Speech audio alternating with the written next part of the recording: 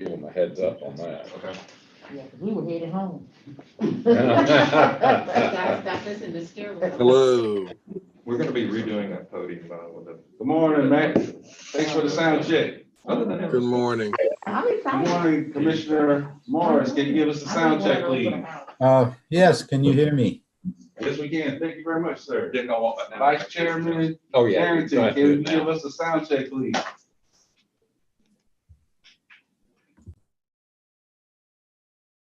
Did Tim get you an update for executive session?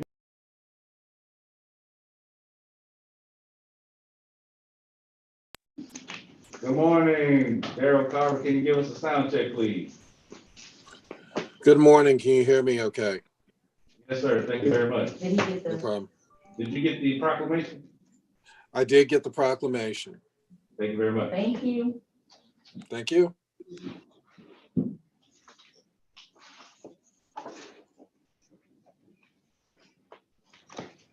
Good morning, Good Commissioner. morning, this is Emergency Management. Can you hear us? We can. Thank you very much. Thank you.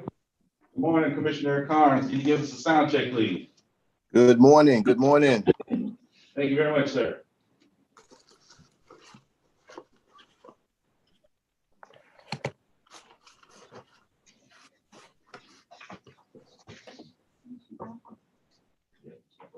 You say Ellis? Did I say Ellis? Morris.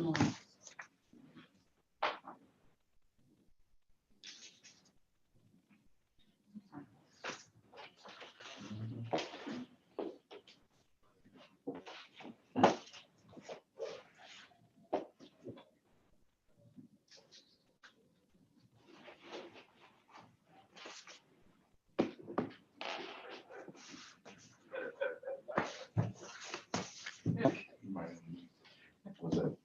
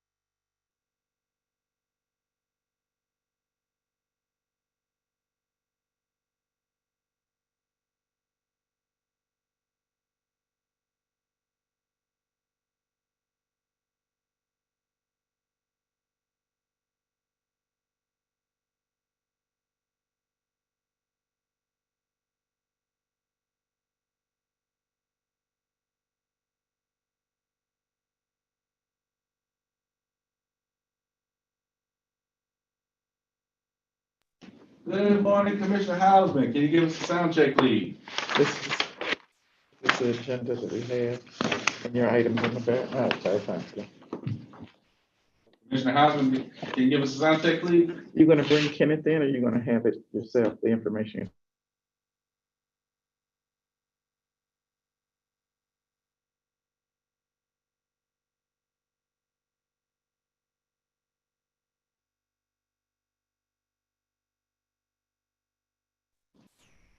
Good morning, Commissioner Hausman. Can we get a sound check, please? You're muted, Liz.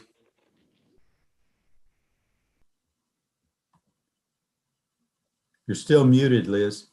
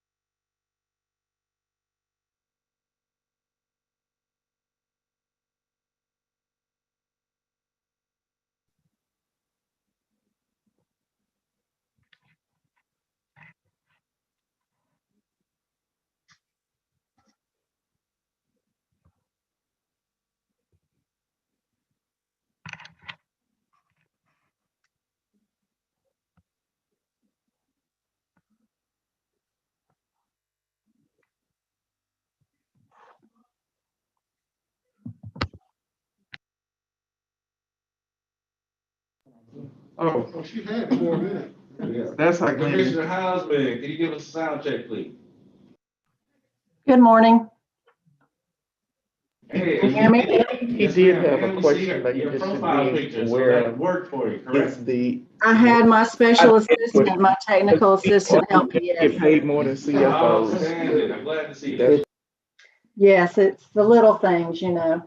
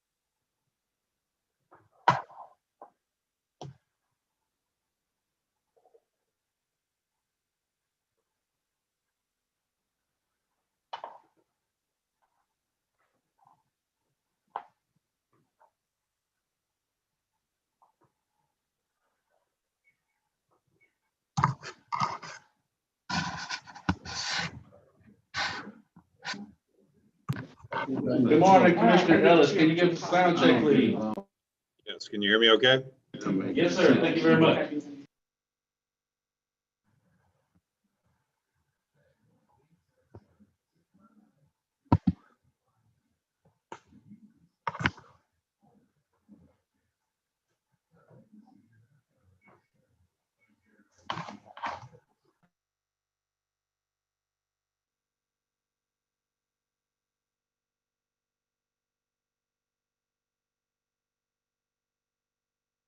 Insurance states.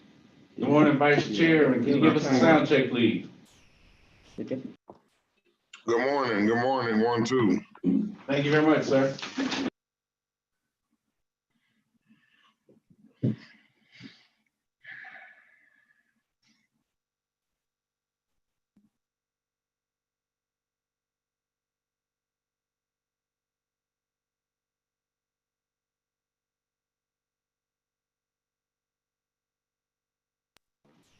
Three, two, 1.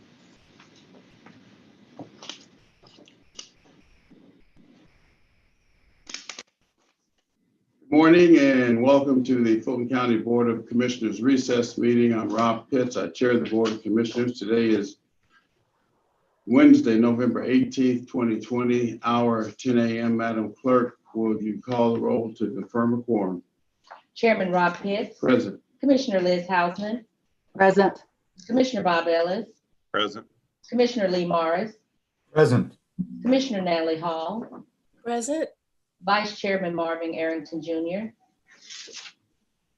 Commissioner Joe Carn. Present. Mr. Chairman, you have a quorum. Thank you. All right, please rise wherever you are for the invocation, followed by the Pledge of Allegiance.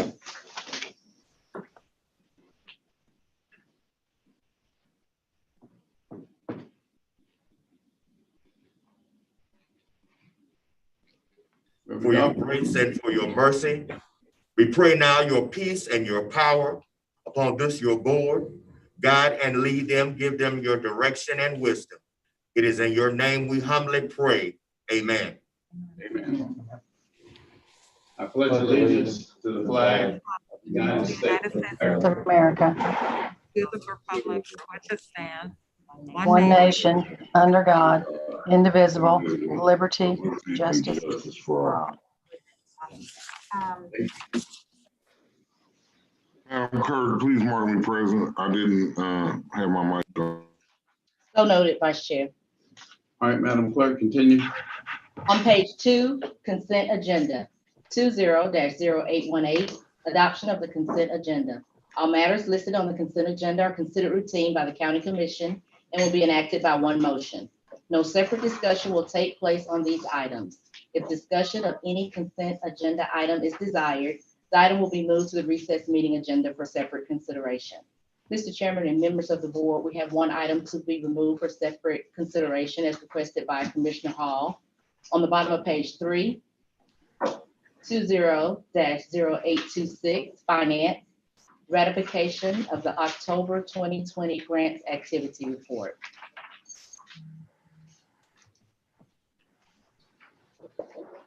All right, any items on the consent agenda? Any other items rather to be removed? If not, I'll entertain a motion to approve. Move approval as amended. Second. All right, properly moved and seconded. Madam Clerk, strike that. Commissioner Hausman, Yes. Commissioner Ellis, Yes. Commissioner Morris, Yes. Commissioner Hall, Yes. Vice Chair Arrington, Yes. Commissioner Carn, Yes. and I vote yes. And the motion passes unanimously. Mr. Chairman and members of the board, we have 3 items to be added to today's recess meeting agenda. On page 2 of the add-on memo, the first item, 20-0807, Public Works, request approval of the lowest responsible bidder to provide airfield lighting and signage rehabilitation. This item was removed from the regular meeting November 4th, and the county manager requested that it be put on today's recess meeting agenda. Is it? Yes, well, that's the first one. Okay. Mr. Chairman, I'll move that we add that to the agenda. I'll second that. Properly moved and second. This requires a supermajority, 5 affirmative votes. Ms. Hausman, Yes. Mr. Ellis, Yes. Mr. Morris, Yes. Mrs. Hall, Yes. Darrington, Mr. Carn, Yes. and I vote yes. And the motion passes 6 yeas, 0 nays. Next item is 20-0858. Commissioner Morris has requested to add item to request approval of resolution to supplement to the Board of Commissioners December 17th, 2008 resolution consenting to the inclusion of certain Fulton County taxes in the computation of the tax allocation increments for the City of Atlanta Tax Allocation District Number 1, West Side. All right, what's your pleasure? Mr. Chairman, I'll move that we add this to the agenda. This is time sensitive and came up last week. All right. I'll at the second. committee meeting. I'll second. Let's vote. Commissioner Hausman, Yes. Commissioner Ellis, Yes. Commissioner Morris, Yes. Commissioner Hall, Yes. Vice Chair Arrington, Commissioner Carn, Yes. And I vote yes. And the motion passes 6 yeas, 0 nays. Last item to be added to today's recess meeting agenda, 20-0859, discussion, election update, sponsored by Commissioner Hausman. Mr. Chairman, I was surprised not to see an election update item on the agenda when it came out on Friday. This is just to get an update on what has happened since our last meeting with the finalized count, the certification, the hand recount, and then just to let us know what to expect with the runoff that's ahead of us in January. Thank you. I was going to add it as well, but thank you, Commissioner Hausman. If that was a motion, I'll second the. Yes, that is a motion. Thank you very much. I'll second the motion. Properly moved and seconded. Commissioner Hausman, Yes. Commissioner Ellis, Yes. Commissioner Morris, Yes. Commissioner Hall, yes, Vice Chair Arrington, Commissioner Carn, Yes. and I vote yes. And the motion passes 6 yeas, 0 nays. Thank you. On page 5, recess meeting agenda, 20-0834, adoption of the recess meeting agenda. Mr. Chairman and members of the board, we have amendments to today's recess meeting agenda. First item to be revised on page 5, 20-0836, presentation of a proclamation recognizing 2020 Election Workers Appreciation Day. Commissioner Hall has requested to be a co-sponsor on that item. I'd like to be added as a co-sponsor too, please. So noted, Commissioner Hausman. And then there's on page 11, Commissioner Morris has requested to remove item 20-0855, discussion, Atlanta Beltline CEO report. Any- That's all I have. All right, on the recess meeting agenda as amended. I'll move approval as amended, Mr. Chairman. Do I hear a second? All right, I'll second. Second. Let's vote, please. Commissioner Hausman, Yes. Commissioner Ellis, Yes. Commissioner Morris, Yes. Commissioner Hall, yes, Vice Chair Arrington, Commissioner Carn, Yes. and I vote yes. The motion passes unanimously. And Madam Clerk, I'd also like to be added to the Election Workers Appreciation Day proclamation. So noted, Vice Chairman. 20-0835, ratification of minutes, recess meeting minutes, October 21st, 2020, regular meeting post-agenda minutes, November 4th, 2020, and special call meeting post-agenda minutes, November 6th, 2020. Is there a motion? All right, I'll move approval. It thank is you, properly moved and seconded. Commissioner Hausman, Yes. Mr. Ellis, Yes. Mr. Morris, Yes. Commissioner Hall, yes, Vice Chair Arrington, Commissioner Carn, Yes. I vote yes. And motion passes 6 yeas, 0 nays. 20-0836, presentation of proclamations and certificates. Proclamation recognizing 2020 Election Workers Appreciation Day, sponsored by Chairman Pitts, Commissioners Carn, Hall, Hausman, and Vice Chairman Arrington. Okay, you're gonna read it, or Mr. Carn, you want to read it? I can read it, sir. Whereas the act of voting is the constitutional right of every American citizen who reaches the age of 18 and is an essential part of the democratic and electoral process. And whereas the 2020 general election was met with several unforeseen obstacles, most notably the global pandemic known as COVID-19, which greatly affected the traditional in-person voting process across the entire country. And whereas the presence of COVID-19 prompted election officials to promote widespread voting by absentee ballot, which allowed American citizens to adhere to social distancing guidelines while exercising their constitutional right to vote. And whereas the unprecedented number of absentee ballots requested and submitted by Fulton County voters prompted election workers to commit to working long overtime hours in addition to the assistance of other Fulton County employees from other departments who helped to process the large number of absentee ballots in a timely manner in accordance with federal guidelines. And whereas while the entire 2020 presidential election spotlight was on the state of Georgia on election night, Fulton County elections was the epicenter of national election coverage, and Fulton's election workers handled the immense pressure with urgency and professionalism. Now, therefore, be it resolved that the Fulton County Board of Commissioners applauds the dedication and hard work of its election workers during these unprecedented times and challenges, and commends the sacrifice and professionalism they exhibited on the national stage to ensure that every vote was counted, and does hereby proclaim Wednesday, November 18th, 2020 as 2020 Election Workers Appreciation Day in Fulton County, Georgia.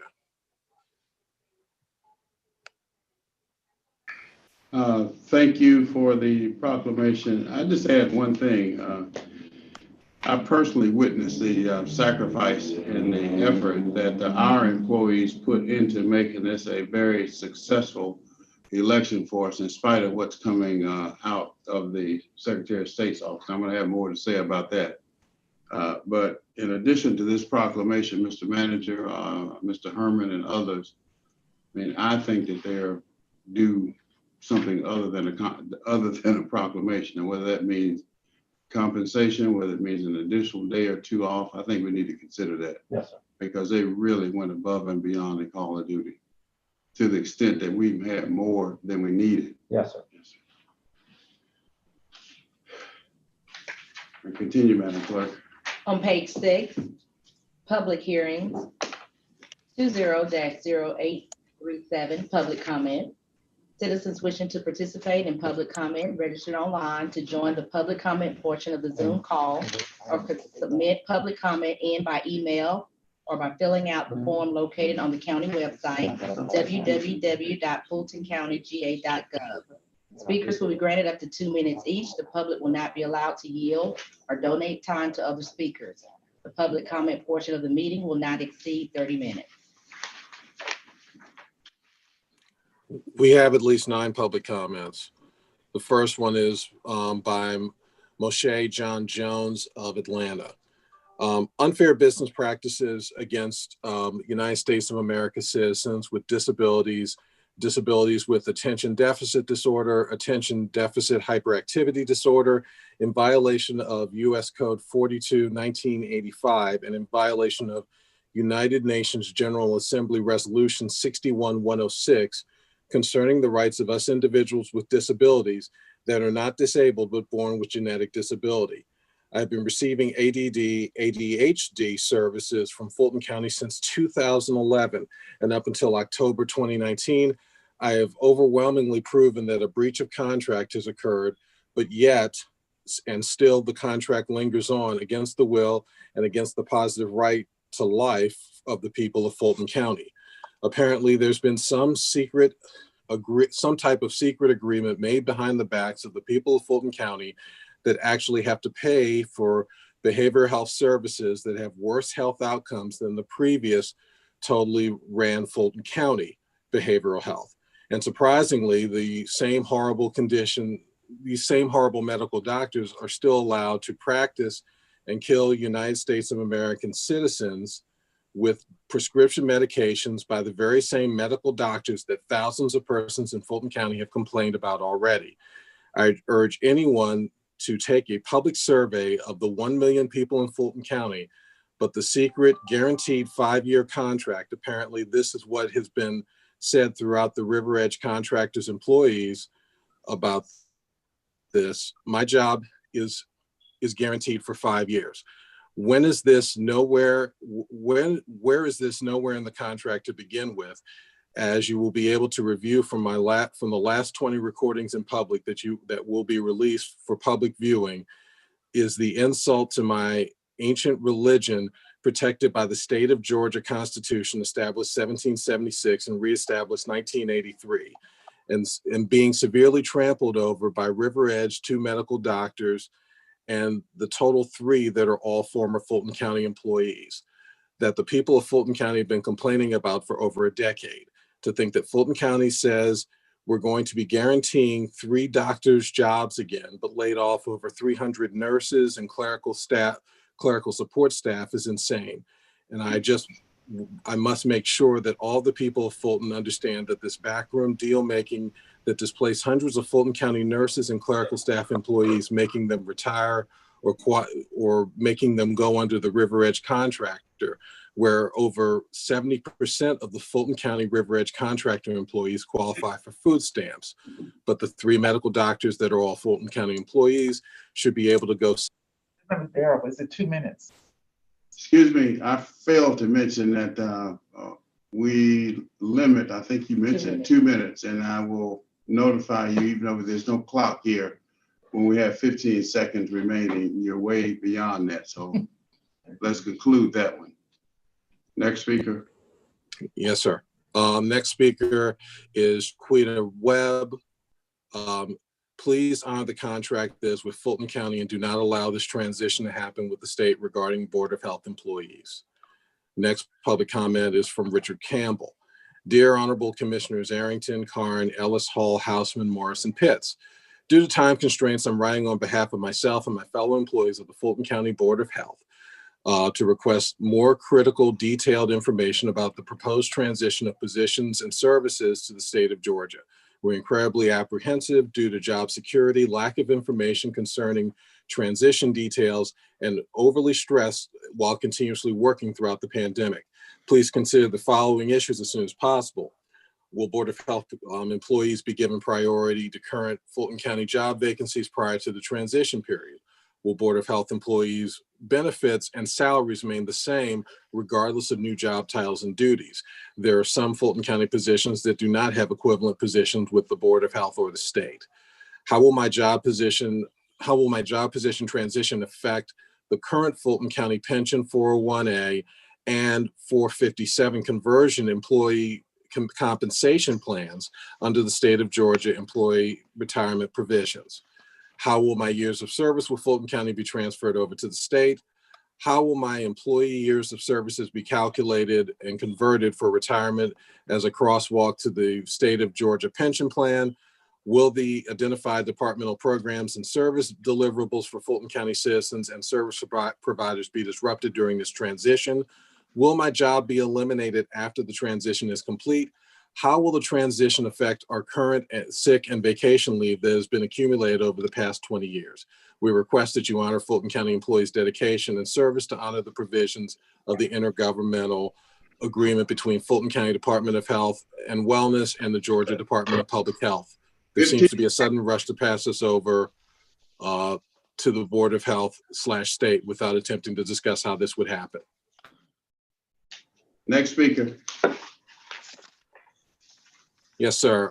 Next one is from Mr. E. Williams. I'm asking you to honor the agreement to keep the Fulton County Board of Health employees as Fulton County employees and not transition employees to the Department of Public Health, Board of Health. Keep the word on the original agreement. Also keep our services open. Next comment is from Theodore McKell. I know that you plan on voting on this agreement soon, if not today. So I'm doubling down on my comments I sent you for your last meeting. Please don't do an about face now because it will have an adverse impact on Fulton County Health employees and how health services are effectively rendered. Please read my comments below. As a long-term resident of Fulton County and voter in this community, I'm requesting that you preserve the public health delivery in this community. The vote to dishonor the agreement to keep Fulton County Health employees as Fulton County employees will have an adverse impact on our public health system. I'm requesting you to honor the original agreement to maintain Fulton County Health employees. Moving the employees to the state side will cause mass leaving of dedicated professionals who have served this community. During this pandemic, you and all of us who depend on these heroes and now will have to consider dishonoring the agreement that allowed them to remain as Fulton County employees.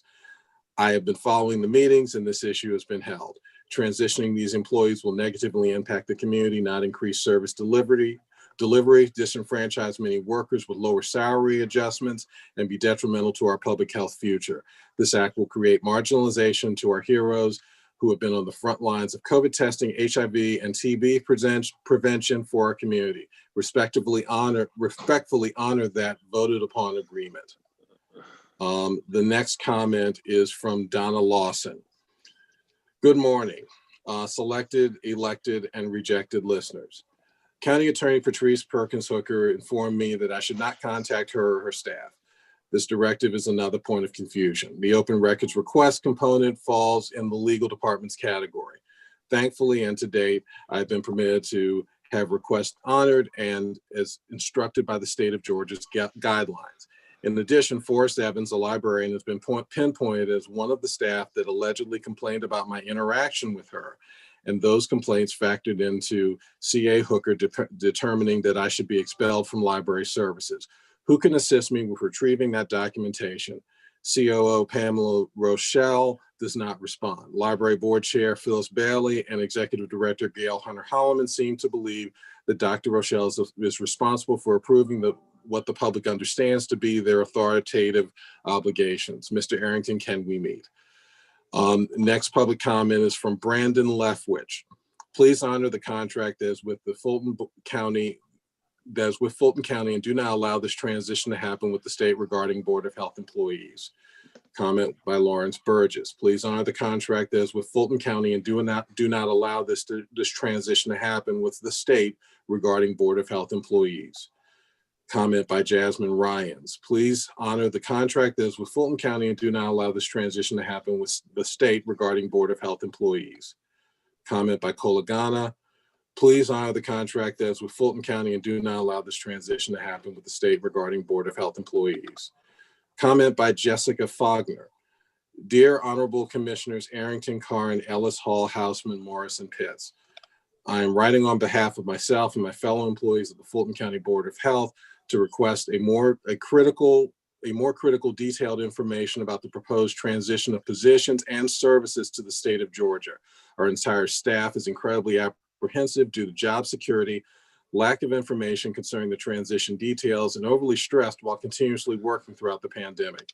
I'm asking that you please consider the Fulton County employees' dedication and service to honor the provisions written in the intergovernmental agreement between Fulton County Department of Health and Wellness and the Georgia Department of Public Health. There seems to be a sudden rush to pass us over to the Board of Health / state without attempting to discuss how this would happen or how it would affect the employees. I would appreciate transparency as this transition is discussed, as well as a department meeting with county representatives and Board of Health employees to address our concerns before you vote on the proposed transition of positions and services to the state of Georgia. I appreciate your attention to this matter. The final written comment I have is from Teresa Highsmith. Good morning to the Board of Commissioners. I am asking that you please honor the contract that is with Fulton County and do not allow this transition to happen with the state regarding Board of Health employees. And I think we have one other speaker. Yes, Mr. Chairman, we have one online attendee listed as Mr. Vincent Ford, but I believe it's Senator Vincent Ford. Good morning. Good morning, Senator Ford. On October 12, 2020, the first day of early voting, I received calls from voters saying they had gone to vote early and expected to vote in the 39th District State Senate election. The poll workers were unaware of the election and refused to allow those voters to vote in the election. One person argued with poll workers for an hour before the poll workers called the election office before finally being allowed to vote in the 39th district election. Another person waited in line for 3 hours and then argued with poll workers for 45 minutes before leaving, unwilling to vote a ballot that did not include all of the elections they were eligible to vote in. I found out that day and subsequently that in order for a voter to vote in the 39th district election, the poll worker had to ask the voter if they wanted to vote in that election. Poll workers asking eligible voters whether they wanted to vote in the 39th district election were inconsistent throughout early voting. Reports of voters not being told they can vote in the 39th district election continued. Some voters had to request a 39th district vote when they were not asked. It was obvious poll workers were not trained adequately. The worst part of the situation is that absentee ballots had the 39th district race on it. When I voted absentee, the 39th district election was on the ballot. In effect, two classes of voters were created. One were those who voted by absentee, and the others, those who voted early, in person, or on election day. There are several questions that need to be asked. I have written an email to Chairman Pitts. I will make revisions of that email and distribute to the other commissioners. But this election was so riddled with problems. I am asking the Fulton County Board of Commissioners to conduct an investigation independent of the Office of Elections and the Board of Elections regarding the 39th district election. I have spoken twice before the Board of Elections. I've gotten no response from them regarding my request for an investigation. We're depending on the Board of Commissioners to clarify exactly what happened this election season. It was a fiasco, and I will close by saying it could be a super fiasco on December 1st, because it is my understanding from what the executive director of the elections office is saying, is that they plan on having 2 sets of election machines on December 1st and during early voting. So when you go in to vote in the 39th State Senate District election, you will have to check in twice. That is a recipe for fiasco. And I'm hoping that the Board of Commissioners will step up and make sure that this kind of thing does not happen ever again in Fulton County. Thank you, Mr. Chair and members of the board. Any other speakers? No further speakers. All right, that concludes the public comment section of portion of our agenda. Continue, Madam Clerk. Mr. Chair, point of personal privilege. Yes, sir, Vice Chair. We did this, I did this last month as well. I just want our public health employees to know that the board rejected making changes and rejected doing a transition. And we have instructed the county manager to follow up. Mr. County Manager, if you will, please have and schedule a meeting with our public health employees. It makes no sense. I got over 20 emails individually, in addition to those 8 or 9 that we heard this morning. And so obviously our employees have not gotten the message that that proposal was rejected. Okay, thank you, Vice Chair. Madam Clerk. Continuing on page 6, under Planning and Community Services, 20-0838, request approval of notification to the City of South Fulton on the county's position regarding the annexation of approximately 5 acres into the City of South Fulton. All right, who's going to address that? Randy Beck or myself, we both. Mr. Beck, are you with us? Yes, I am. All right. This is a annexation request for approximately 5-acre tract of land on Riverside Drive from Fulton County into the City of South Fulton. At this present time, the parcel is 2/3 inside the City of South Fulton and 1/3 inside of unincorporated Fulton County. And staff's review of it, we see no reason to object to the annexation and therefore ask the board's approval to notify the City of South Fulton that we have no objection. Motion for approval. I'll second. Any questions or comments? Yes. Do you have a map of it? Sorry. Just a minute. Commissioner Carn, I believe. Morris has some questions. Karn, Morris, and Houseman. Commissioner Karn? No questions. I just made the motion. All right, Commissioner Morris. Morris? Yeah, Mr. Beck, in the agenda item summary that came with our agendas, it refers to an annexation letter dated February 5th, 2019 for approximately 2.844 acres. And then talks about this October 30th letter with about 5 acres. Is this, was The original submission did have some errors in their legal description, and we did get amended legal descriptions for the property. I inserted them into the package. I must have missed that previous letter with the earlier date. Okay, so so you said part of this is already in the city, but it's 5 acres that's being added, or 2.844 that's being added? If you look at the map that's included in your package. Right, I see that. The blue portion is what's being annexed into the city from unincorporated Fulton County. The parcel, the kind of pinkish purplish parcel that's down below the red line is the remainder of the parcel that's already in the city of South Fulton. Okay, great. That's helpful. Thank you very much. Mr. Houseman? Okay, I see the map you're talking about now. All I could see was just the individual plat. So it's not on the river itself. It's just on Riverside Road. That's correct.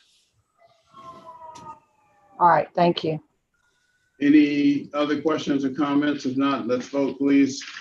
The motion is to approve. Commissioner Houseman? Yes. Mr. Ellis? Yes. Commissioner May I make a correction, Yes. Chairman? The motion is to not file an objection. Yes. Commissioner Hall? Yes. I voted yes. I don't think I got it out, but yes. Okay. All right, Commissioner Hall voted yes. Vice Chair Arrington? Yes. Mr. Karn? Yes. And I vote yes. And motion passes unanimously.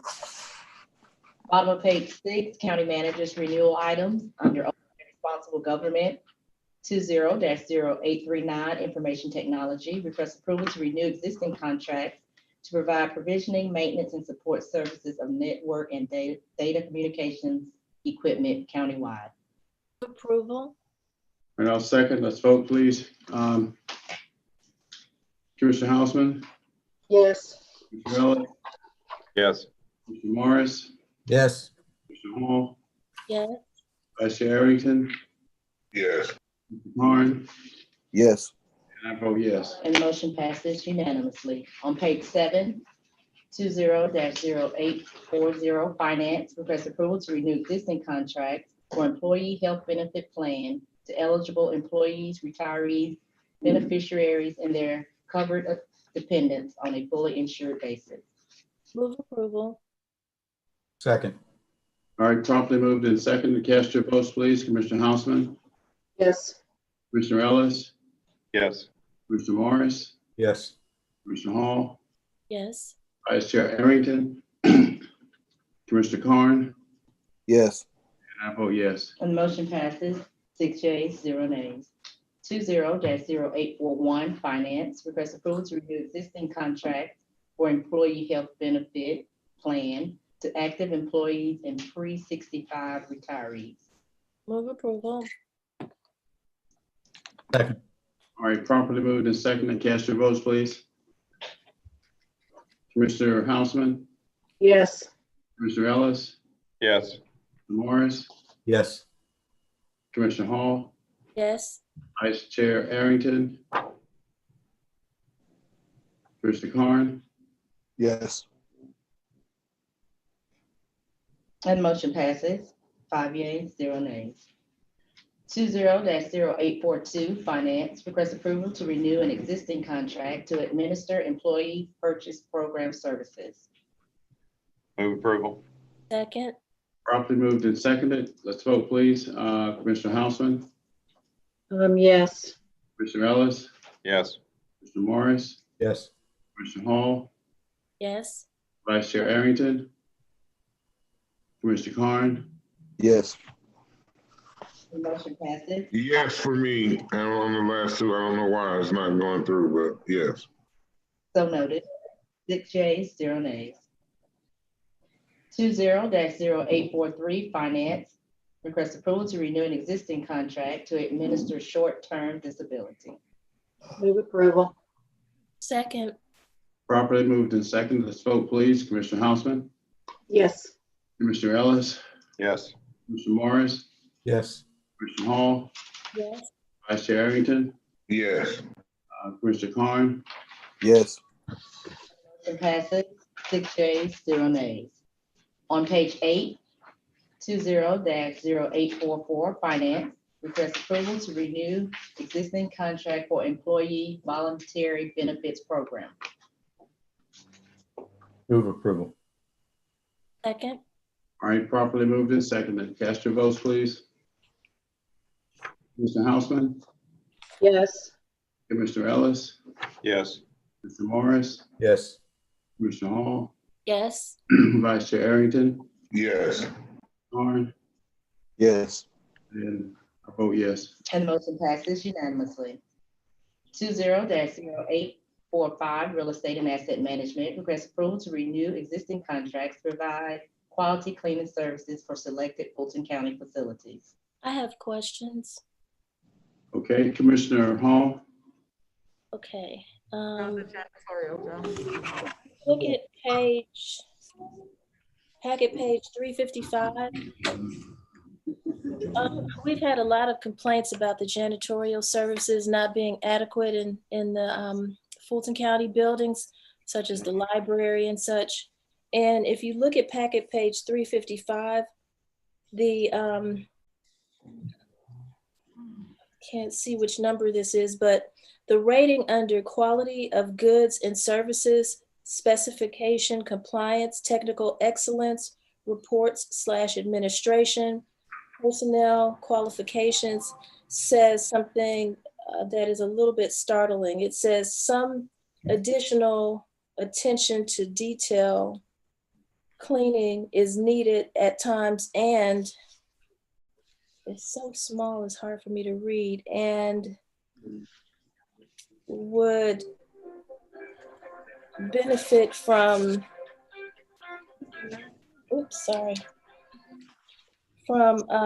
improved training in some cases.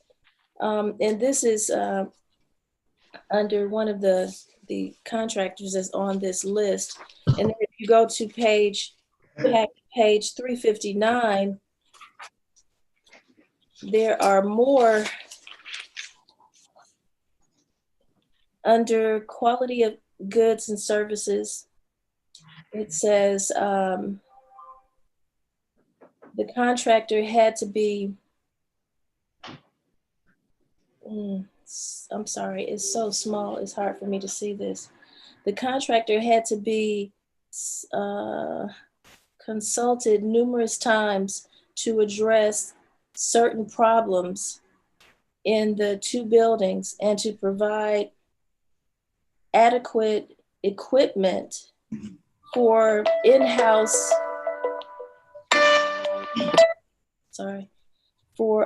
in-house, oh, I can't see this.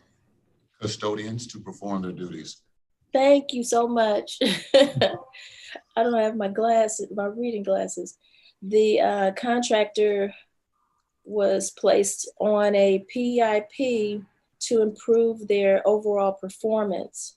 And then under the next one, which is timeliness of performance, it says quality control program were not being performed on a regular basis, as well as periodic tasks were not being executed. Management had a tendency to perform the day-to-day operations of supplying products and housing on the monthly end results. So that being said, I think that we need to really look closely at who we're looking at for these janitorial services. This is not a good report on some of these vendors. Commissioner Hall, if I may, I do understand your concern based upon the reviews recorded in the contractor performance report. Unfortunately, many of our janitorial contractors have been extremely challenged as it relates to staffing during the pandemic. At the time of the writing of this particular contractor performance report, those were the noted deficiencies of the contractor's performance. However, we have seen an improved performance since this time as it relates to the overall performance of the duties. One of the issues that became problematic over time was that many of the facilities that they are assigned to are closed. So due to staffing shortages, when you see the comment regarding management oversight, unfortunately, due to staffing problems, project management often had to go and do the work themselves due to individuals being out due to COVID, having staffing problems and so forth. However, moving forward, we are confident that continued oversight will improve the overall performance. Joe, these problems were happening before COVID. I went to a library myself and witnessed how terrible the janitorial services were. The bathroom was an embarrassment. So these are problems that they haven't just happened. They've been going on for a couple of years and pre-COVID. So I don't know what you have to say to that, but these are issues that need to be addressed so they don't continue. Yes, ma'am, I will personally look into this in depth. Thank you. What's your pleasure, board? Entertain a motion to approve. Move approved. All right, properly moved and seconded. Cast your votes, please. Just a second. Ellis. Commissioner Hausman, Yes, but I do agree that they need to tighten it up. Mr. Ellis, Yes. Mr. Morris, Yes. Commissioner Hall, Yes. Vice Chair Franklin, Commissioner Carn. I vote yes. Yes. The motion passes, yea, 0 nay. Darren, can you vote it? He did. Yes. Passes unanimously. Bottom of page 8, 20-0791, real estate and asset management, request approval to renew existing contracts to provide all labor for breaking down and reconfiguration of existing workstations and office relocation on an as-needed basis. Move approval. Second. All right, properly moved and seconded. Cast your votes. Commissioner I Hausman. have a comment, please. All right, motion is to approve. Commissioner Hausman, you have the floor. Yeah, as I was the one that asked for this to be held, I just want to share some information that I have received on this item. It seems like there was a miscommunication that this company did assist us on Saturday before the election and was told that they were not be needed. And then they were told they were needed. So this was at no fault of their own, it looks like, and I just want to clear the record on that and let the commissioners know that it just was a miscommunication on all of our parts during a stressful time. So I vote yes. Commissioner Ellis, Yes. Commissioner Morris, Yes. Commissioner Hall, Yes. Vice Chair Arrington, Commissioner Carn. Yes. And motion Okay, passes. just send an email to her and copy me. And that'll be fine. I can reply to the email. I won't. Continue, Madam Clerk. On page 9, 20-0846, finance, request approval to renew an existing contract to provide healthcare benefit consulting services. Move approval. Second. All right, no questions. Let's vote. Commissioner Hausman, Yes. Mr. Ellis, Yes. Mr. Morris, Yes. Mr. Hall, Yes. Vice Chair Arrington, Yes. Carn. Yes. I vote yes. And motion passes unanimously. 20-0847, information technology, request approval to renew existing contracts to provide countywide structured cabling services. Move approval. Move approval. All right, do I hear a second? Second. All right, properly moved and seconded. Let's vote. Commissioner Houseman, Yes. Commissioner Ellis, Yes. Mr. Morris, Yes. Commissioner Hall, Yes. Vice Chair Arrington, Yes. Mr. Karn, Yes. and I vote yes. And the motion passes unanimously. County managers items under open and responsible government 20-0848. Presentation of COVID-19 operational response update. All right, Mr. Manager, you have the floor. Thank you, Mr. Chairman. Good morning, Commissioners and Chair. We apologize on the front end for late delivery of this report, as many of us were involved in this weekend's risk limiting audit. So again, we'll try to get that to you in a more timely fashion. However, talking about elections, let me just say up front, it I think truly demonstrated and distinguished Fulton County in this risk limiting audit. And finishing first in 1.5 days. In fact, I made a copy of the AJC's front page that noted that and sent it to you because I had to look at it twice myself just to make sure it wasn't a misprint. But it was a great team effort by everyone involved. So I want to start by congratulating Rick and his team, which have really worked without any time off now for several weeks. Certainly the gang of three that I mentioned, Bridget Bailey, Mike Rowicki, and April Pye, who were all over this planning effort and came up with the creative alternative of using Georgia World Congress Center again. And I want to thank them for being so responsive to us and really providing us a single point of contact for everything from not only the space needs, but security, the live streaming that everyone enjoyed. They've been a terrific partner.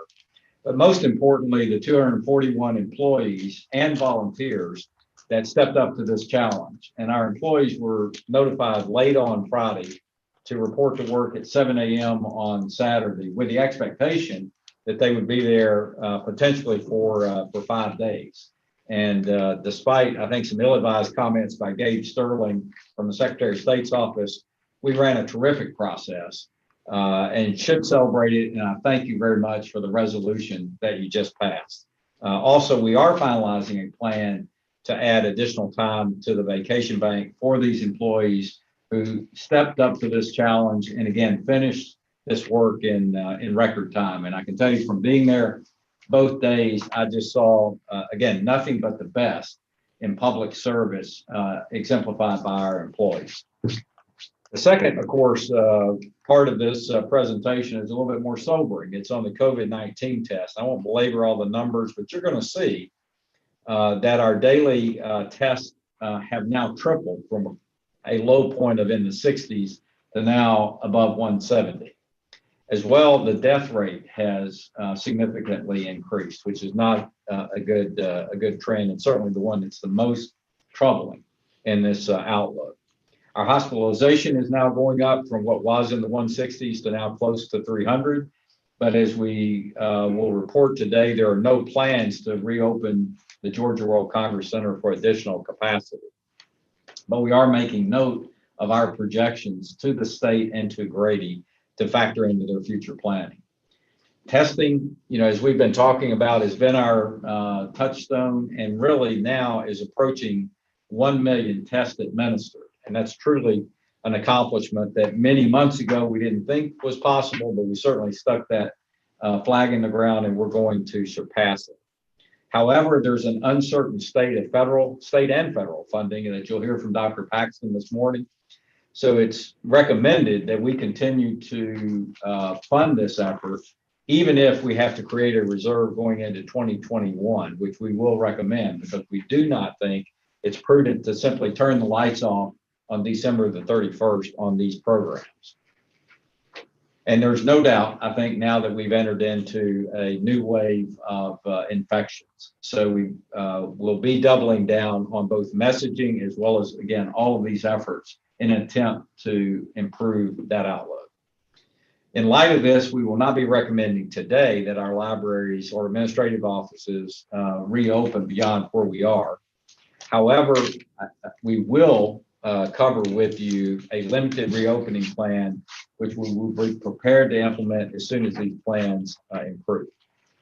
We look forward to the initial discussion today of the 2021 budget recommendations. We thank you for spending time, each of you, with us individually to understand what our priorities were that we were going to recommend, and certainly we look forward to your feedback and adjustment to those as the recommendations come forward. We've managed the CARES budget, as you know, with a focus on impact, and I think no one can argue that we haven't had a material effect on the benefit of Fulton County citizens by flattening the curve and improving, again, the percent of the state's total caseload, where we started at close to 20% and now are still below 8%. The budget, as you'll see today, is a steady as she goes approach, with this emergency response reserve being the top priority. We'll also begin to bring back some operational capacity by funding vacancies, funding a backlog reduction in our courts, as well as recommending the ICS and courts chamber salary plans be implemented in 2021. As well as we have looked and worked with each department on any must-do priorities. So all of those are included, but not included are expansion of certain services or even things that we had in the 2020 budget, because there is a level of uncertainty with not only federal funding, but potential further economic disruption given the trends in the virus that I just discussed. So we think that a prudent approach is one that, again, is steady as she goes, no disruption to services, but bringing capacity back online in a limited fashion. So again, Mr. Chairman, we appreciate being able to discuss this today, and we'll follow the same approach as we have before, with the Chief Operating Officer, Anna Roach, starting our discussion, and then the Chief Financial Officer finishing it. Thank you, Mr. Manager. Madam COO, are you with us? Yes, Mr. Chairman, thank you. Good morning, members of the board. We do have quite a few things to cover in today's COVID response. And so I'm going to encourage the presenters to move quickly through their slides. It's all very good information, as the manager outlined up front, so we'll be sure to take our time in those areas where we want to emphasize something, but for the most part, we'll try to get through the slides quickly. Starting with emergency management, which I'll turn it over to now on the COVID statistics. Matt, you and your team ready? Yes, ma'am. We hear you loud and clear. We'll move this along. Good morning, folks. We'll go ahead and get it started with Doug Schuster, who will give us an overview, and we'll wrap it up with our COVID testing numbers. Doug, please get us started. Good morning, commissioners. I always like to start out with kind of a perspective slide before I get into the Fulton County numbers. And since the last time we met, the number of new cases is growing faster than ever worldwide, as you can see in the top right, with averaging 500,000 cases reported each day worldwide. Noticeable changes on the world map are intensified case reporting in both Canada and Russia, and then more intensification in Europe. If you look at the U.S. slide, we are now ranked in Georgia as the 23rd state for average of cases per 100,000 people, and that is down. We were 31st 2 weeks ago when we talked. You also see intensification in almost all metro areas that are now in the dark red, even in the western United States. And then Georgia, once again, while you see it's not as red as the others, you can see red starting to encroach from Alabama, Tennessee, Kentucky, and our border counties that border Alabama and Tennessee are where our highest case counts are. Next slide. And so this is a little bit of what we talked about earlier, that we can tell that for cases, you can see that we now have a 7-day average of 244. If you look yesterday in the Fulton County cases, 651 is a record case day for us. It is a record, but there was some underreporting over the weekend because of delay on lab results. But it is by far our highest case day ever. which has taken our 7-day average to 244. Georgia cases, once again, had a very high day also with over 3,000 cases, taking their 7-day average to 2150. And the U.S. cases now are getting very close to 150,000 cases a day for the 7-day average. And really just about 20 days ago, that U.S. case average was about 50,000 cases a day. So it's kind of grown exponentially. Next slide. This is the deaths in Fulton County. As you can see, we've still been on a plateau. Even though the cases have gone up, we've been on a plateau between 1.5 and 2.0 for some time now. I will point out that deaths are a lagging indicator, so as cases soar, we do have some concern there. There's a slight rise in deaths in Georgia, up to 33 deaths per day, and then the U.S. death rate is over 1,000 now, which it hadn't been for quite some time. Next slide. We are starting to see some pretty alarming trends in hospitalizations. Since September 25th, we have increased from a plateau of about 160 to just under 300. And actually, we just went over 300 yesterday. You can see that the Fulton County bed availability for general beds are generally in the red during the week. A lot of that has to do with both non-COVID patients, but now that we've had an increase in COVID patients, that leans on the shortage of beds during the week. So we're in a warning condition when you see those green numbers in the red there. Next slide. This is the percent positive slide that we share every 2 weeks. And as you can see at the top of the slide, the 7-day average for percent positive tests have gone from 3.4 on October 24th, which is really less than a month, all the way up to 6.7 for Fulton County. The hospitals are at a 7.1 trending upward too for percent positives, and the state is at 8.3. You can see on the graph on the bottom right that all three of those are on the similar track upward, and it's pretty substantial, but not quite as bad as we saw in the summer, but it is definitely trending upward. Next slide. This is the latest projection. We now have data through the end of February through March. Just want to point out, you can see in the black on the left-hand side of the slide is our hospitalizations with a peak on the 20th of July at 600. The now projected next wave height is on 11 February at 591, and that's an increase from 2 weeks ago from 472. So they're projecting a higher wave height, and they pushed it back to February, and we're laying right on top of the most probable line there. Next slide. Lastly, I'm going to end with the modeling for death projections. So you can see that on the 16th, we were at 651 deaths. Best case scenario is 778, and the most probable by the end of February will be 1,056.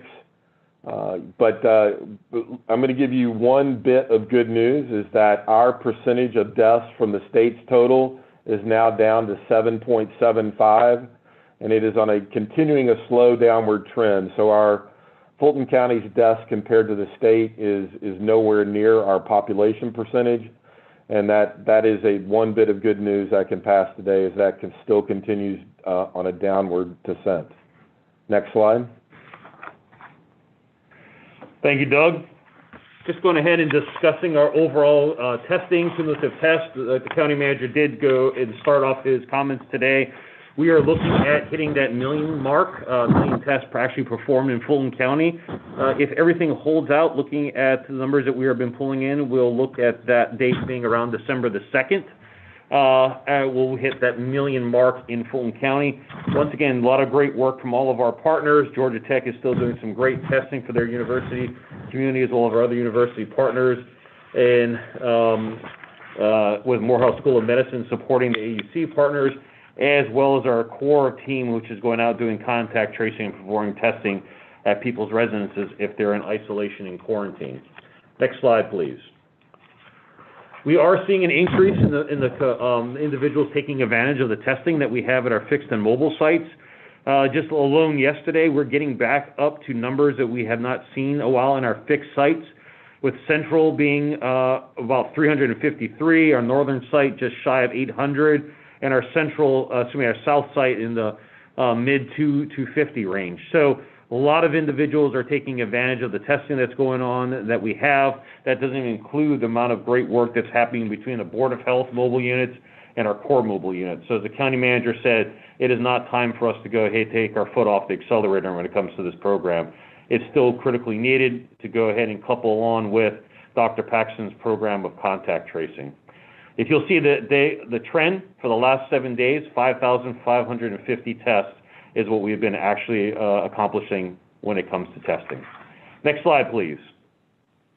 Bottom right-hand corner, we always like to go ahead and show you guys where we show up to the rest of the state of Georgia. We're just hovering beneath the 25% mark, as we have been for quite some time, 24.32%. And you can see where we stack up to the other metro counties and health districts. So once again, very proud of our team. Great work of everyone, and I say team is collectively between ourselves and Board of Health and is actually being done out there. There has been a little bit of delay on test results coming back. We're aware of that. MS Dynamics has had some problems at the state level that they're working through. Last week we did have 2 or 3 occasions where the software had to be updated and had to be rebooted, so there was some resorting back to our old paper process that we had at our sites to make sure people could still get tested. We apologize to the citizens that had to have a delay. We weren't as fast as we normally were, but once the software came back online, we were able to go ahead and really pick up the pace over there. Definitely increase in demand that we've talked about. The flu vaccination program is still going well at our testing sites. Please go to the website to go find out where that will be occurring so you can take advantage of that. If not, please go to your doctor's office or wherever else you can get a flu vaccine. There's multiple pharmacies that are offering it. Just get it. I cannot go ahead and stress it enough. Dr. Paxton, will stress it during her comments, but it's imperative that everyone gets a flu vaccine this year. And the final piece is the integration of the antigen testing. Dr. Paxton definitely could go ahead and speak to this a lot better, but we will be looking at how can we incorporate that into our testing at the fixed sites. It will only be for individuals that are presenting themselves with signs and symptoms associated with COVID-19, and the public health nurses are trained to actually perform this antigen testing. Our Deputy Chief Operating Officer for Public Safety, Alton Adams, did inform me this morning that the jail is using this form of testing at their facility with great success as well. So a lot of good that's actually coming from this new antigen testing program. With that, I'd like to turn it over to Dr. Paxton for her comments. Thanks, Matt. I guess in the interest of time, I will sort of limit my comments to some highlights. We've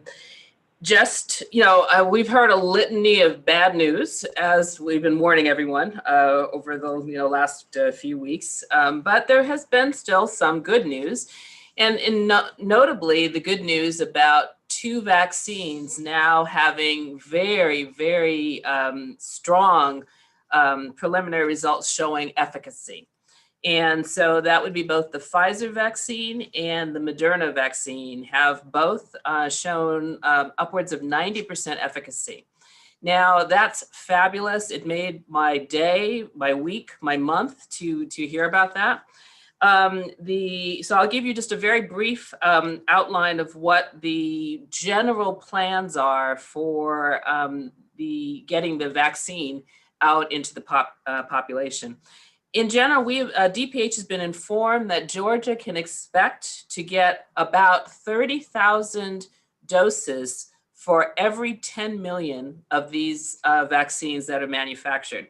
Now that translates into, by the end of the year, December, because it's only going to start really around mid-December is when we expect to start them to really start being able to ramp up. They will have obtained the emergency use authorization from the FDA and can start ramping up production. So we expect that probably by mid to end December, that Georgia will get about 900,000 doses. It's a 2-dose series for both vaccines. That means being able to vaccinate about 450,000 people. Initially, this vaccine is likely only going to be licensed for use by non-pregnant adults. And that's simply because they have not yet gathered enough safety data on children and for use during pregnancy. And so until they get that data, it will probably be limited to just adults. We have been working with DPH on the distribution plan for a little while now. It's certainly going to be a tiered system, and it's obviously the first people that are going to be offered this and encouraged to get this vaccine will be frontline healthcare personnel.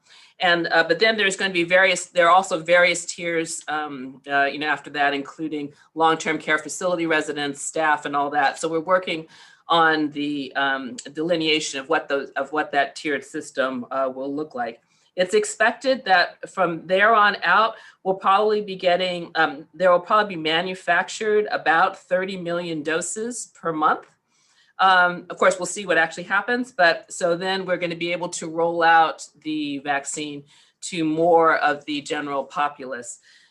I think to manage expectations, I think that most people are considering that it would probably, we probably won't get most of the US population vaccinated until sometime maybe mid 2021.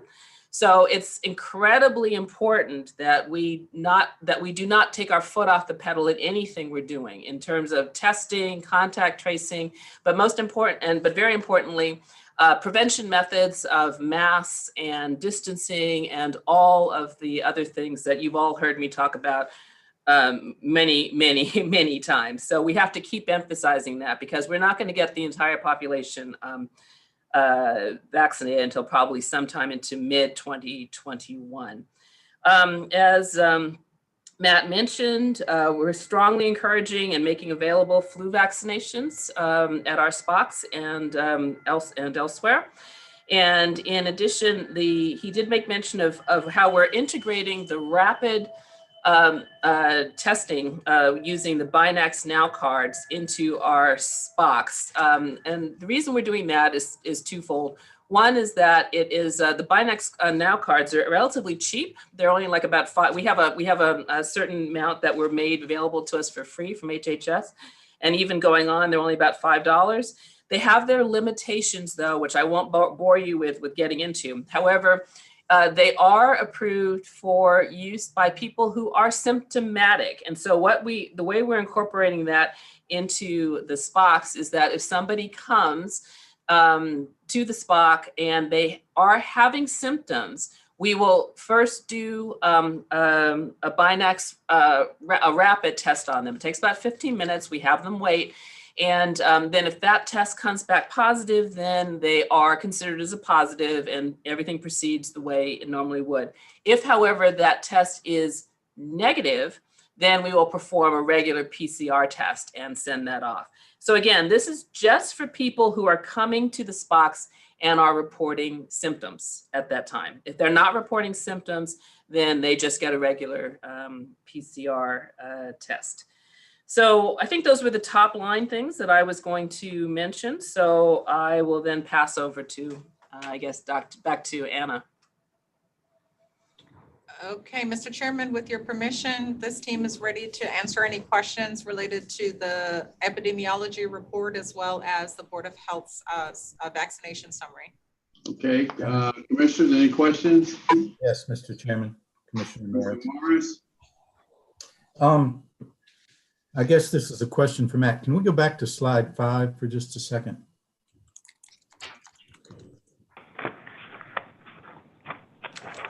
And I think it was mentioned something about delay in lab results, but I noticed, I get this report, as many of you do, I know, from Jared Champagne. with daily numbers and daily changes from numbers. And the change in Fulton County on cumulative cases on the 16th was 45, and then the next day was 651. And for the state, the cumulative cases went from 981 on Monday to 3,536.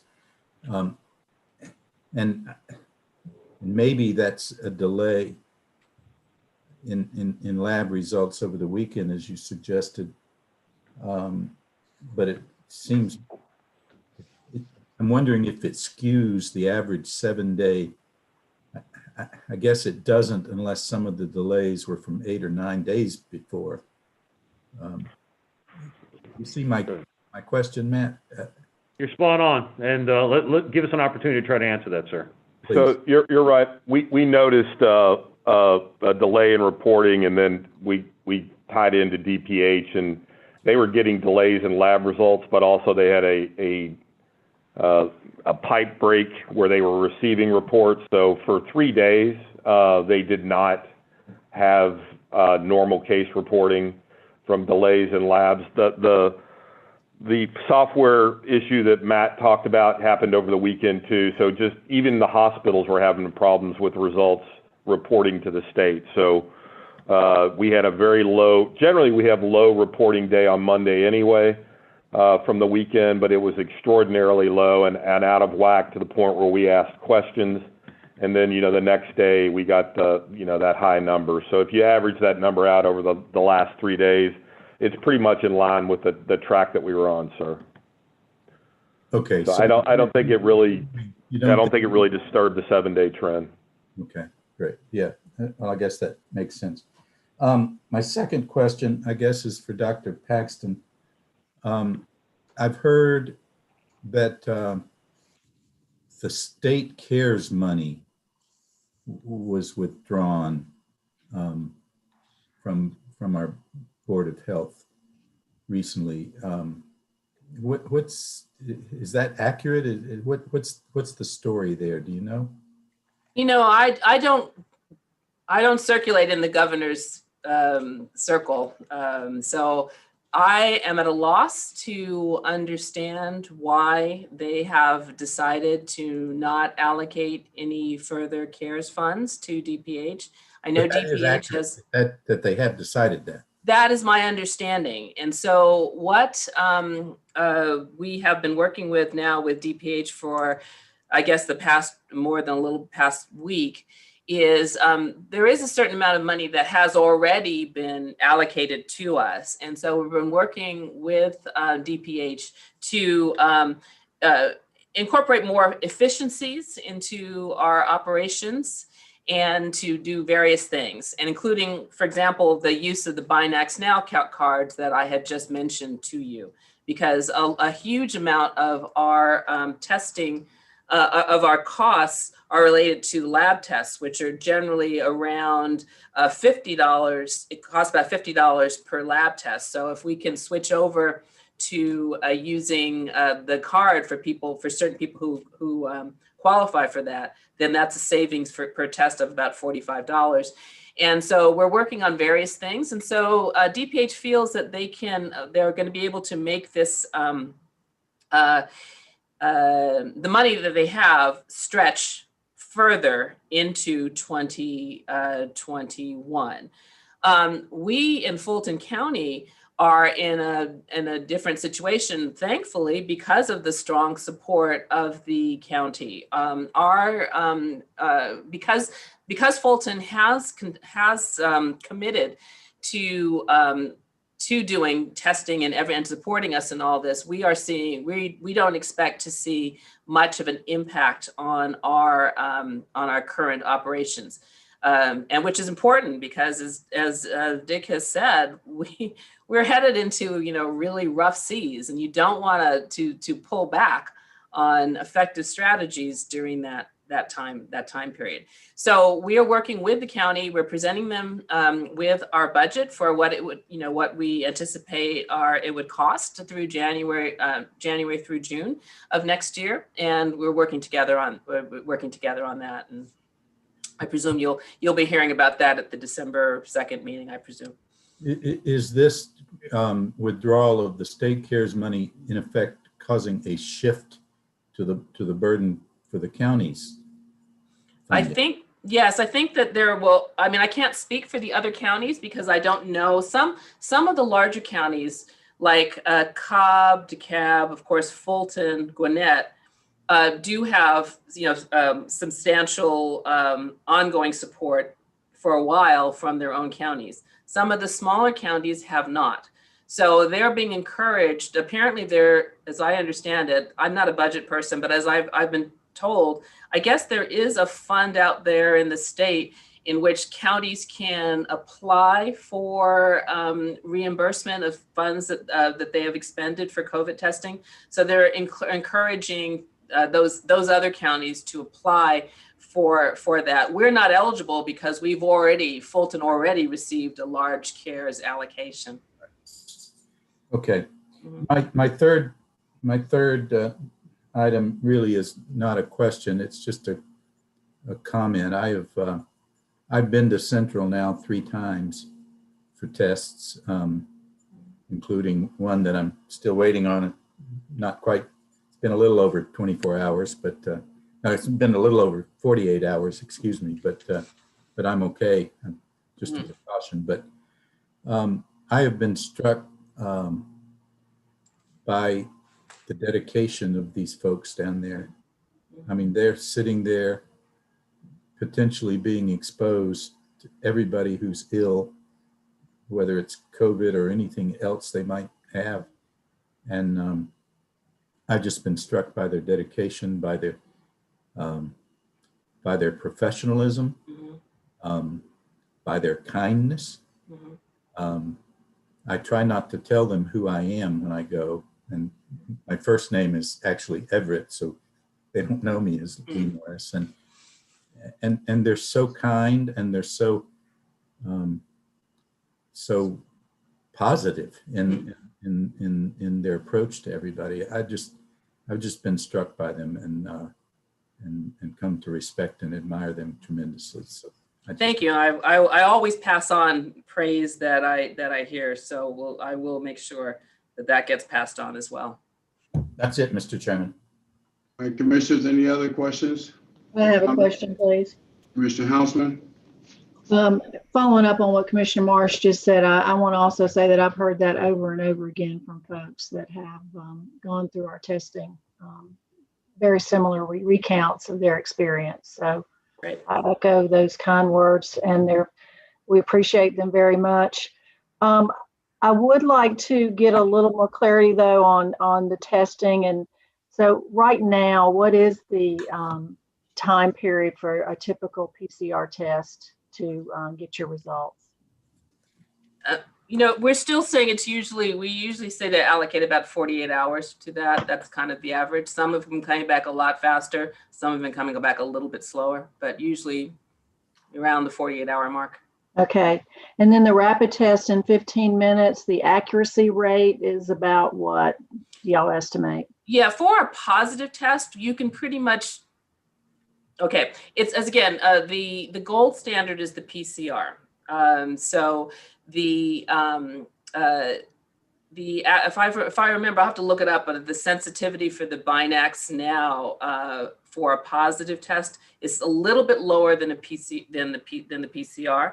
However, the way that functionally, if it comes back positive, you can be pretty sure that it's a positive test. In order to be, we'd rather be more careful than not. So if it comes back a positive on a rapid test, we will treat that person as a positive. But the specificity, which talks basically about the probability of having a negative test when you are in fact positive, is lower for this rapid test. And so that's why if a rapid test comes back as negative, you really should be repeating that with a PCR test. Okay. So it's fairly accurate, but you're not comfortable giving a certain percentage. I'm sorry, you faded out there. I couldn't I hear the said last. you deem it to be fairly accurate, but you're not, there's no percentage associated with that you can share with us. There is a percentage. I'm sorry, I just don't have it in front of me, but you can actually, there's a lot of information up on the Abbott site it's called the Binax Now Rapid Test. And they can tell you the actual number in terms of what the sensitivity is and what the specificity is. I just don't like to, because if I don't have the actual number in front of me, I don't like to give it out, but it's there. And I can, in fact, I can look it up after we're done and email it to you if you'd like, Commissioner Hausman. Okay, that'd be great. And then great news on the vaccines. I know that Johnson & Johnson is expected to release some information soon as well. So there could potentially be 3 companies providing the vaccines. Have you heard anything about J&J? No, but haven't heard it yet. Okay. The cost for the vaccines. It will be free. It's going to be free? Yes, that's Okay. That's a commitment by CDC, the general government. It'll be free. All right. So the 30,000 doses that you indicated for every 10 million manufactured is for Georgia, correct? Yes. So do we have any idea how much of that will be allocated for Fulton County? Presumably it'll be allocated based on population. But again, we're still working on that. And when I say population, for example, as I mentioned, the first people to get it, it'll be offered to will be frontline healthcare personnel. So they'll have to take a look and see how is that spread out across the state. Okay, and then allocate accordingly. Okay, all right, thank you. Anyone else? No further questions, Madam COO. Continue, please. Next slide. Okay, commissioners, as you've heard from Dr. Paxton, the EMA team, et cetera, the rise in cases has necessitated an adjustment in our indicator for the number of cases and positivity rate. The BOH's ability to effectively contact trace is at risk based on CDC guidelines now because our positivity rate has escalated above 5%, that 5% threshold. In addition, we've also seen an upward rather than a downward trajectory in the 7-day average of new positive cases. So we have turned that indicator red for this update. Next slide. And for that reason, commissioners, this slide remains largely unchanged, except that as indicated from the last Board of Commissioners meeting, the Supreme Court did commence grand jury proceedings, and we're told that there were 22 indictments from last Friday. So the good news with the small steps we're taking there in our justice system. In just a moment, we'll discuss the second bullet there, which is that in that phase 2 section, which is the library assessment. It simply gives a view of the metrics that we've been tracking over the last several months to help with the decision on reopening our libraries. Next slide. However, before we get into that, commissioners, as we typically do, I would like to just review with you the number of employee positives that we've experienced since the last board meeting update. Regretfully, the last 2 weeks has brought the largest spike in employee positives that we have seen since we have been tracking this. The number of employee positives since the last board meeting is up to 29. And because of the number of positives experienced in the Superior Court, it has now brought the number of employees positive in the Superior Court above what we've experienced with emergency services or E911. They were the department with the highest number of positives for quite some time, and now the Clerk of Superior Court is above that. We are in contact with Roland Lane and others in Superior Court, offering assistance to make adjustments to their force if needed, because we do still have some employees that are being underutilized, although we've deployed them to support elections. So we are in contact with them and will be assisting as needed with the workload with an offer of additional employees. Next slide. And just to mention on the previous slide, commissioners, that does bring our total employee positive number now to 165.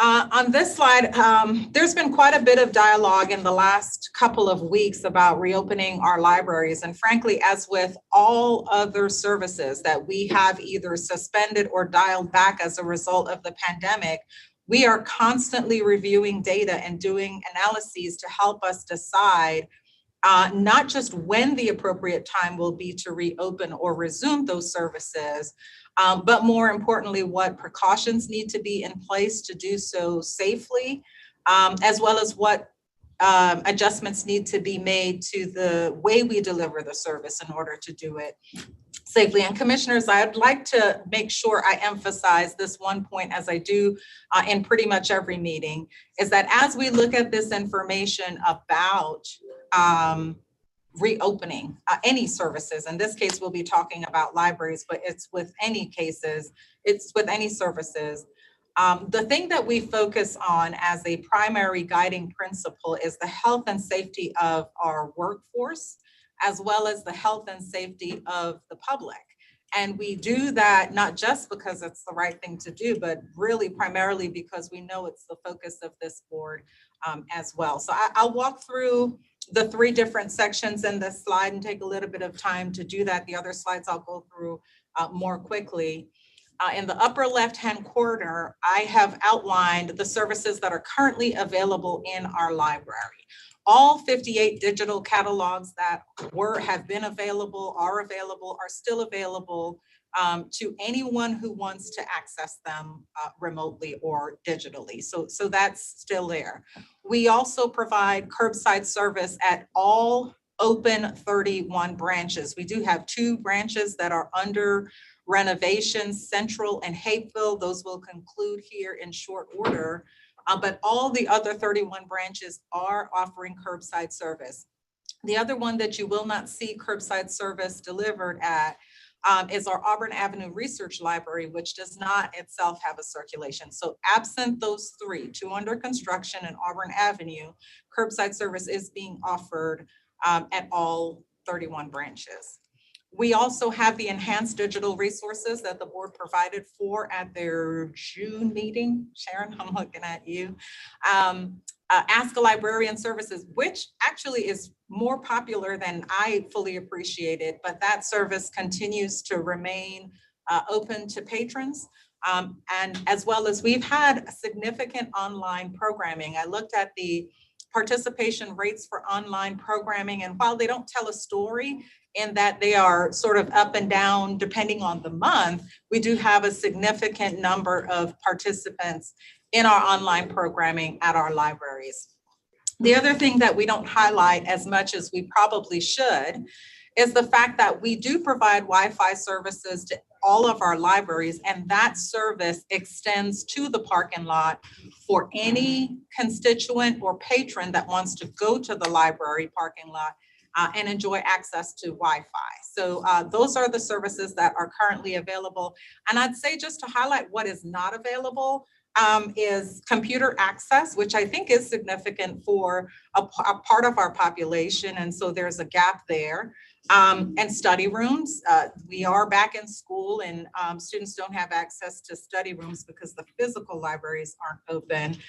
And in-person programming, I would say, are the only 3 things that are not available, but pretty much everything that is available in our circulation is currently available either by curbside service or by digital access.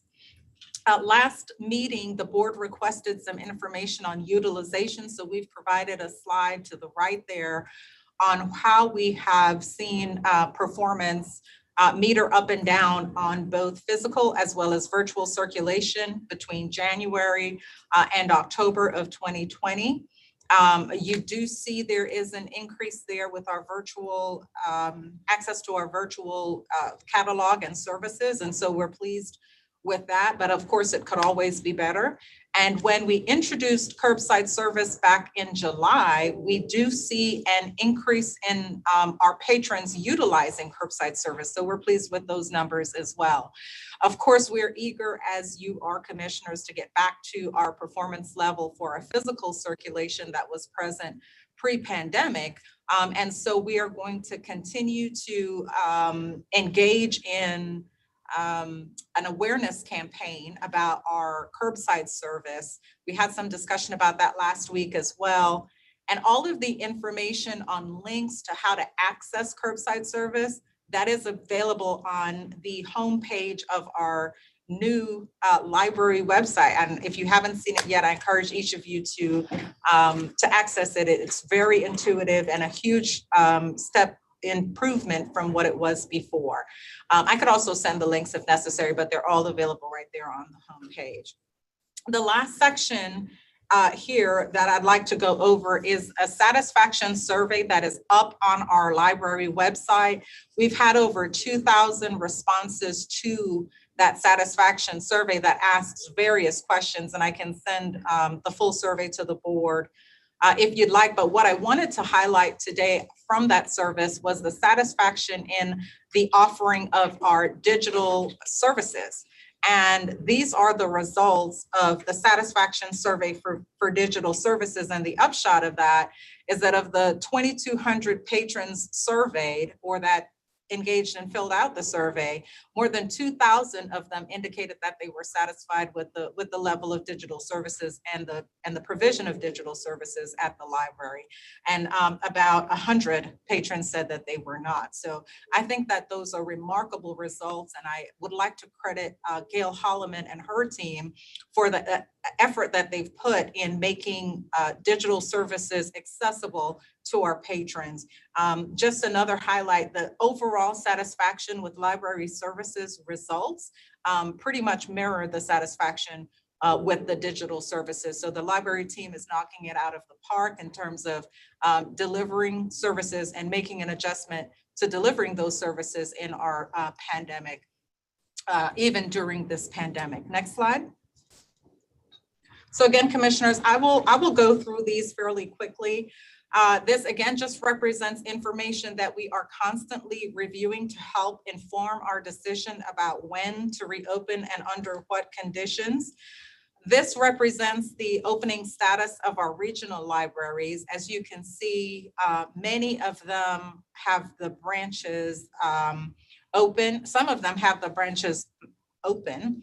But what I'd like to highlight on here is that all of them are taking advantage of a curbside service delivery model. So that, I think, the county is very much in line with taking advantage of that.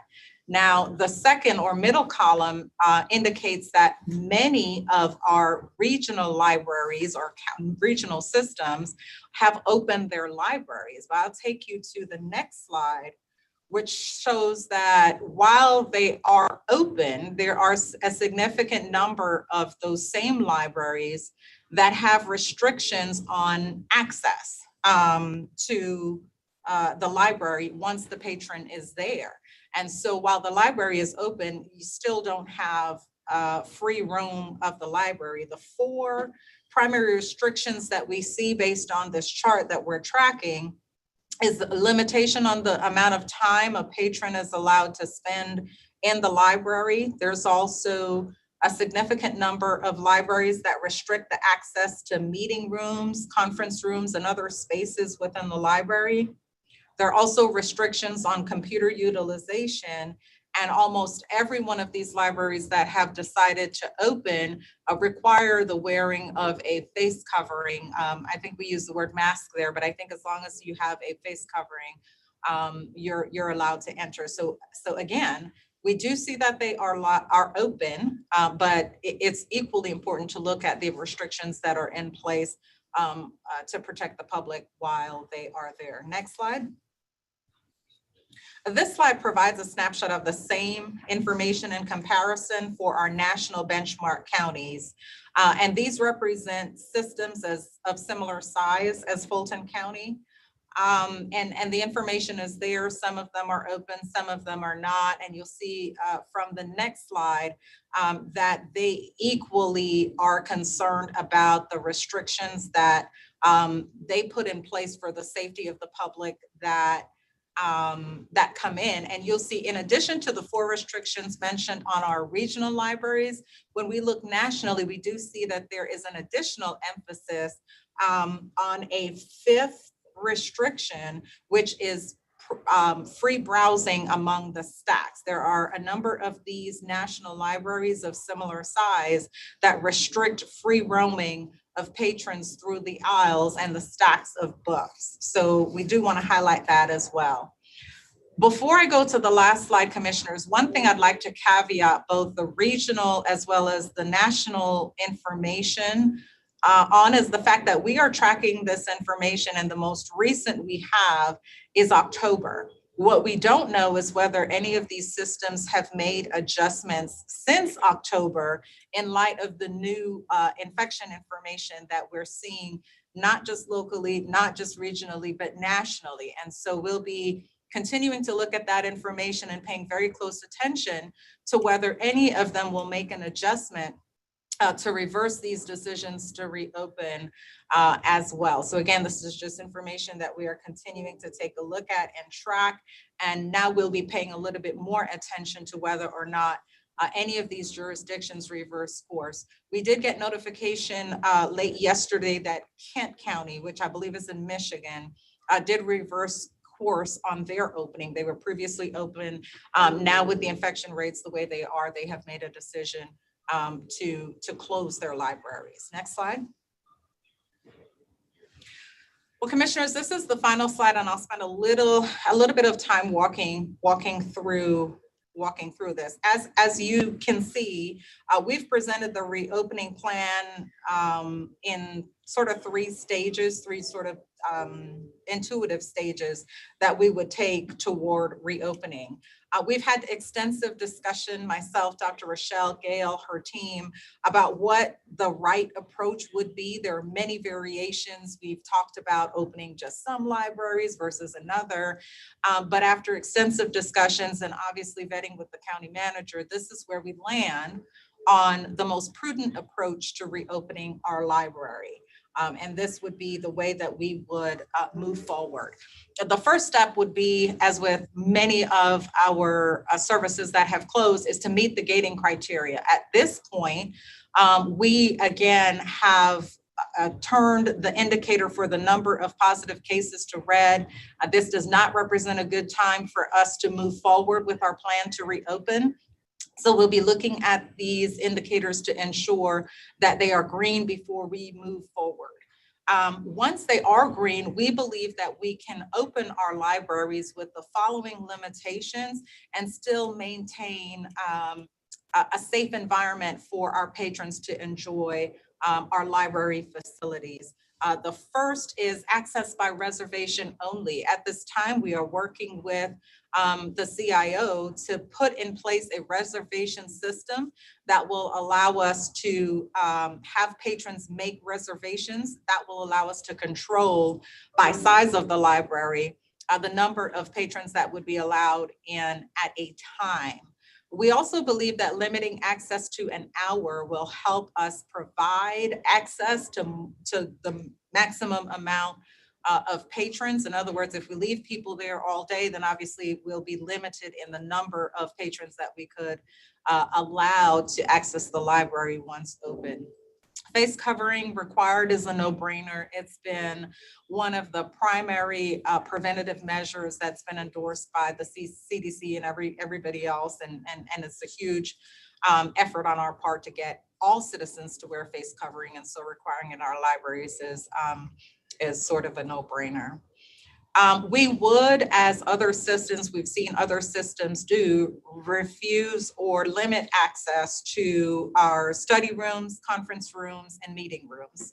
We believe that access to those rooms could generate gatherings that are unsafe, and it would then require us to prepare for cleaning levels that we're not prepared at this time to adjust upward to. So no access to those rooms as well. We haven't seen this in other systems, but we believe that we could put in place an escorted stack browsing. We don't want to eliminate the ability for patrons to browse the aisles and the stacks of books.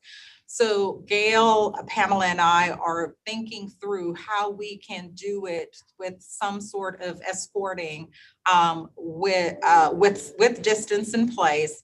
And so more to come on that, but we believe that we can get that done. Again, occupancy would be metered based on the size of the library. We would continue to provide programming on a virtual basis and not provided in person for obvious reasons. We would actually continue to limit access by friends groups or volunteers. At this time, we don't see the need for volunteers.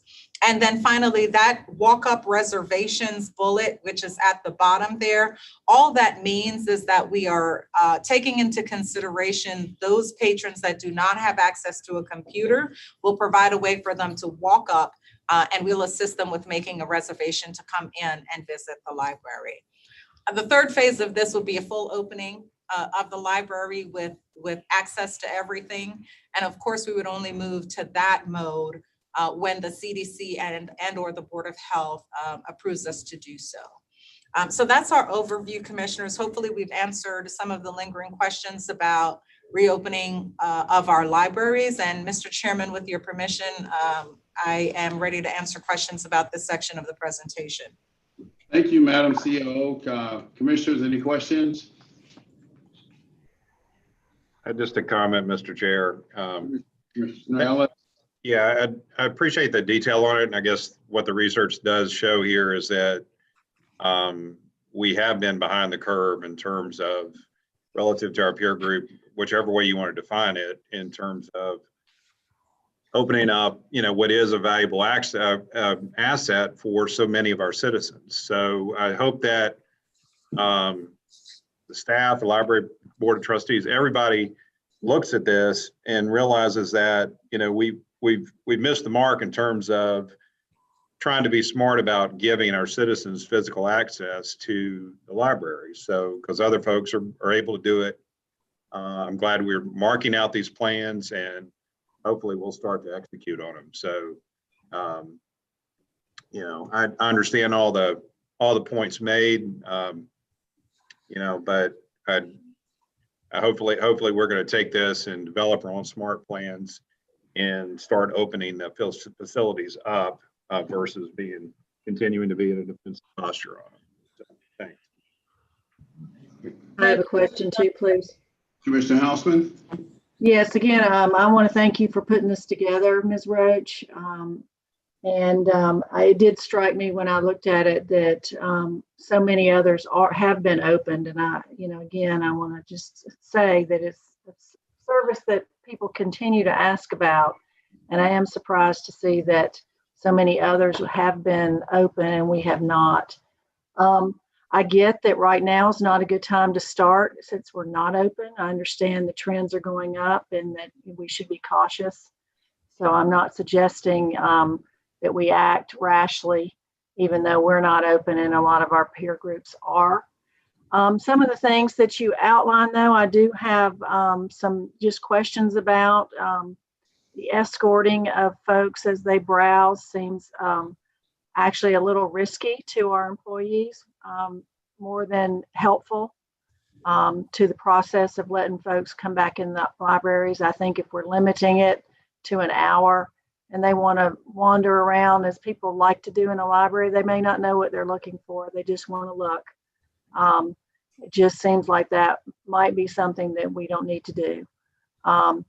And then for cleaning the rooms, I think if we limit the number of people that can go in a room, we don't have to worry about large gatherings.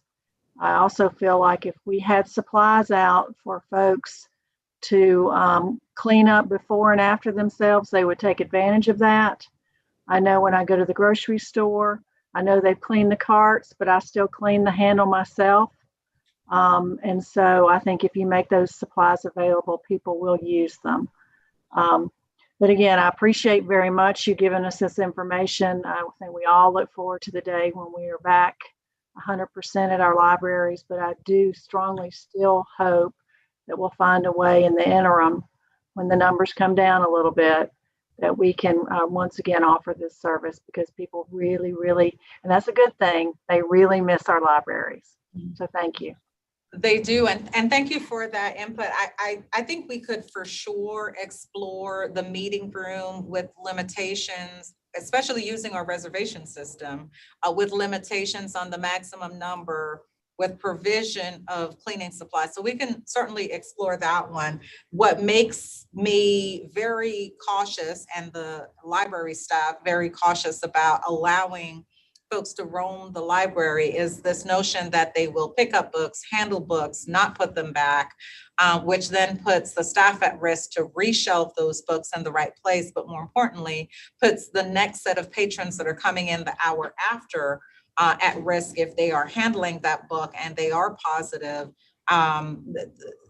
The chances of somebody picking it up and handling and us spreading the disease in that way is something that we are extremely concerned about. So I don't know that the staff would feel comfortable with making an adjustment to the escorted stack browsing, but I think you do raise a very good point about the meeting rooms, particularly if we have the ability to limit the number of people who are in those. So we will certainly explore that, Commissioner Hausman. Okay, well, I appreciate that answer too. And you mentioned that that was a thing that not other systems are utilizing, as escorting folks. And I'm going to go back to the grocery store experience. People touch things in the grocery store they may not necessarily purchase. So I think we've all learned to be cleaner than we might have been in the past, and we've all learned to be very, very careful. I think if we have signage that asks people to limit what they touch, they would respect that. So I think maybe we should, while we're looking at what other systems are doing, just explore a little bit more of how they're handling the browsing for patrons to come into their facilities. I have a comment. Mr. Hall, you have the floor. I think we need to remain cautious. I think the numbers are evident that cleaning and everything else is not really helping.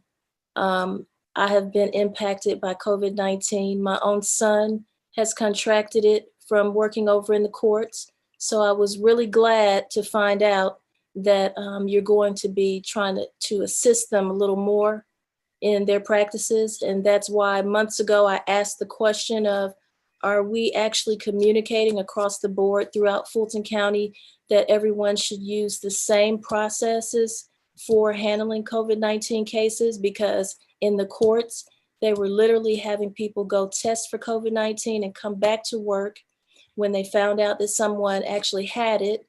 And then they were to wait until they received their test results, continuing to come to work. And there were people who were finding out while they were at work that their test results came back positive. So then they were sent home. But now you have to send the other people back out again to be tested because you had someone who's in the work environment who found out they tested positive.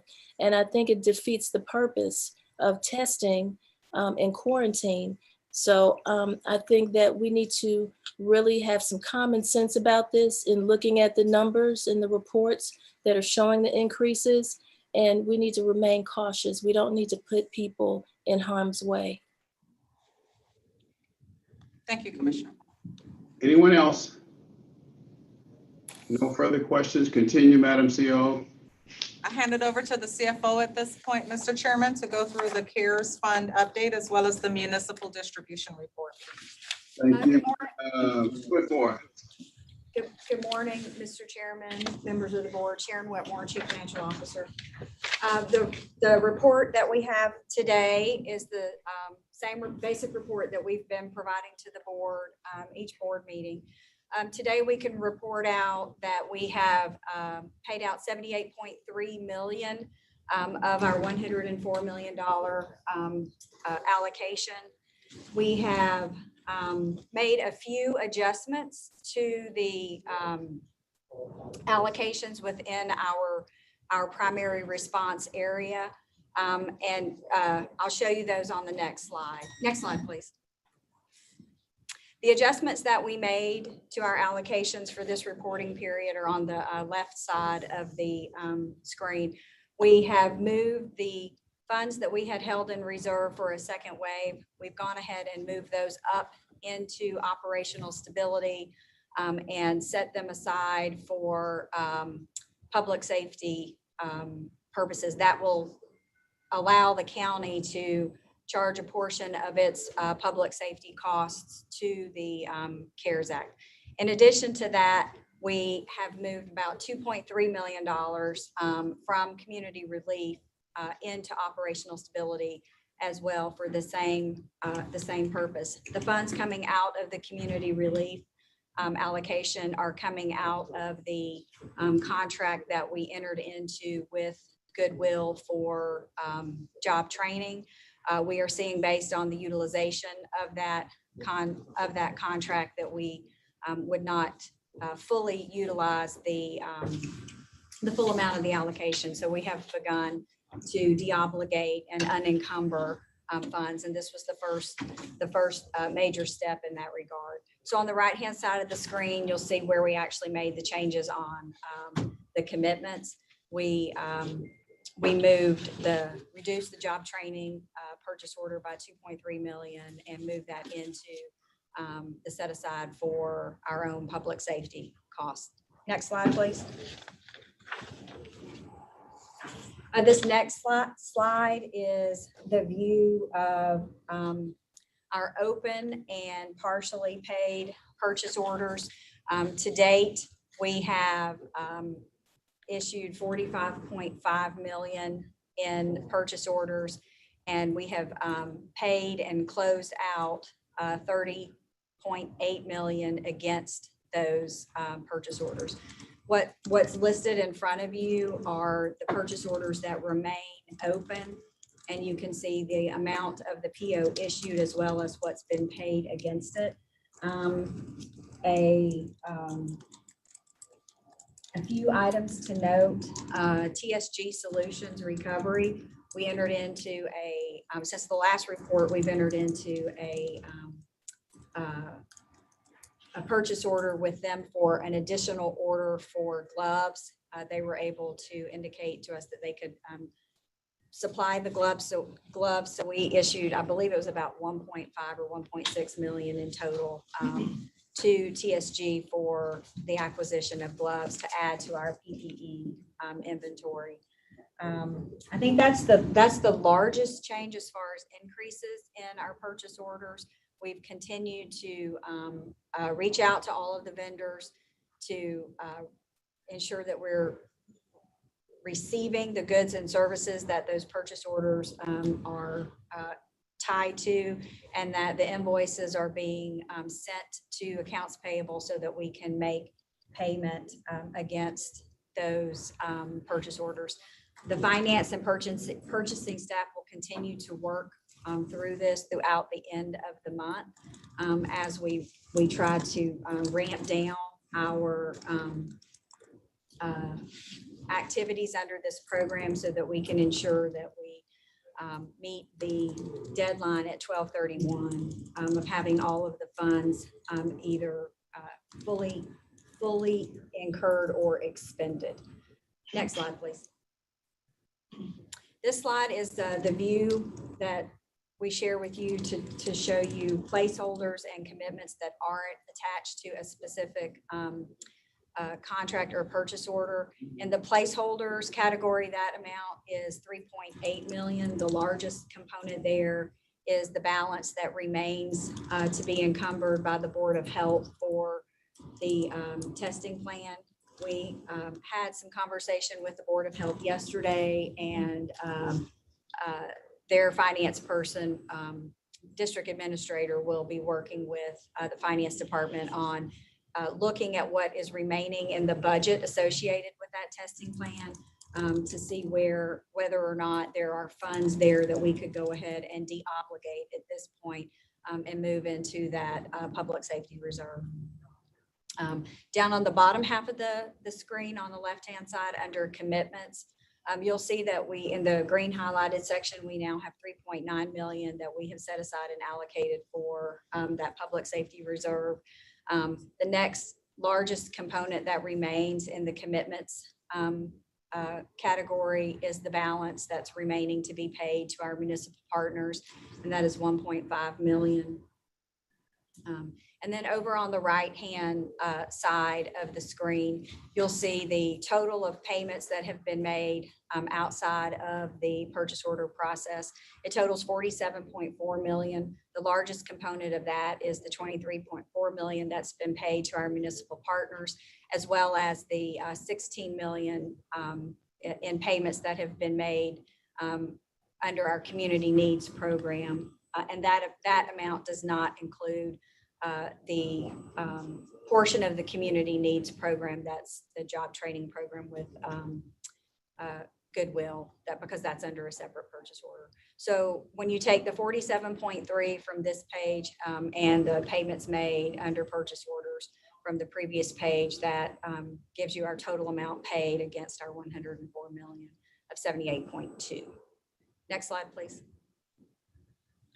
This is the view of the community relief package. We have an $18.8 million budget and commitment, and 17.6 having been paid out at this point. The balance of what needs to be paid rests with the job training program, and that is, of course, the amount that we expect to pay out through the end of the year now under the contract with Goodwill. Next slide, please. This slide is the update on our municipal reimbursement program. And this is all as of last Friday. So we've now paid out 23.4 million, leaving 1.5 to go. It's spread among a number of different cities. East Point has 200,000 remaining to be paid. Milton, 445,000. South Fulton has $72. Fairburn, 421,000. Union City, 348,000. Mountain Park, 16.5, and Palmetto, 141,000. We added a column for this report so that you could see where each of these municipalities are with regard to providing us with the support documentation required for their advance payments. The 3 cities that have not yet supplied the support required for the advance payments are Union City, Mountain Park, and Palmetto. College Park and Roswell have submitted their documentation, and those are still under review at this time. And that is the report that we have for you today on the CARES Fund allocation. So I can take any questions relative to that. Questions for CFO? Thank you, Madam CFO. Oh, wait a minute. I had one quick question. Is that Commissioner Houseman? Yes. Commissioner Yes. In Dr. Paxton's report, when she indicated that there was some issues with funding for testing from the state that we're not getting any longer, what are our plans in that area? How much are we expecting that to be an impact to us? So that is actually part of the conversation that we'll be having with Beverly from the Board of Health, is to get an understanding of the amount that right now they have, that 3.8 million that we have already made available to them that they had not yet either submitted a request for an encumbrance against or indicated exactly how they plan to use those funds. So we'll be working with Beverly to see what portion of that may be needed to support the testing through the end of the year.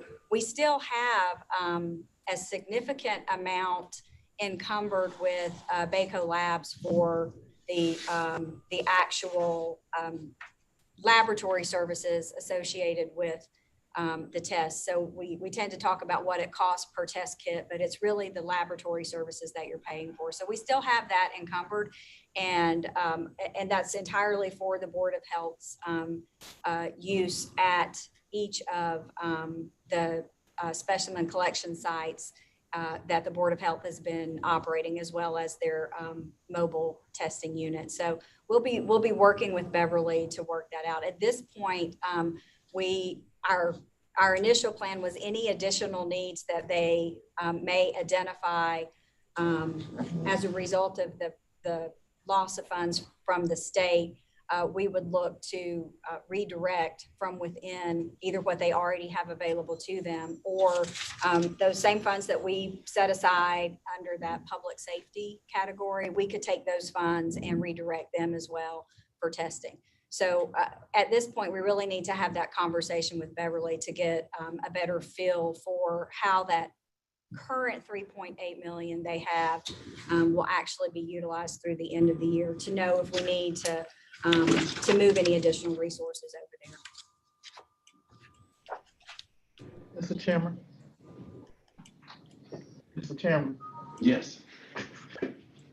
you're finished. Sharon, I had one question. So exactly in terms of cash on hand, unspent, what's the number? What do we have that we have not spent to date in terms of the 104 million CARES Act funding? That's about 26 million. Okay. And we're going to be on target to spend this in the next 30 days? Yes, sir. We won't be returning any money to the federal government. Our plan is that we will not return any of the funds to the federal government. That's why the finance department and purchasing right now are working through each of our encumbrances with the departments, with the vendors, in order to get a clear understanding of where we're at in receipt of the goods and services. And we've already identified our internal costs that we will be able to offset against in order to ensure that we do not lose any of the funds that have been made available to the county. Okay, and one other thing I want to make sure I'm clear on. So obviously the money has to be spent before the end of the year. It can go to any of our departments for whatever is a COVID-19 related expenditure. Now that expenditure has to be spent this year, but the benefits of it can go into next year. Is that right? The goods and services have to have been incurred this year. We can receive an invoice for those goods or services next year. But my understanding is that the goods and services to the county have to have been incurred by 12/31 of this year. Gotcha. Okay, I got that on materials. So, but in terms of, let's say, staffing or something like that, or a specialty type of a someone or another, you justify the use, it's a COVID-19 use, but that person starts or works the end of the year and goes through next year. Is that valid or invalid? Only the portion of their service through 12/31 would be eligible to be charged against the CARES funds. Did you say 12/31? Oh, okay, only that portion. Okay. 12/31 All of right. this year.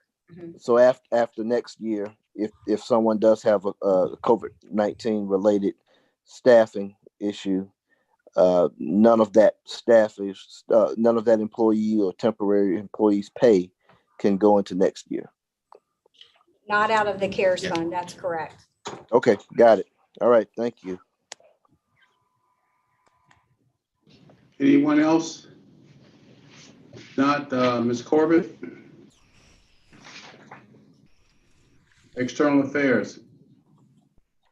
She's here, Mr. Chairman. Here. Thank you. Good afternoon or good morning, everyone.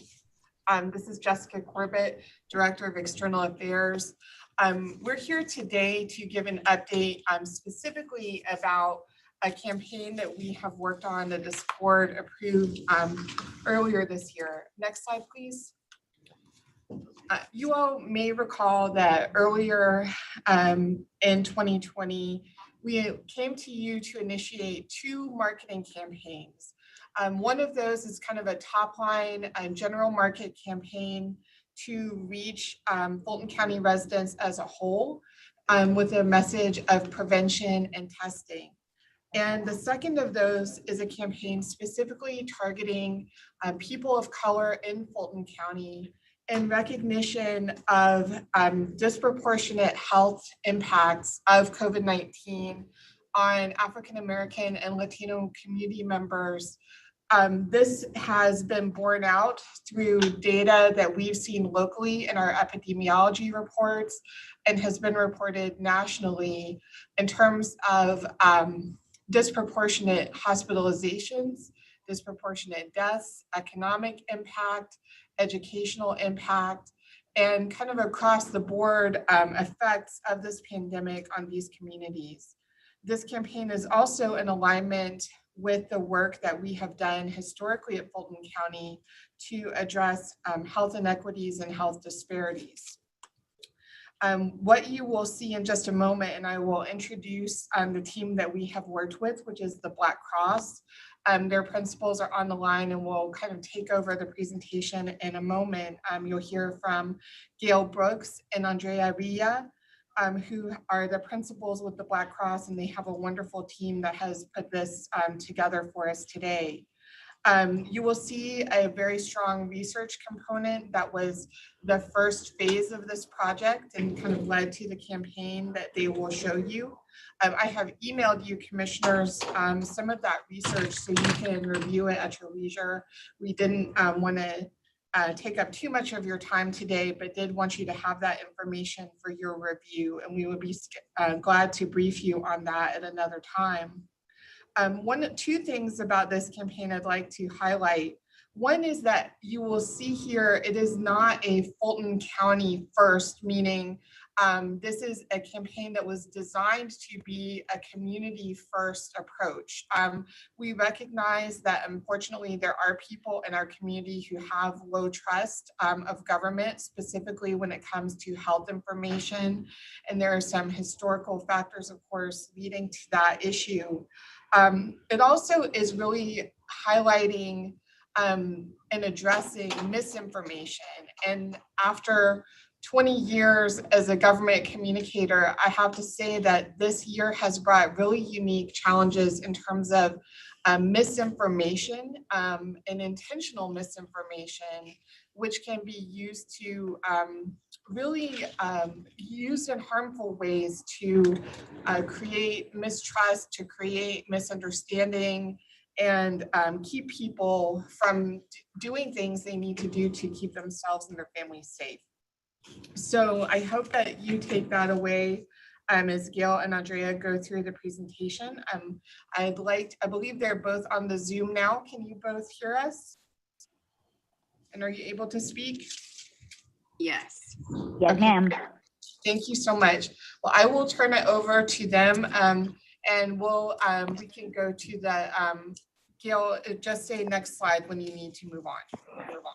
Jessica, how long is their presentation? Just curious. It's, I think we will have about 10 minutes at the. Okay, great, good. Yes, all right, okay. All right, well, thank you everyone for having us. I am Gail Brooks, principal of the Black Cross. I lead research, insights, and strategy, as well as creative strategy for the organization and our campaigns. I'd like to introduce my colleague, Andrea Villa. Good afternoon, everyone. My name is Andrea Villa, and I am the client service lead at the Black Cross, supporting Gail, ensuring the Fulton County's voice is represented, as well as keeping the project on scope, on time, and on budget, which is extremely important for us and, of course, taxpayers' money. Great, thank you. So I won't take too much of your time. Again, we do appreciate the platform. As Jessica stated in the introduction here, this outreach initiative is designed as a movement for the community, by the community. And with that being said, I'll kind of walk you through the steps and where we are now. We began the initiative partnering with trusted community organizations who could help inform our efforts, as well as meet our constituents or fellow residents where they are to deliver the critical information and resources.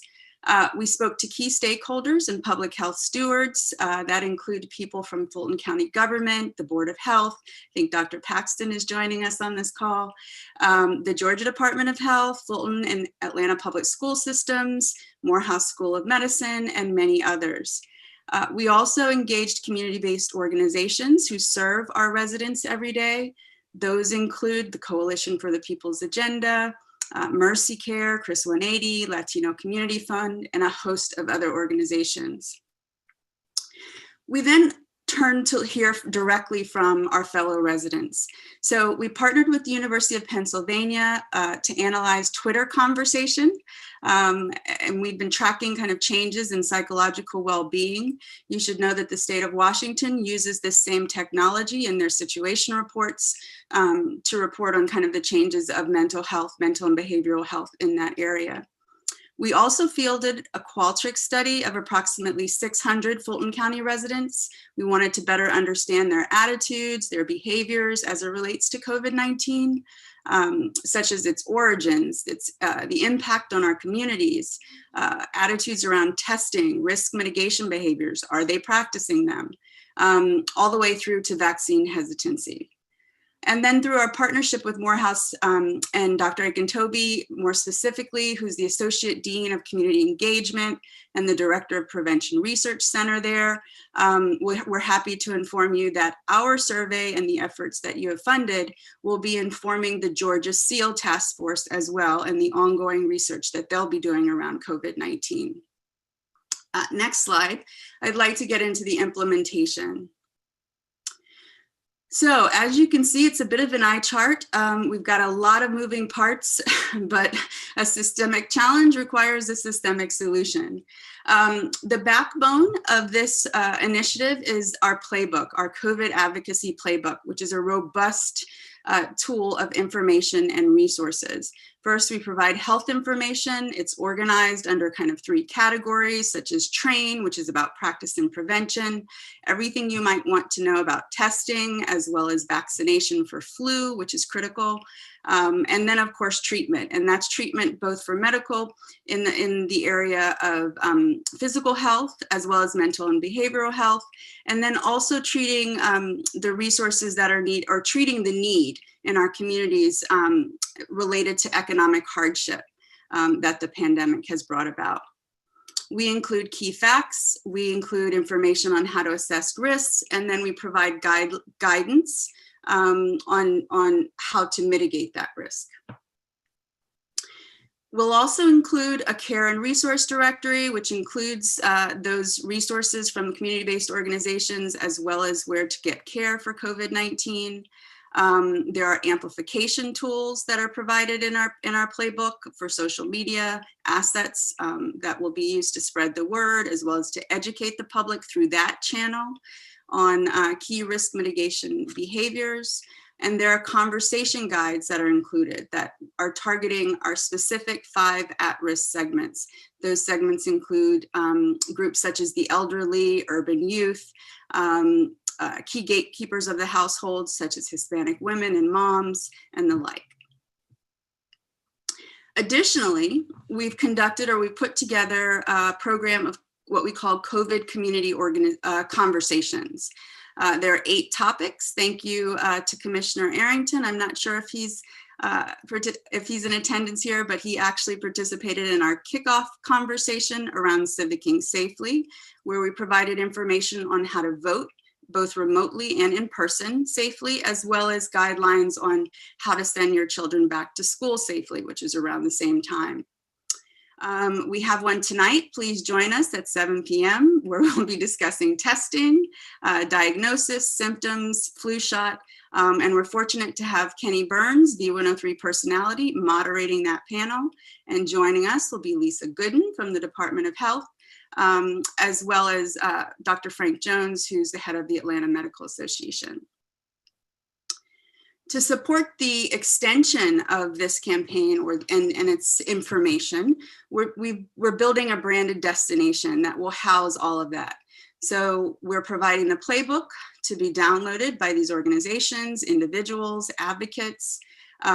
There'll be social media assets. We will highlight the testing initiatives that are going on in the county, and will provide inspiration through survivor stories as well. To amplify our efforts, there's been a paid media buy across both the airwaves, so on-air radio, as well as in online channels and social media. Entercom, V103, and WAOK have been great partners. They've given us added value as well in the form of on-air interviews. There's one, if we're finished with the meeting today, please tune in. Ms. Gooden will be doing an interview with Kenny Burns on V103, I think approximately 1:30 or shortly thereafter. And then finally, we've got ongoing outreach. So we've been taking meetings with various other organizations and tables of organizations in Fulton County, such as Archie, such as the West Side Future Fund, the Community Foundation. These organizations have been very gracious in opening their Rolodexes, so to speak, so that we can give more information to additional organizations who will download our playbooks, hopefully, and spread the information to even more of our residents. Next slide. And if there's any questions, we'll take those at the end. As I mentioned, there was a robust research component that informed our communications and our strategies. Just a few highlights. We'll be submitting a formalized report at the end. But as it relates to testing and vaccines, we've already spoken on the mistrust that's in our communities. This was reiterated through our findings. 44% of African Americans surveyed do not trust COVID-19 testing by government organizations or institutions, and this is Fulton County residents. We found that about 61% of African American respondents had not been tested yet. And when asked why, it was because they had not felt symptoms. So we knew immediately that we needed to tailor communication around exposure and that there was a gap in knowledge and understanding in terms of when to get tested. And then finally, around vaccine hesitancy, somewhat alarming statistics. Only 30% of our African American respondents indicated that they were willing to take the COVID-19 vaccine. So folks, we do not have an easy task at hand, a lot of education going into really priming our audience and helping them to understand the necessity of vaccination. As it relates to behavioral health, mental and behavioral health, we did definitely identify an opportunity to leverage the Fulton County resources. There was a gap, a significant gap in both awareness, interest, and the actual utilization of services. So while 60% of those African-American respondents, adult respondents, or respondents indicated that they were interested in getting health services related to mental and behavioral health, only 8% of them had actually used them.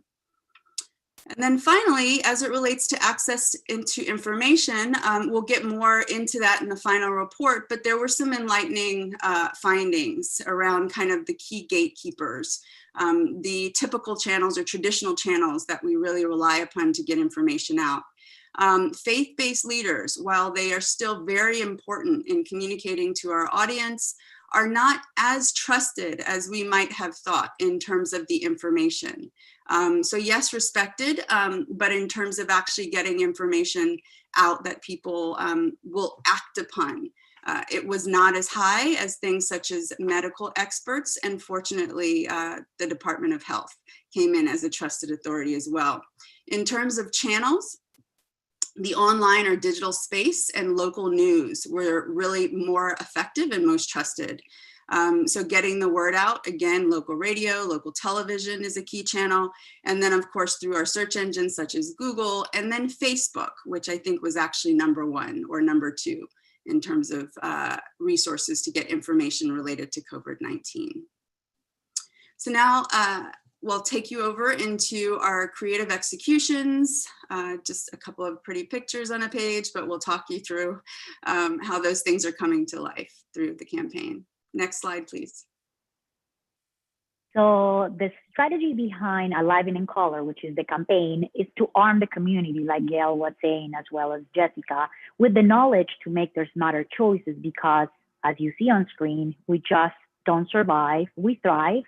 And we beat COVID by positioning knowledge, engagement, and behavioral change as an inspirational norm to those communities that we're reaching out to.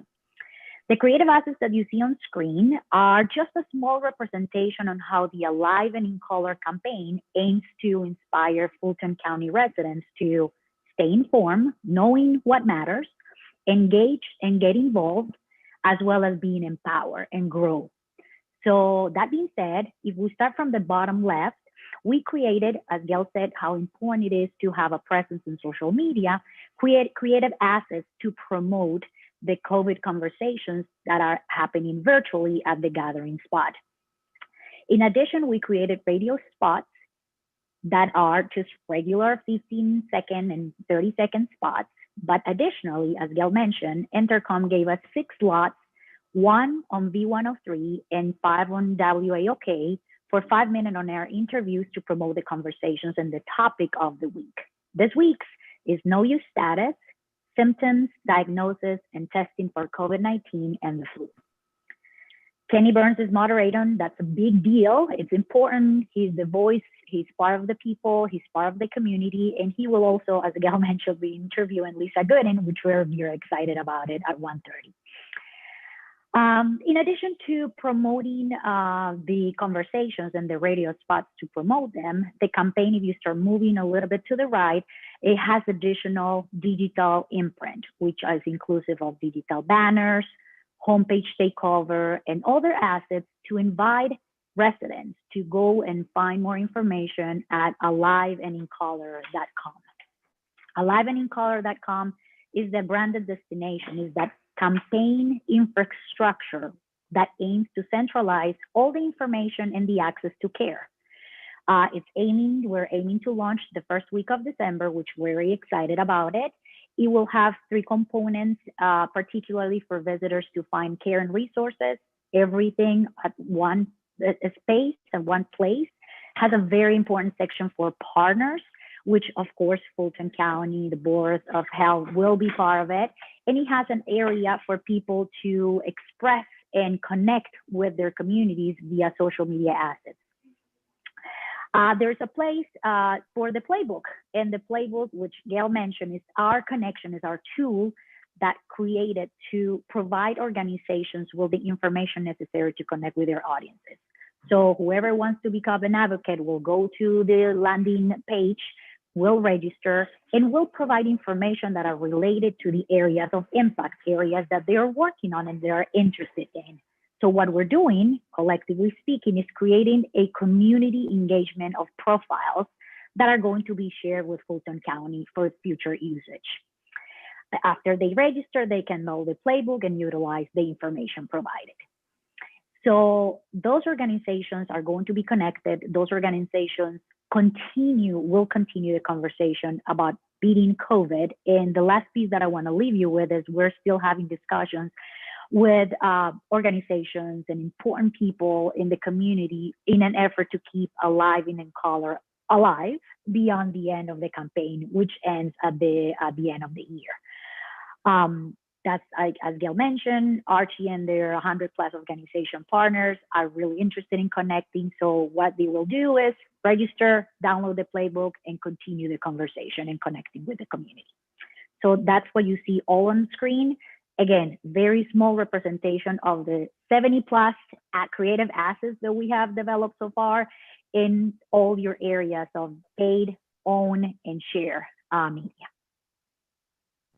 And at this point, we turn it over for Jessica, if you would like to add anything that we may have missed, or any questions that anyone will have. Thank you so much, Andrea and Gail. I just wanted to wrap up by saying that, again, this is a little different than an ad campaign that you just create and walk away from. I think that this is something that we have built as a Fulton County has built kind of for the community with messages that we feel are important to help residents keep themselves safe. We have highlighted the many agencies that Fulton County has funded through CARES dollars. There's been a lot of outreach to those organizations as well. Again, this is not, this was intended to be something that is community first. So you don't see the big Fulton County logo everywhere, but it is something that we have helped create. We are a partner, and our presence is very visible in that site. And as we are also very fortunate that CORE has joined on as a partner as well. And as Andrea just mentioned, there are other partners who have joined the campaign. So I think it's something that we can be very proud of. And I want to thank Gail and Andrea for their hard work with this, and we can take any questions. Are you ready for questions, Ms. Corbett? Yes, sir. All right, commissioners, it's very, very impressive. Any questions? I've got a few. Commissioner. Thank you, Jessica. Great presentation, guys and girls. What is the total cost of this campaign? This campaign and I'm sorry, I don't have that dollar in front of me, Commissioner, but it's this was around $200,000 for the total campaign cost with Black Cross.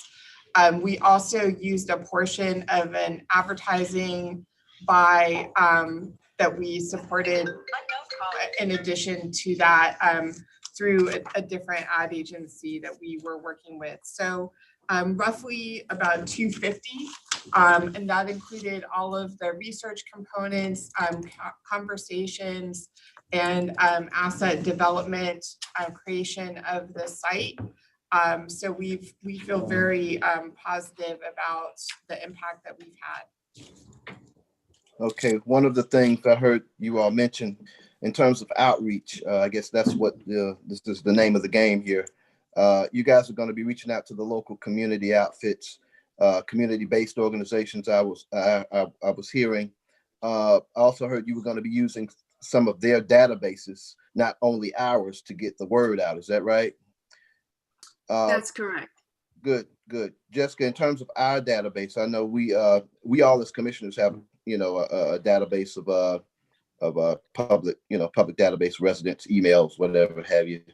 Yes. Jessica, we also have that master email community list of sorts that we used for the other things, elections or the census or whatever have you, that we spoke about as well. The lack of understanding is a big issue, especially in my district, with the 8-9 cities that we represent. Obviously, I want my people to trust this vaccine, trust this process. The drive-thrus have been very effective in our community as well. I've been getting messaging out just about every week. Jessica, I would like to see our master list, whatever that is, because I do want to compare it to my own list, and I'd imagine if for any other commissioners that want to compare that master list, that public outreach list, I'd like to see that as well, that we have. So the outreach will be in addition to that we have from the outside organizations and their Instagram list or whatever have you, or however they're getting the messaging out as well, right? Okay. I think Commissioner, it's a very multifaceted approach. And again, as some of the, this has been a quick project, and we spent a lot of time invested in the research and in the asset development. So I think that is, although the year is winding to a close, we are still very, very actively engaged in this work. Okay. Well, again, like I said, I'd like to see it, the list that we have, the county list, but I'd like to add my list to that outreach list. But I want to see our county list to compare it to what I have, and my list of 8,000 or 9,000 would add to that. I have a newer list. Okay. Okay. Well, good. It looks like it's going to move forward. That African American stat is kind of startling and have not been tested. So that's something we definitely need to work on, because obviously this thing is going well into next year, the pandemic as a whole. So very, very important outreach and communication. All right. Thank you so much. Thank you, sir.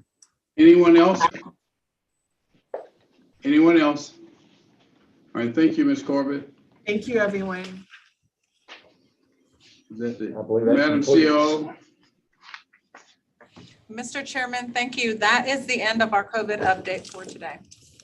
Okay, Madam Clerk, continue. Bottom of page 9, 20-0849.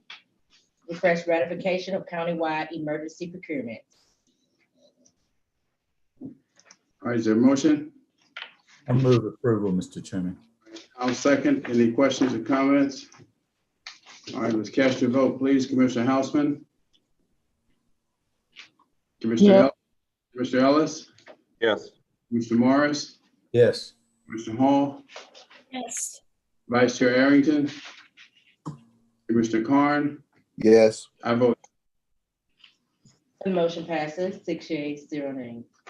20-0850, finance, presentation of the fiscal year 2021 proposed operating budget. Is that Ms. Whitfield? Whitmore. Whitmore.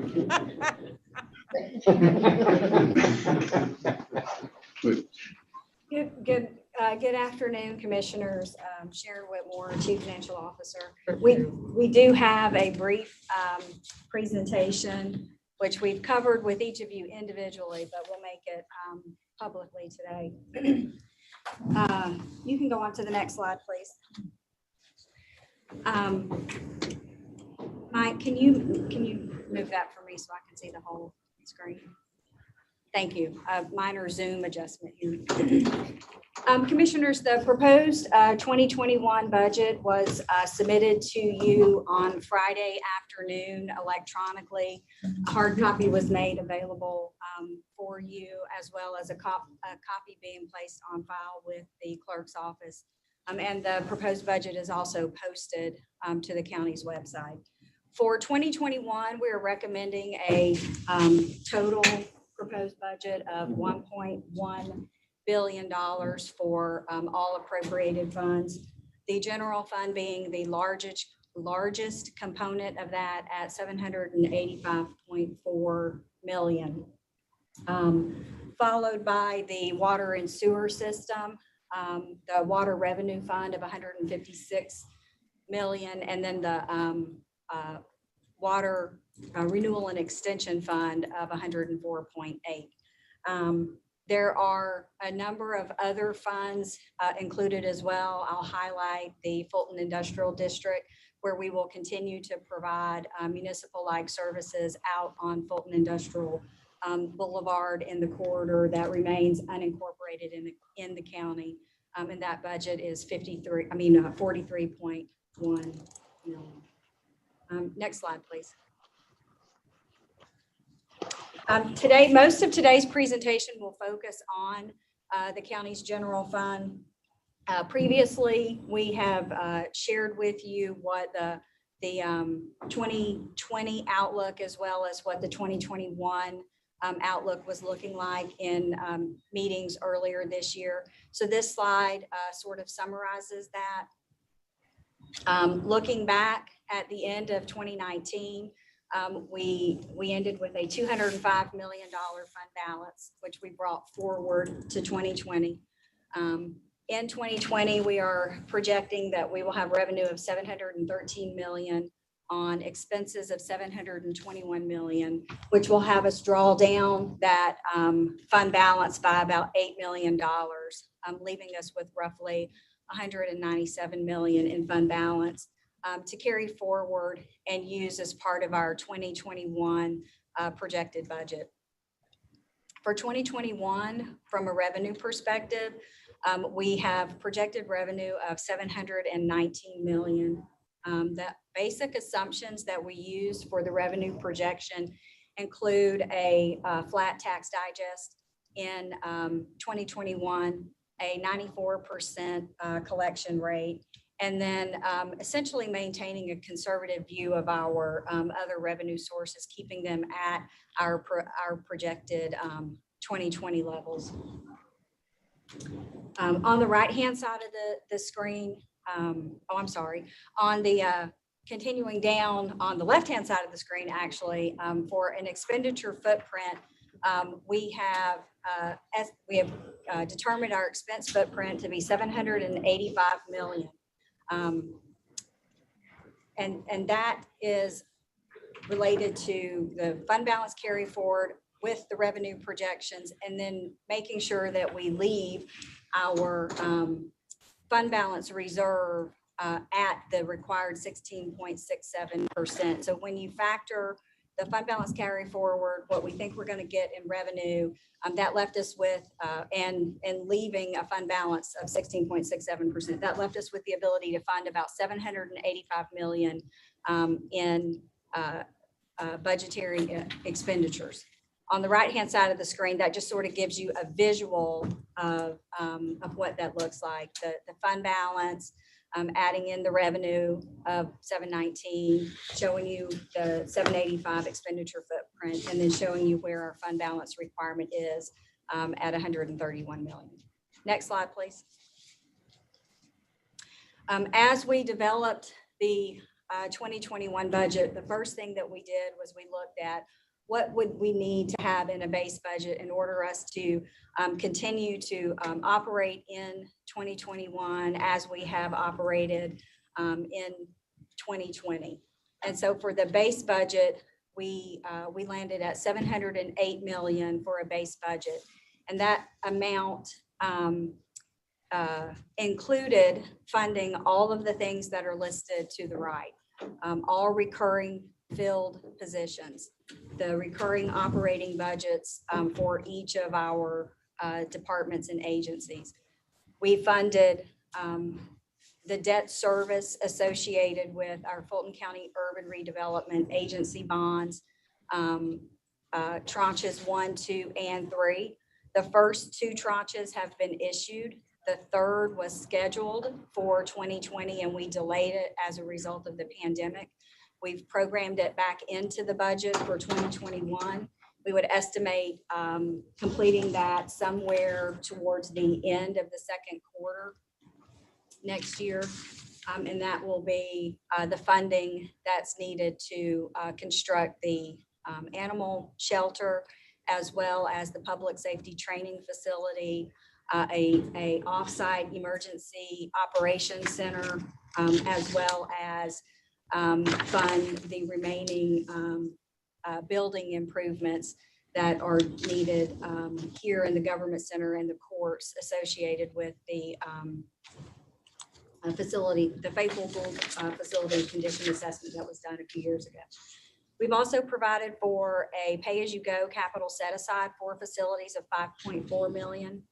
We've provided $3.5 million to meet the recurring cost components associated with the cybersecurity improvements and the underlying IT infrastructure improvements that we've been making over the last couple of years. Earlier this year, we did complete the debt issuance with the Fulton DeKalb Hospital Authority to fund the new surgical center they are constructing across from Grady Hospital's main campus. We have one piece of that remaining, the funding, the county's portion of the funding necessary for the renovations to the Ponce Infectious Disease Center that they operate. We've been made aware that they are ready to proceed forward on that, so we have provided for the full debt service associated with that obligation as well. The next 2 items are costs associated with the county's pension plan, the defined benefit pension plan, which is a closed plan, has been closed since 1999. We have estimated some incremental costs associated with meeting our minimum required contribution for that plan as a result of the plan's performance during 2020. As well as we've projected in some additional costs associated with the county's healthcare plans for employees.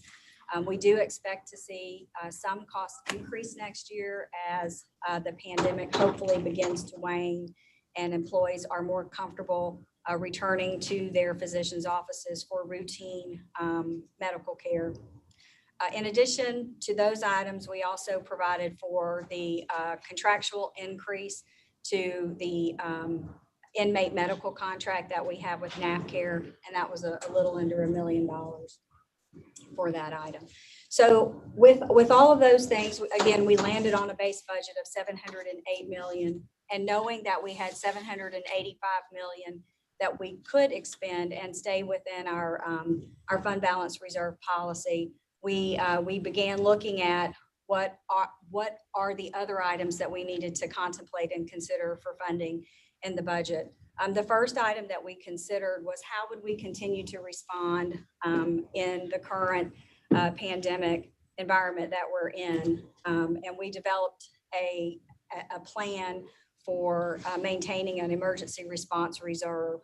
We looked at the CARES Act fund and used that as a basis for our funding level determination.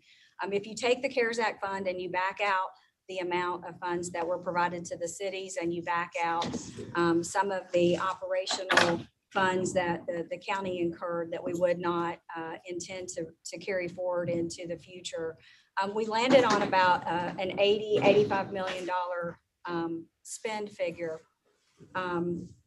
for 2020. And of course, the spend was centered around our three primary response efforts: community needs, health response, and operational response. So we looked at how we might continue to address each of those areas going forward, and determined that we would program about a 6-month response effort around our health response for testing and vaccination, and our operational response to be able to continue to provide PPE to our employees and to the public who are coming into our facilities for services, to also continue that we are able to ensure that we are able to continue to clean and sanitize county facilities, that we are able to continue to support the virtual environment that we are currently operating on. Really continue to support and improve on the virtual environment. And that encompasses both our own internal needs with our employees staying in a remote work posture for some period of time, as well as being able to expand on our delivery of virtual services to constituents and customers. And then lastly, in this area, the need to continue to operate the warehouse effort that we stood up during the response. So in this emergency reserve, we have set aside roughly about 6 months worth of funding based on the spend that we see happening in this year's CARES Act fund. Next slide, please. The next item that we looked at relative to developing the budget was what to do with the vacant positions. In 2020, in response to the pandemic, we froze positions in the second quarter of the year. And with the exception of the public safety and board of health areas, first responder type areas, we have had a process in place to evaluate positions that were filled during the remainder of the year. So we took a look at the vacancies and made a determination that if a position had been vacant for 2 years or more, that we would not refund that position. So those have been unfunded in the 2021 budget. That's about 9 or 10 positions, if I'm correct. And then we funded all of the remaining vacancies. Vacancies associated with constitutional officers will be made available at the beginning of 2021, and vacancies for departments that report through the county manager will continue to be evaluated on a case-by-case basis for filling. We heard earlier from Dr. Paxton that there is a plan in place for the delivery of vaccine doses and potentially having a majority of residents vaccinated by the middle of the year, but we don't know definitively how that's going to play out. And so our thought is that should the vaccine not prove as effective as it is, or the vaccination rate not be as high as expected, and the pandemic continues, that we would be able to pull from the funds set aside for vacancies to expand on the reserve if necessary. So that's the reason why we would continue to evaluate positions on an as needed basis, except for those that are associated with constitutional officers. The next item that we included in the budget is additional funding for the Registration and Elections Department, $6.5 million.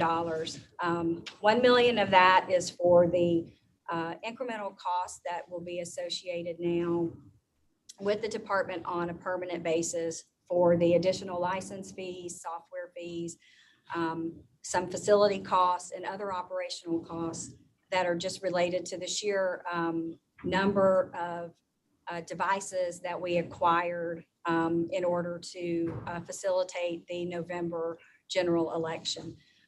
We also have set aside $500,000 as a reserve to be able to cover the cost of any invoices that may come in after December 31 of this year, but that really relate to goods or services delivered on behalf of the elections department through that date. So we wanted to make sure we had a reserve to cover those. The balance of $5 million is the additional funds that we have programmed specifically for the January runoff, the January Senate runoff election. So we have $6.5 million in total set aside for election support in 2021. This third item on this slide is funding associated with a mid-year implementation of the incremental compensation plan, as well as a mid-year implementation of the chamber's pay plan for the courts. We had this funded in 2020, and we held off on the implementation as a result of the pandemic's effect on unemployment in Fulton County. We saw those numbers increase dramatically earlier this year. They are starting to come back down, but they are still twice as high as they were at the beginning of 2020. So our recommendation was to include the funding in the budget for a mid-year implementation, just as we did in 2020, but to place a caveat on it that we would evaluate as we got closer to that planned start date to ensure that the employment rate in the county as a whole has begun to stabilize before we put forward a pay adjustment for county employees. Very sensitive to the message that might, the unintended message that might send to the unemployed and underemployed residents of the county. The last item on this slide is a $3.8 million allocation for temporary staff, supplies, and operational resources to address the backlog that has been generated as a result of the pandemic's effect on court operations. Alton has worked with the court offices very closely on developing a reopening plan, and this will provide for a number of positions across the entire court system in order to support the reopening plan and to help address the backlog that has arisen. It's not intended to be a long-term funding solution. The positions that will be brought on board will be time limited.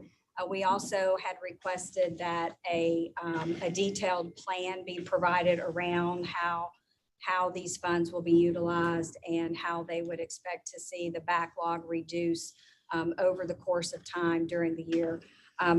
Realistically, we will more than likely still have a need for some additional funding moving forward into 2022, specifically still to address the backlog. But the 3.8 million we felt would be sufficient for 2021 around the plans that have already been put in place for court reopening. Next slide, please. This last item is the last piece of the allocation that gets us to the 785 million. And this was a variety of different add backs to the budget, if you will. Some of them are items that have been non-recurring funding items in, they were non-recurring in the 2020 budget. They may have been non-recurring in the 2019 budget as well. Walking down the list, starting with behavioral health, we've provided funding to continue a number of the behavioral health programs underway currently. We've provided funds for the DUI treatment court. This one, we actually made a recommendation that it be become a recurring cost.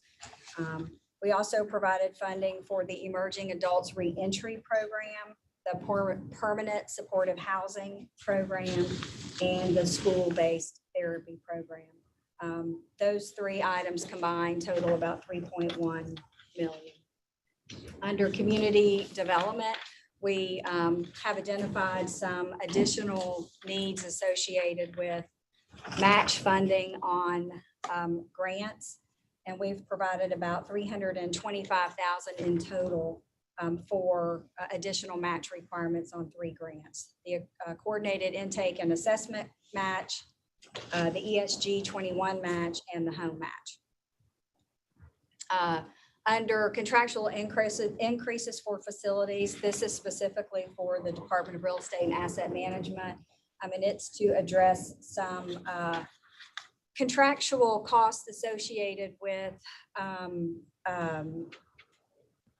software and firmware maintenance and support for the building automation systems that we have been implementing in both the government center and in the courts and other county facilities as part of our Fulton County Urban Redevelopment Agency bond program. It also provides funding for the work order system, license and support costs associated with the work order system, and the system that we have acquired to manage our energy usage, our utility costs associated, all of our utility accounts. We also have some additional landscape costs needed because we have brought on additional facilities over the last several years, and we have reached a point where those costs can no longer be absorbed within the existing budget. And then there were a few items, a few dollars that were provided to meet some CPI increases in existing rental contracts. In total, we provided DREAM with approximately $722,000 in recurring costs. Under the food contract for the jail, we needed to provide some additional resources there to cover the incremental cost of the meals. That contract is based on a certain number of meals. So when we exceed that number, then there's an additional cost associated with that. And there's also a base number built into the contract for special needs meals. So any kind of special dietary needs meal, if we exceed that, then there is an additional cost associated that has to be met. So we needed to increase the contract value for that. Additional resources for the library. We've provided an additional $600,000 to continue some of the digital services that were picked up under the CARES Fund. And if you take the $600,000 that we're recommending in the 2021 budget, that brings the total over the last 3 years to 1.7 million for additional e-resources on a recurring basis for the library. For Fulton Fresh, we've provided $170,000 for the delivery of fresh fruit and vegetables, so that program could continue to reach individuals who are inside food deserts in Fulton County. We thought that that was particularly important to continue in light of the current pandemic. There were also positions that were provided for magistrate court. These are primarily administrative positions to assist the magistrate court meet their basic court needs. They did stay open through the entire pandemic, running full court calendars in order to hear all of the take all of the first appearance hearings coming out of the individuals who have been arrested during the pandemic. For the medical examiner, we provided a series of additional operational costs to them, costs for body transportation, costs for autopsy tables, costs associated with some microscopes and small equipment items that they needed, as well as some additional costs for laboratory services and some part-time medical examiners. They are still recruiting their permanent full-time staff, and in order to ensure that they are able to adequately staff the needs of the office, given the uptick in cases that they've had this year, we felt it necessary to continue those part-time resources for them. And then these last two items, we provided some resources for the tax commissioner and the tax assessor. For the tax commissioner, it was for the acquisition of a new printer for his office to use to print the tax bills on an annual basis. The current printer was over 10 years old and in need of replacement. For the assessor, the funds, additional funds cover some additional costs associated with parcel counts for the pictometry that we use in the assessor's office. Those are the flyovers in order to capture images of all of the parcels in the county.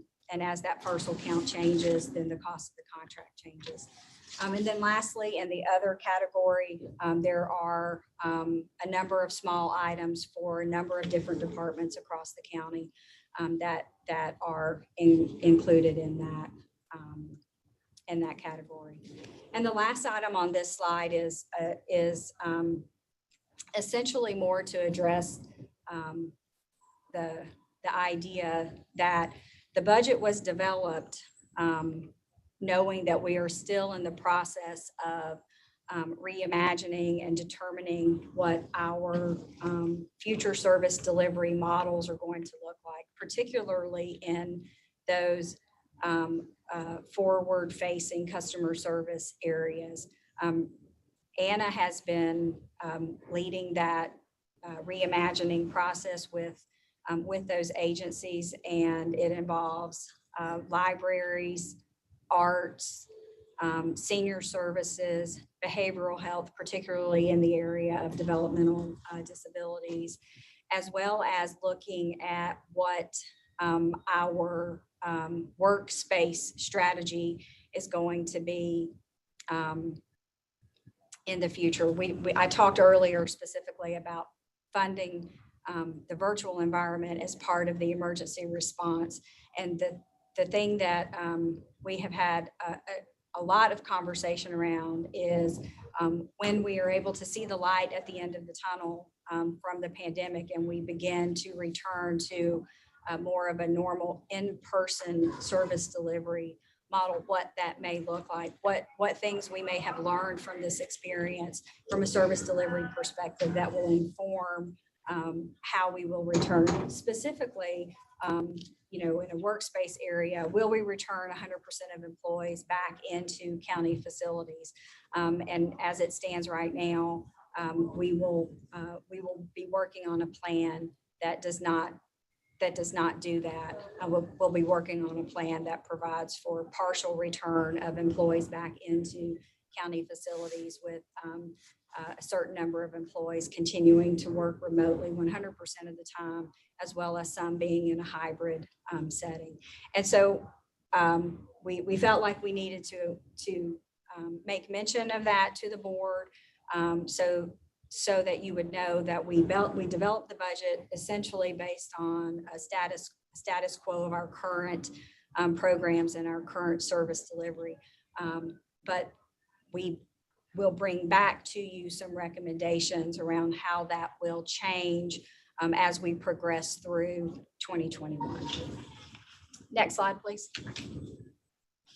This slide simply shows you how we started at the 708 million base budget, and with each of those primary considerations for the budget built up to that total 785 million footprint. Next slide, please.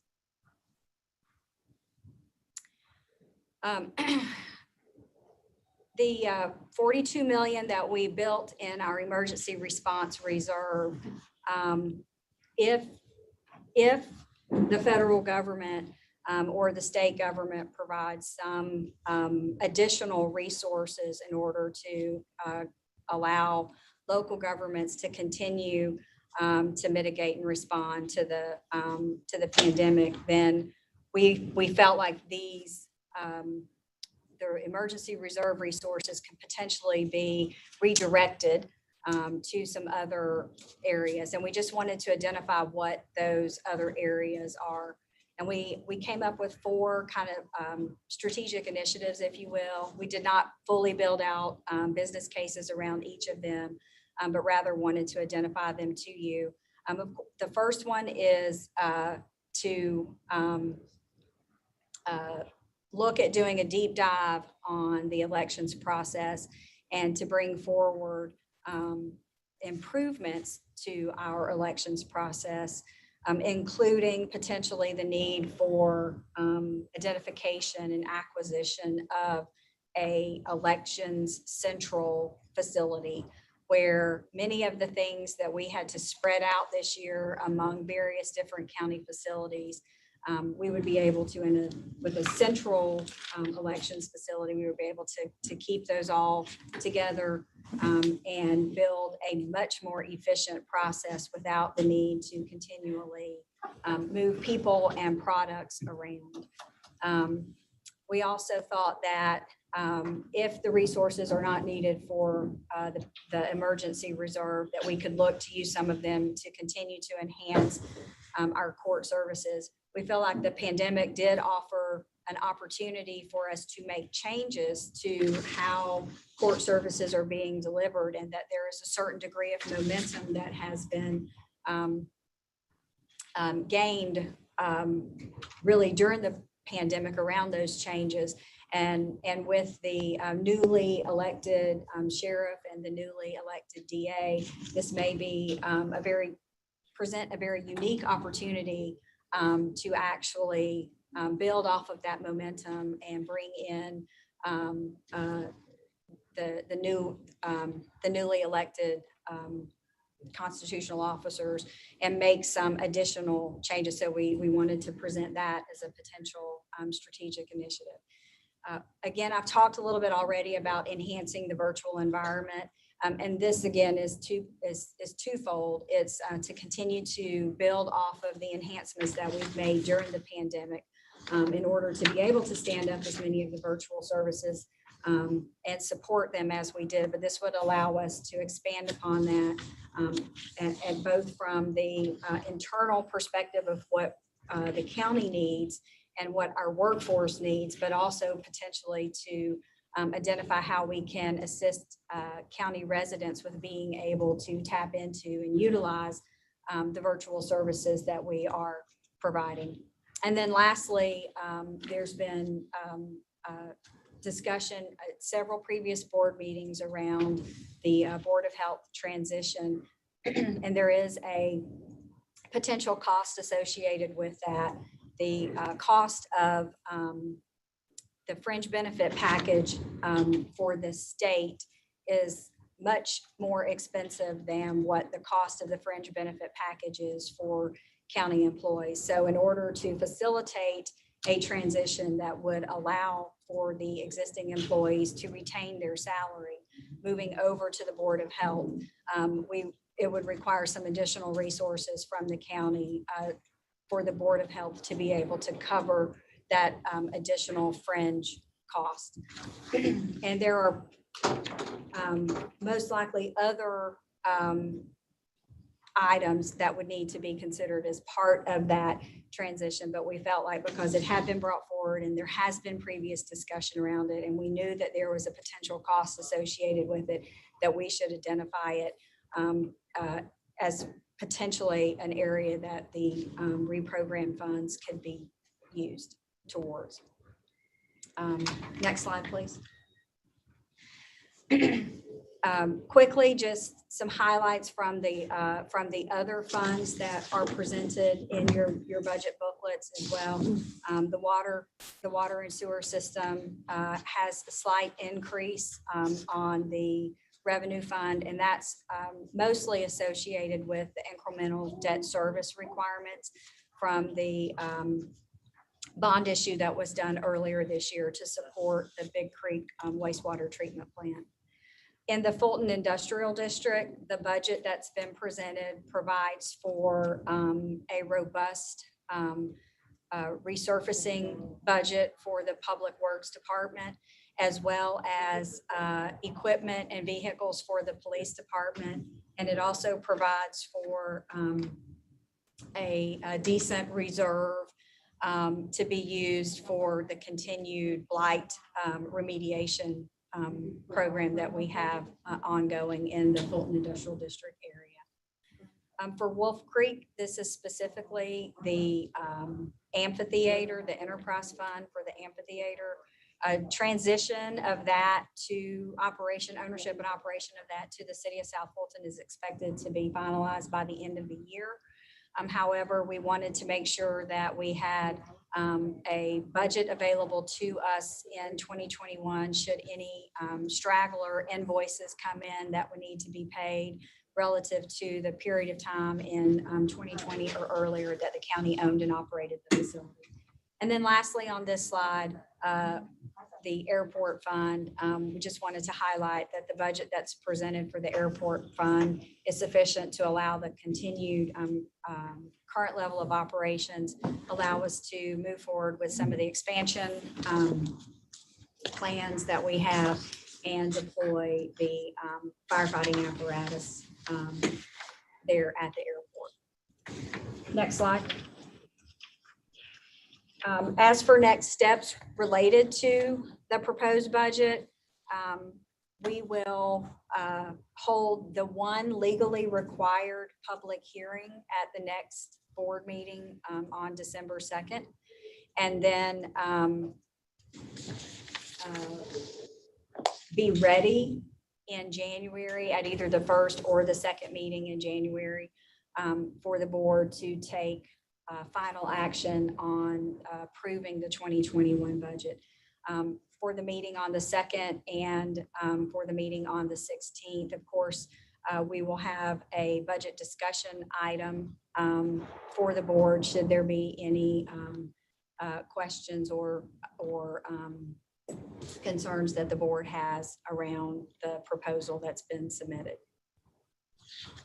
And with that, Mr. Chairman, I'm ready to take any questions that the board may have. Thank you, Ms. Whitmore. Any questions at this time? I have a question. Commissioner Hall? On page 7, the last bullet point says facilitate the Board of Health transition. When we met the other day, you indicated that this is for the transition of county employees to state employees. $2.7 million is being set aside to facilitate that transition because of the employees' salary. Their current salaries are so much higher than those salaries of the state employees. But in lieu of the fact that Vice Chair said that we did not vote to approve the employees being moved to state employees, why would this be in here? Commissioner Hall, like I said a few minutes ago, we included this bullet point because the issue has been brought up, because it has come before the board previously, and because we have, excuse me, we have engaged with the Board of Health in discussions for the transition. I want to highlight that the $2.7 million is what the current cost estimate is for that differential, the cost of the differential in the fringe benefit rate. We did not necessarily set aside $2.7 million. What we're doing here is saying that if we find that we don't have to use the 42 million that we've set aside for our emergency response, then these are things that we could use those funds towards, and facilitating the Board of Health transition is one way. Another way, if the board, makes a decision to move forward with this transition, the funds that have been set aside for the incremental compensation strategy, if the employees transition July of next year, then the funds that were set aside for the incremental compensation strategy for the Board of Health employees could also potentially be a source to support the Board of Health transition. So at this point, there's not a set aside per se in the budget for that purpose. Okay, anything else? Anyone else? All right, thank you, Ms. Whitmore. Let's take a couple more then before we recess. Okay, well, bottom of page 9, 20-0783, Human Resources Management. Request approval to revise the lactation accommodation policy. Approval. Second. Properly moved and seconded. Any questions? If none, let's vote. Commissioner Houseman? Commissioner Yes. Right, Yes. Mr. Morris? Yes. Commissioner Hall? Yes. Vice Chair Arrington? Commissioner Carn? Yes. And I vote yes. And the motion passes 6 yeas, 0 nays. On page 10, 200851, Information Technology, request approval of a statewide contract to update and refresh the Fulton County Data Center network. Second. I properly moved and seconded. Let's vote, please. Commissioner Houseman? Commissioner Ellis? Yes. Yes, and I want to make sure you heard yes on the previous item. Okay, Commissioner Morris? Yes. Commissioner Hall? Yes. Vice Chair Arrington? Commissioner Carn? I vote yes. And the motion passes 6 yeas, 0 nays. Under Justice and Safety, 20-0852, Superior. Can y'all hear me? Yes. I voted yes the last two items. I'm having some definite.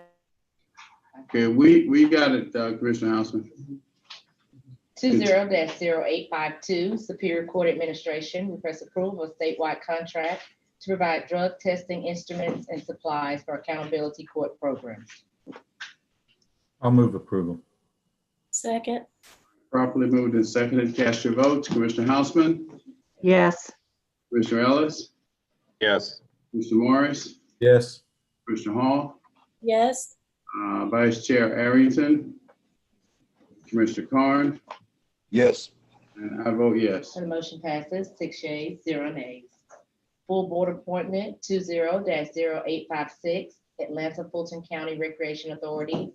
Vice Chairman Pitts has nominated Vice Chairman Marvin Arrington Jr. for a full board reappointment to a term ending November 1st, 2024. All right, I'll move approval. Second. Second. All right, properly moved and seconded. Cast your vote, please. Commissioner Houseman? Yes. Mr. Ellis? Yes. Mr. Morris? Yes. Commissioner Hall? Yes. Vice Chair Arrington? Commissioner Carn? Yes. I vote yes. And the motion passes 6 yeas, 0 nays. Okay, it is, what is it now, 1:15? 1:15, I'll entertain a motion to recess for lunch and executive session where we'll be discussing personal real estate and litigation. All right, there's a motion. I'll second. All right, Commissioner Houseman? Yes. Mr. Ellis? Yes. Mr. Morris, Yes. Commissioner Hall, Yes. Vice Chair Arrington, Commissioner Carn. Yes. What time are we dialing back in? We haven't gotten there yet. I vote yes. Okay. Okay, thank you. Now, the question, what, I don't have, I think it's 1:45 1:45 for executive session? to start. All right, we'll start executive session at 1:45. And there'll be a separate, does everybody have the number? Everybody should. She sent it out this morning. Anyone not have the number for executive session? Okay, so please dial in at 1:45. Thank you.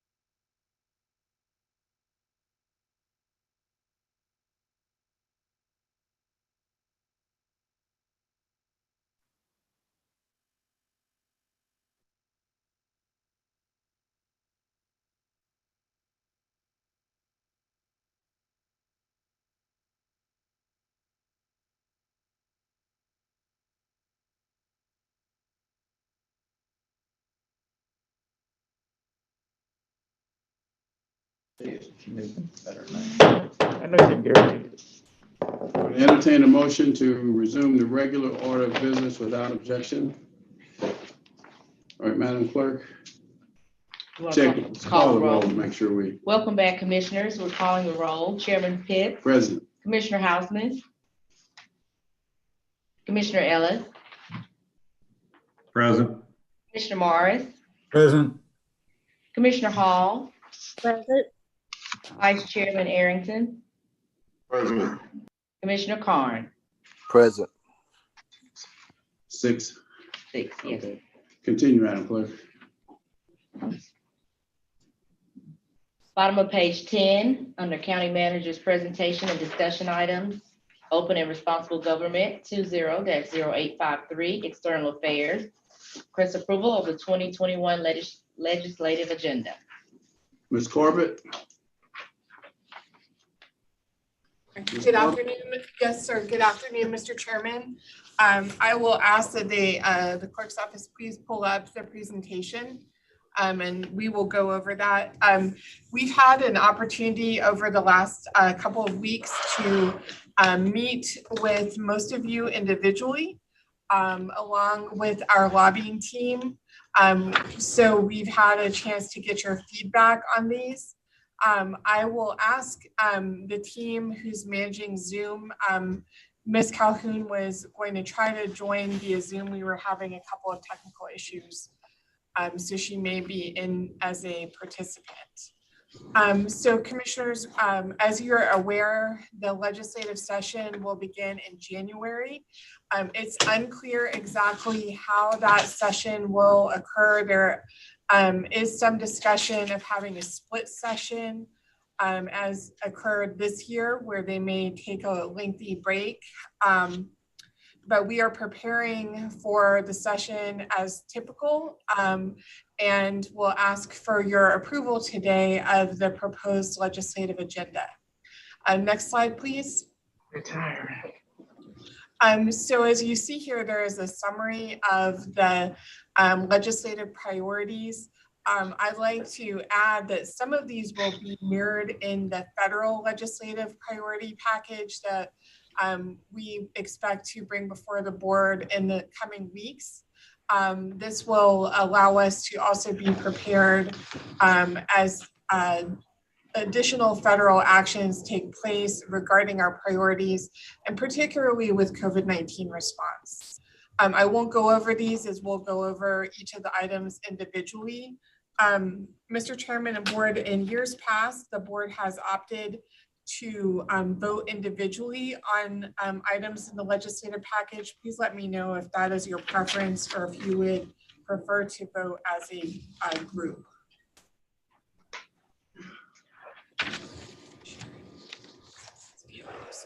What's the most expeditious way as a group, unless there's an objection to something that's in the group? I think that's up to the board, Mr. Chairman, your preference. Were there any changes after you met with us from what we saw 2 weeks ago? No, and I can still go through let me go through the slides, Commissioner Hausman, and I believe there are 1 or 2 small tweaks that were brought up by the board. Next slide, please. So again, we have kept this as kind of open language regarding COVID-19 response. Obviously, this year has been unlike any other in our county's history, as we have worked to provide services for our community, and both in public health as well as social services and economic response. So this language really provides an opening for us to continue to advocate for COVID-19 resources from the state of Georgia in this case, and also to ensure that Fulton County is treated equitably. I think we experienced a lot of insight through the way the CARES Act has been administered this year, and would want to make sure that Fulton County is treated equitably along with our sister counties throughout the state. And if there are any comments, if there are no comments, I'll just move on to the next slide. Unless you wish to vote at this time. Okay. Well, actually, what does that mean? That's sort of open-ended. I'm just curious. Well, Mr. Chairman, at this time, we do not. Just a minute. Receive equitable access to state and federal resources. What does that mean? I understand the words, but. I think what we're saying here, Mr. Chairman, is that we want to make sure that Fulton County, first of all, as a county government and as the largest county in Georgia, that we receive a proportionate share of any funding that is available to us, that Fulton County cities have access to funding, and that we as a county government are able to seek financial support for the programs and services that we are required to deliver as part of our COVID-19 response. Okay, what did you say? Proportionate here, okay. Yes, sir. Okay. He wanted to know if you wanted to vote on each of them No, I individually. said the same as a group. Okay. The next slide is regarding the Fulton County Airport. Fulton County seeks local legislation to ensure that the portion of the Fulton County Executive Airport and Brownfield property currently in unincorporated Fulton County remains so in perpetuity. If there are no comments, I'll move on to the next one. Next slide, please. Support long-term transit funding and regional cooperation. Fulton County supports the designation of a permanent seat on the ATL board to be filled by a county elected official to ensure the interests of citizens and businesses in Fulton County are met. Fulton County continues its support for long-term financing tools to help local governments address their transit capital and operational needs to ensure appropriate integration and equitable connectivity. And lastly, Fulton County requests that the state of Georgia provide ongoing allocated funding for transit. If there are no comments, we will move on to the next one. Could I just make one comment? Yes, ma'am. Seems like the third bullet is the most important one. Are they ranked in any way? I think that's a great point, Commissioner, and I'd be glad to move that up if that is the board's preference. I don't think they're necessarily in order of importance.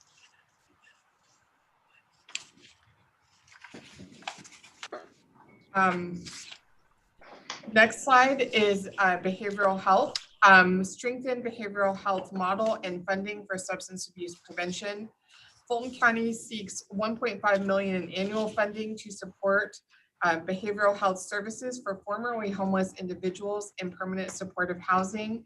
This will allow Fulton County to maintain and establish services that began following the 2019 legislative session. Fulton County supports policies and additional funding to create greater capacity related to opioid and addiction prevention, treatment, and recovery programs. Fulton County seeks to serve as the safety net provider for behavioral health services for uninsured and underinsured residents in our county. What does that third bullet point mean? Mr. Chairman, we've had ongoing discussion with the state of Georgia Department of Behavioral Health and Developmental Disabilities. They currently fund a number of different agencies within Fulton County. Unfortunately, we do not necessarily have great communication with those other organizations, and we have proposed to the state that the county could serve as the provider of choice for uninsured and underinsured individuals in Fulton County. And I'd ask Ms. Roach if there's anything else I should add to that. Mr. Chairman, I would just say that the state has a model for behavioral health that is different than Fulton County has. And in that other model, alternate model that the other counties within the state have, their safety net provider is funded directly by the state and is the sole provider of behavioral health services. So what Jessica has requested in this third bullet is that Fulton County's Department of Behavioral Health be viewed in the same way as those behavioral health providers that are funded by the state and other counties. Okay, the language doesn't seem to say what you and Ms. Corbett just described. This seems to be more open-ended. It sounds like what you really mean is that you want Fulton County to be the sole provider. Well, I don't think we can dictate that they be the sole provider, but if it is the primary safety net provider, Maybe primary, that maybe, is the language. or maybe primary is a better word, but it needs to be a little clearer in my judgment. Okay, we can work on the language, Mr. Chairman.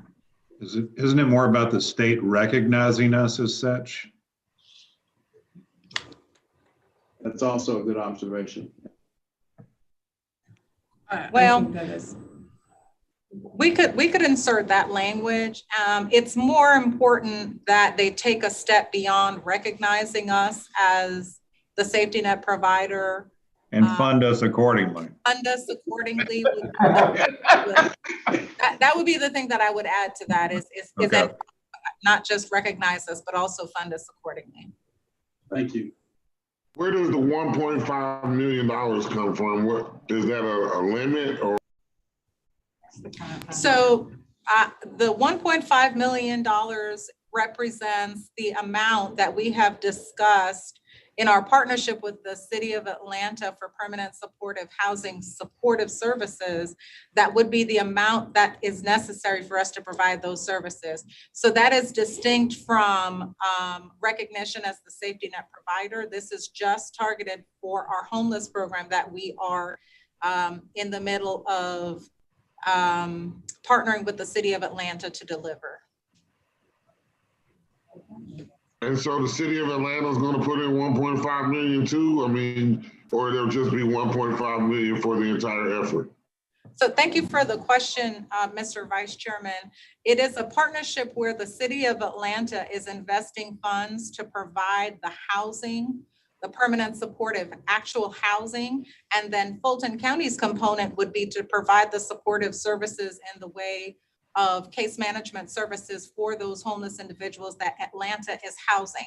So they're part of the partnership is the physical part, and ours would be the supportive services part. So the investment is not equal in that sense.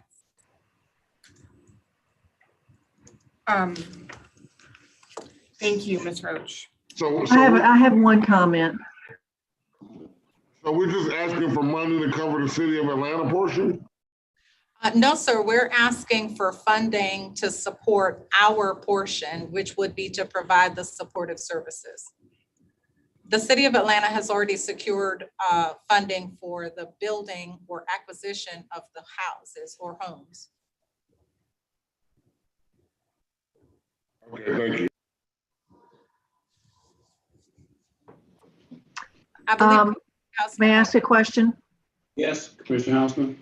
The state had a behavioral health commission that's been meeting, and I believe Representative Tanner, who's leaving the House, was chair. Have they issued a report yet?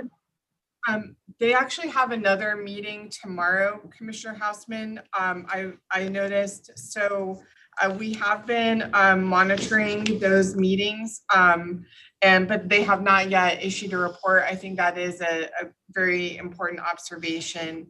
And we have had staff, including Ms. Foster, monitoring some of those meetings. Okay, I would suggest that we pay close attention to that when that report comes out and see how it marries up with some of our priorities and see if we might need to react or readjust our priorities in this area after that report is issued. Thank you. That's a great point.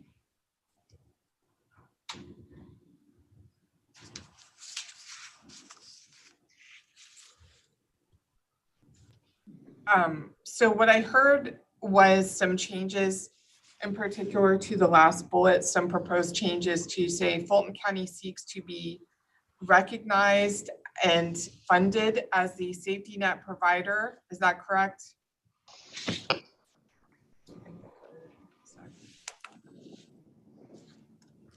Okay, if there are no further comments, I'll move to the next one. The next slide says to create a more efficient and effective justice system. Fulton County supports legislation to create a more efficient and effective justice system and improve outcomes for victims, defendants, and taxpayers, including additional long-term behavioral health treatment beds at Georgia Regional Hospital, support for additional state funding to expand the scale of existing diversion programs and allow new diversion programs to be established.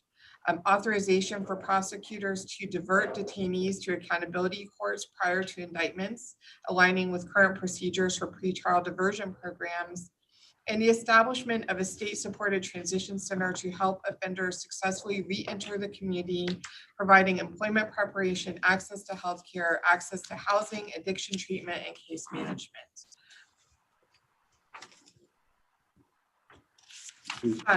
I will continue.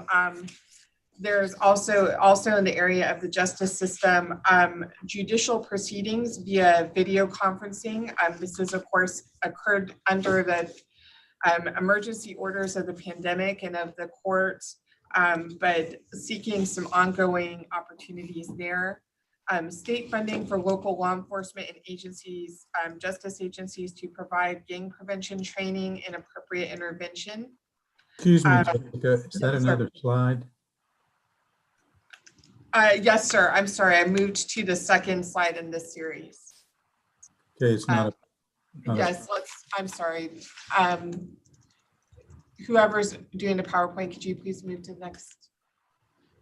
Thank you. County seeks state funding for training, prevention, and intervention services to address sex trafficking, and seeks amendment of OCGA 1511-103 to give statutory rights to children for a child attorney in legitimation and termination cases, as the law provides in dependency cases. Are there any comments on these items? Yes, on the previous page, bullet point 1, 2, number 4. Yes, sir. Does that mean a state-supported transition center in Fulton County?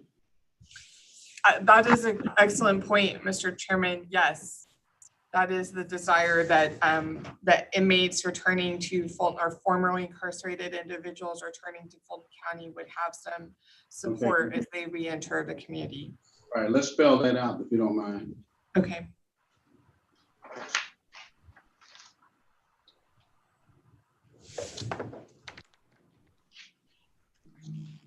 Are there any other comments? If not, I will move on to elections.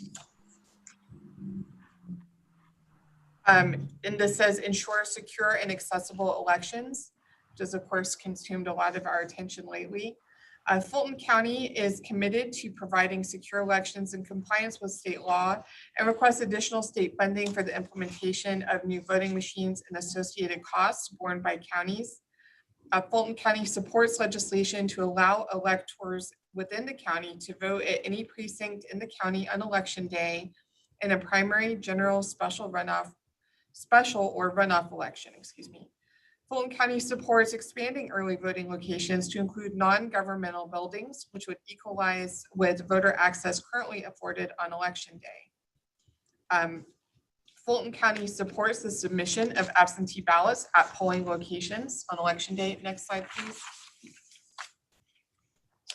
Fulton County supports revising the deadline by which counties must receive and accept absentee ballot applications in order to better ensure that voters' absentee ballots will be counted. Fulton County supports statutory authorization to locate absentee ballot drop boxes at quasi-government sites, including public transit facilities. These last two bullets were brought forward by the board at our last meeting, and so we'd like to get your feedback today on these. Fulton County supports statutory authorization to locate absentee ballot drop boxes at private higher education institutions. This was brought forward by Commissioner Arrington. And Fulton County supports legislation that allows residents within the county to register to vote on election day in a primary, general, special, or runoff election. That was brought forward by Commissioner Hall.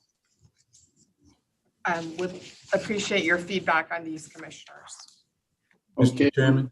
Page on number, second bullet point, there you're referring to voting centers, aren't you? On the first page, second bullet, yes, sir. Voting at any precinct in the county on election day. That needs to say voting centers then. Okay, thank you.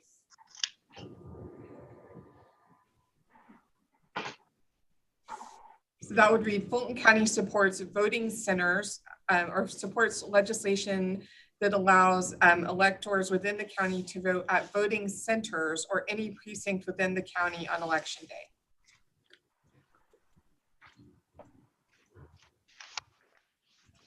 I think just voting centers, not any precinct, is pretty specific. I agree. Okay, thank you.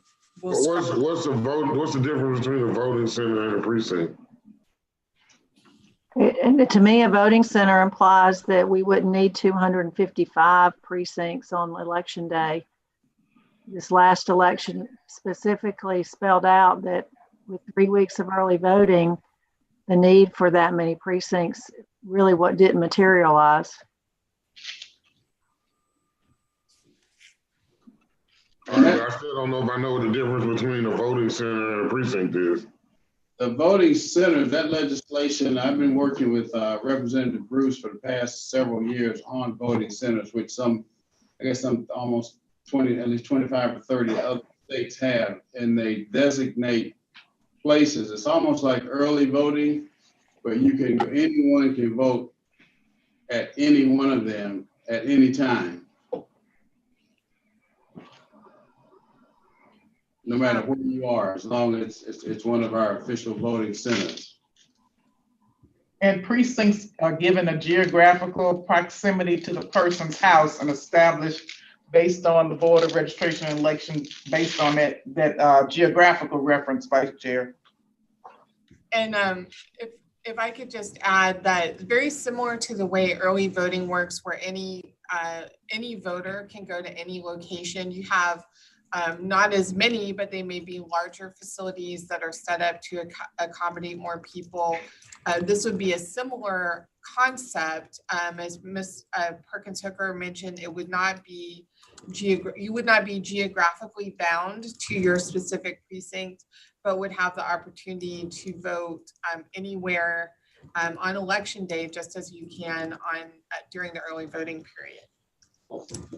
Yeah, I think I like what you're saying, Jessica, voting center and or precinct. I think they're trying to limit it to just voting centers, but I haven't heard anyone provide a definition of what a voting center is compared to a precinct.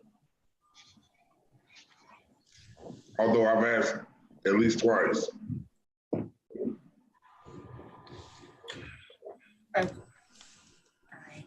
I think if we're asking for voting centers, that implies that there would not be the need for precincts. I do think that when we ask for things, especially in this area, we should be pretty clear about what we ask for, because I mean, recognizing the political environment, especially of what's likely to be successful.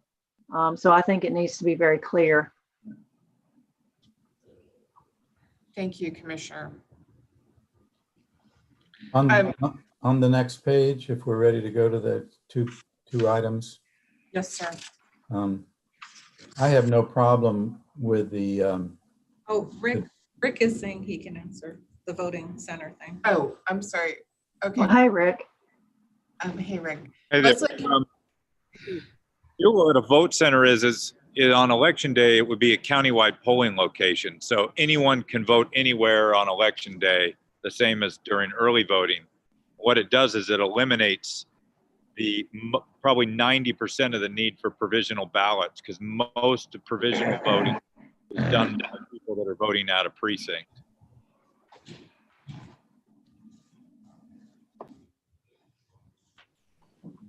Thank you, Mr. Barron.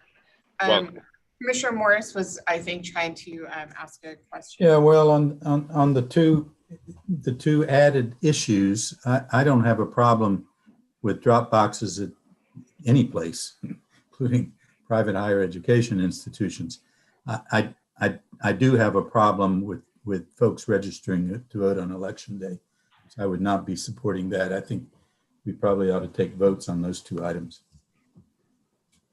I agree. I would not support that item either. And the one above it, I think that the security piece is the reason that it's limited right now to government property. So I don't know how that would be viewed either. I agree with, you done, Commissioner Hausman? Yes. I agree with statements by Commissioner Hausman and Commissioner Morris and on the need to bifurcate these, because there are pieces of these that I'm not necessarily supportive of as well. I guess one that's not on here that I'd like to have under consideration, and this may be my own individual thing, and that would be for Georgia to change its absentee ballot process to be similar to that of states like Ohio and Florida, which seem to have a much better process that was more transparent and clear to citizens in terms of its outcome.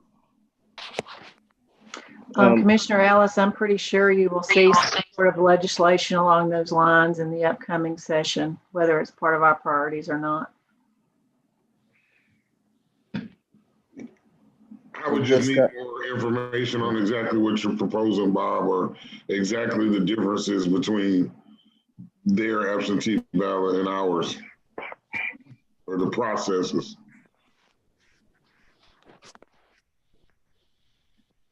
Well, some would say that with 3 weeks of early voting, that the absentee ballot process perhaps should require some sort of reason like it did years ago, since there's so much opportunity to vote for 3 weeks. Well, I don't think there's much of any interest in terms of going backwards. All of these election initiatives are forward-thinking, more accessibility, more availability, more access, ease of access. You know, Fulton County, and I've said it many times, is the most transit county in the state. Our mobility rates are off the charts from our public schools all the way through any of our operating systems of government of any type. We want more people to have ease of voting as opposed to any ways of voting being more restrictive. The more ease of voting we had, which we did this November, led to a much easier process. And I think we want to send the message collectively that we want people Fulton County to be the simplest place to vote, the most trouble-free place to vote, the less restrictive place to vote in the state, as opposed to, retightening things up and going in the other direction. I guess it's a matter of philosophy.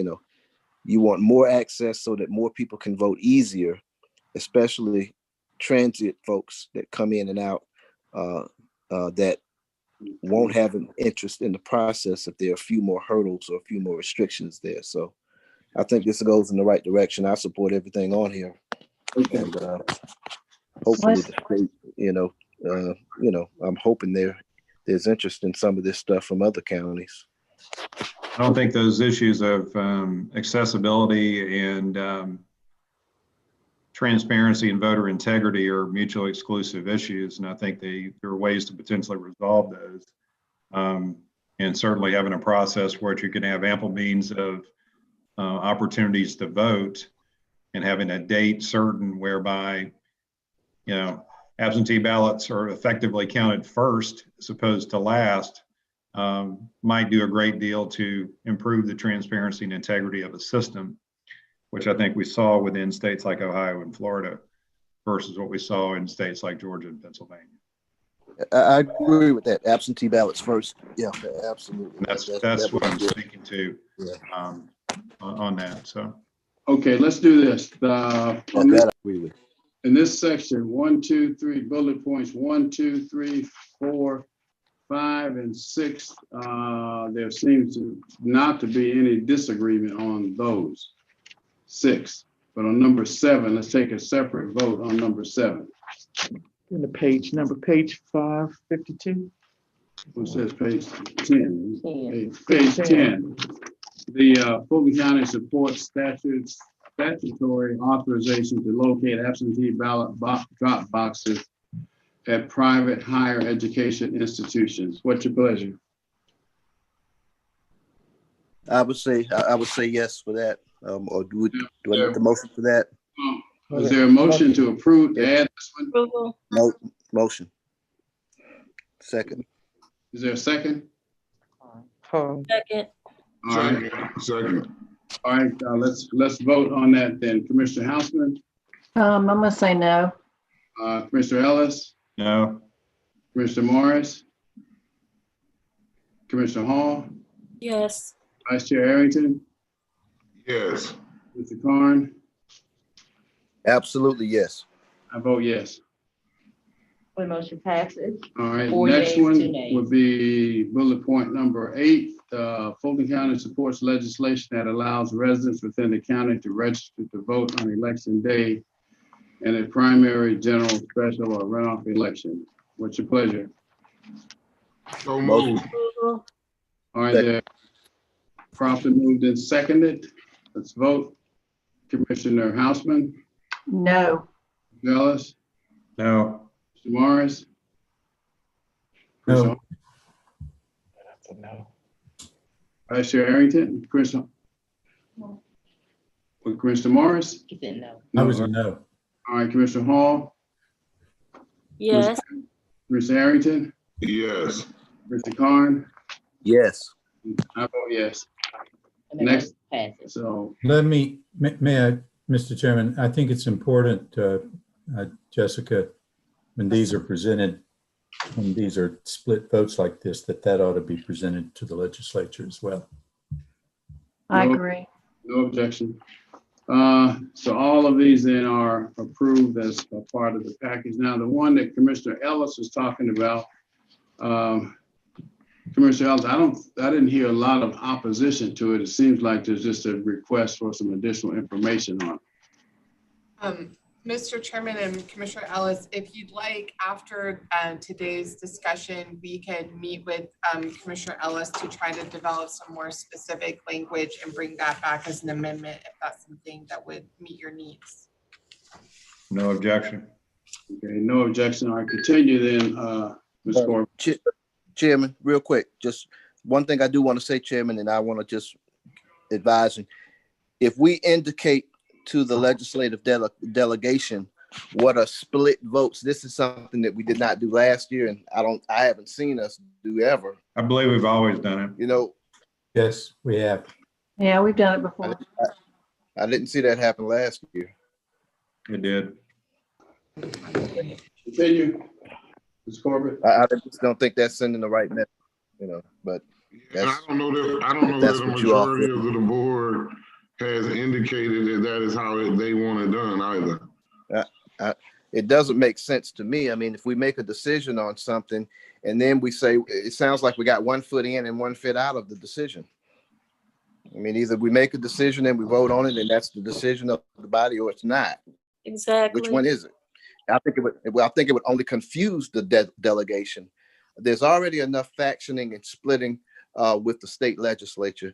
The county needs to be on board. They want to know either we're on board with this or not. Is this what you want, or is this not? This is saying yes and no. Well, then let's vote on the whole package then, if it's got to be up or down for the whole package. Well, That's what you're saying. If the 4 of y'all are saying that, and then we'll just have to vote on the whole package. Well, I'm just saying that. People that don't agree with it, we can send a collective letter to state that we aren't in agreement with it. I mean, it's one and the same. We're transparent about what we're providing to them. So transparency should be what it's all about. Not trying to use four states, not transparency, but not four confused. people to try to speak for seven. Yeah. So, Yeah, but an I don't want to. individual, the voice of the commission should be the voice of the commission.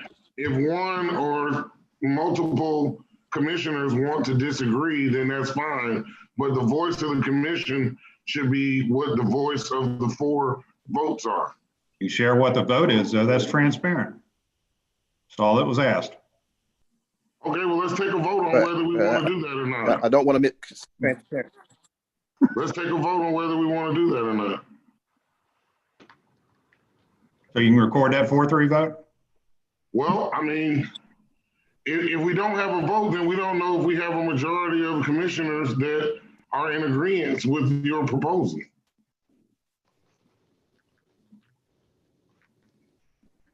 Frankly, I never know how anyone's going to vote. If we can't split it up, then I'm going to suggest that we vote on it as an entire package.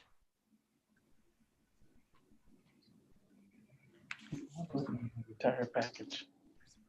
You're voting on This particular topic, the entire package be voted on together. If we can't split these two things out. Well, we just voted on those two things. We just voted on including them in. So I don't understand how you can say split them out when they were just voted in. They weren't unanimously, though. They don't have to be. A lot of things aren't. We voted for a group, and then we voted for two that were individually, and we don't agree. I'm not going to say that that's the package I approved, because it's not. We voted for those two to be included in the package, man. What are you talking about? And they we voted for those included. And we voted at.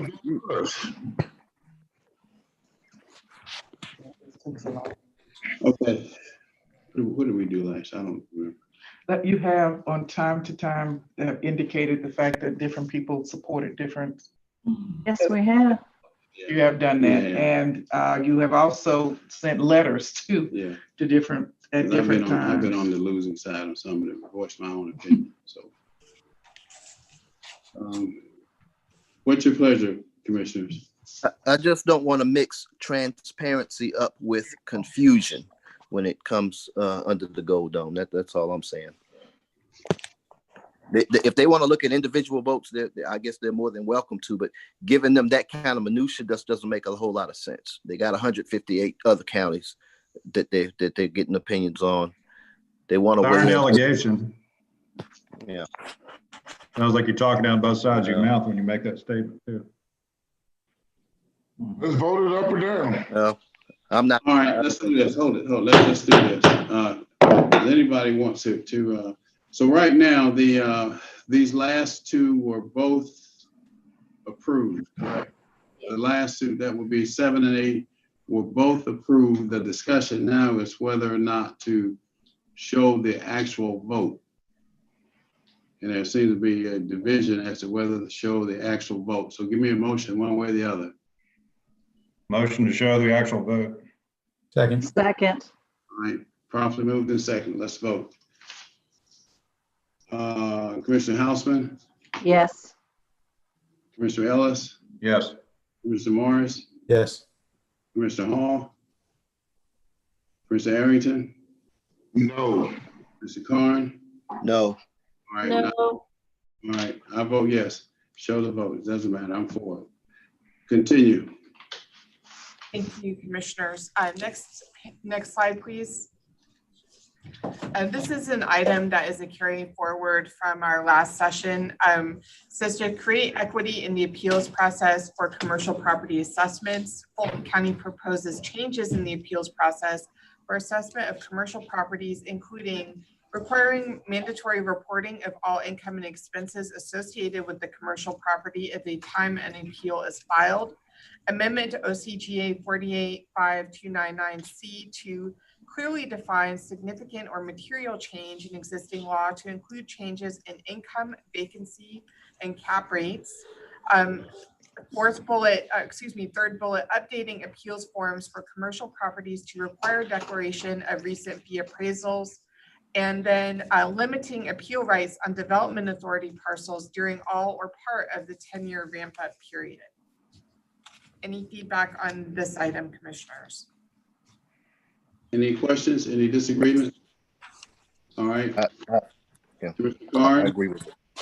Well, I think obviously this is a big loophole that the commercial businesses have been getting around with their high-powered attorneys, and it's long overdue to bring it to the attention of the legislature. So I'm hoping that we let them know we want to make sure we get a fair assessment when it comes to these commercial appeals. So yeah, I think this is a great idea. Hearing no objection, then continue, Ms. Corbett. Thank you, Mr. Chairman. The items that you saw previously were very specific pieces of legislation. I also wanted, or that we were advocating for, I'd like to also continue into several policy positions that would accompany these. One is support for creative industries. Fulton County supports legislation that continues incentives that support job creation and business opportunity through creative industries, including film, television, post-production, fashion, music, and esports.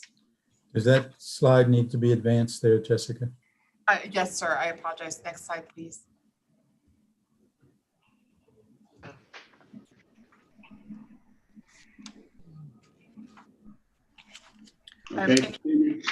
Any feedback on this one? If not, I will move. Yeah, I have a little heartburn about some of these incentives that I think are a little excessive, but I'm not gonna ask for a vote on this. So. And you know what, Commissioner Morris, I do as well. I'm wondering if they're needed anymore. The industries are well established here now, most of them.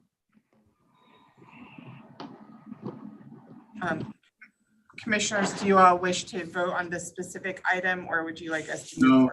We didn't hear any, we didn't hear that. I would like for you just to pay attention to what's happening, if anything, and keep us informed, please. Yes, ma'am. Ms. Corbett, is this for incentives that would this be statewide or specific to Fulton County?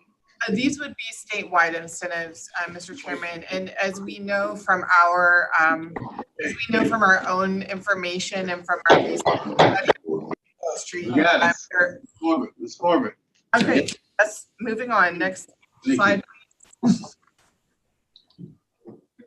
Simplify homestead exemptions. Fulton County supports opportunities to simplify the homestead exemption process to improve outcomes for taxpayers. This has been an issue for us for several years now. Fulton County supports property owner education programs to assist property owners with understanding their rights and responsibilities in the property tax process, including homestead exemptions, appeals, and more. There has been some discussion about looking at some portions of the Georgia Taxpayer Bill of Rights this year, and specifically the notices to regarding each year's millage rate and things of that nature. So this is something I think we will need to monitor very carefully during this year's session. If there's no feedback, I'll move to the next slide. This is about housing solutions and affordability. Fulton County supports legislation that provides quality, affordable housing for low to moderate income residents. And Fulton County requests that the state of Georgia allocate ongoing housing funds to address the growing homeless population. If there's no feedback here, I can move to the next one. This is, again, an issue that we have tracked very carefully and did see some legislation last year.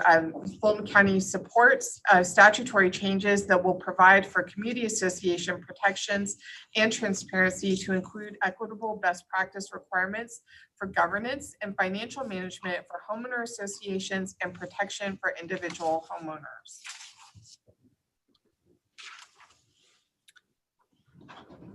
If there's no feedback, that is the last of the of those items. Mr. Chairman, at this time, I would ask if the board would entertain approval of the package. All right, is there a motion on the entire package? Motion. Is there a second? Second. All right, properly moved and seconded. Commissioner Hausman. Commissioner Ellis, Commissioner Morris, Commissioner Hall, Yes. Vice Chair Arrington, I don't know. Are they having problems? Commissioner Carn. Yes.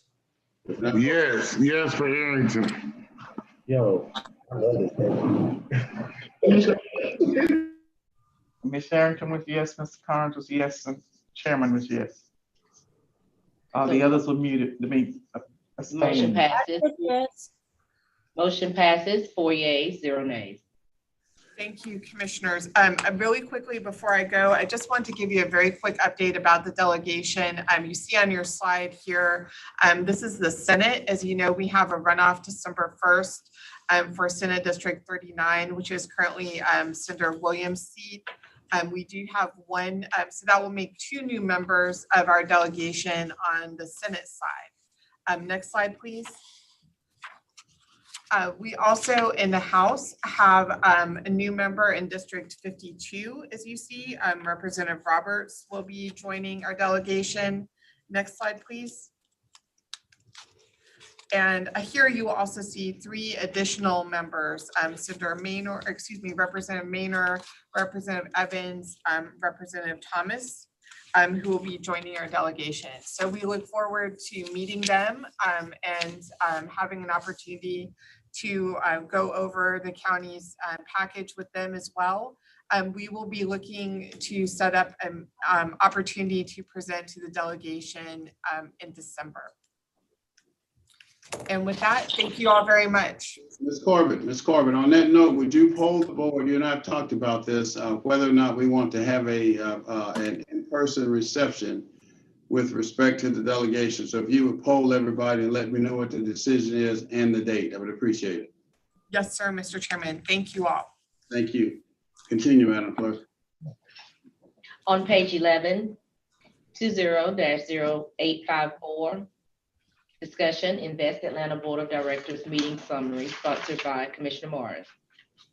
Yeah, that again is a summary of the most recent Invest Atlanta board and the actions that it took. And if anyone needs any information on further information on any of the items, please let me know.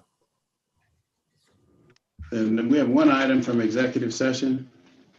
That's correct. Mr. Chairman, we need a motion to authorize the representation in the matter discussed in item number 2. Is there a second? Second. Properly moved and seconded. Cast your votes, please. Commissioner Houseman, Yes.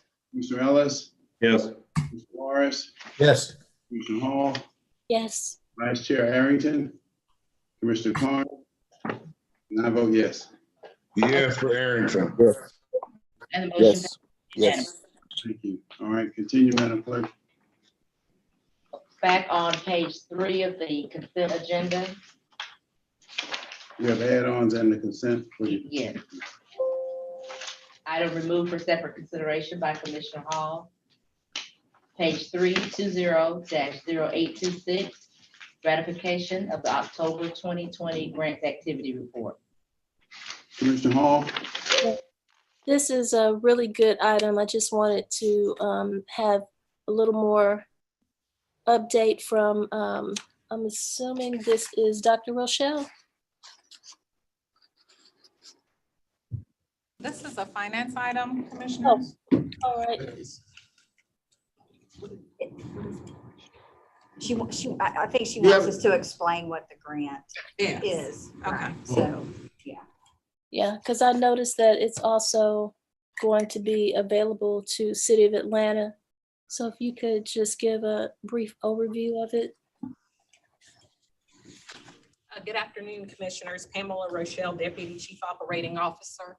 This is a Department of Justice grant that was applied for by our Department of Behavioral Health and Developmental Disabilities. The focus of the grant is to provide substance abuse and opioid treatment and services. It is a 3-year grant funded at $400,000 per year.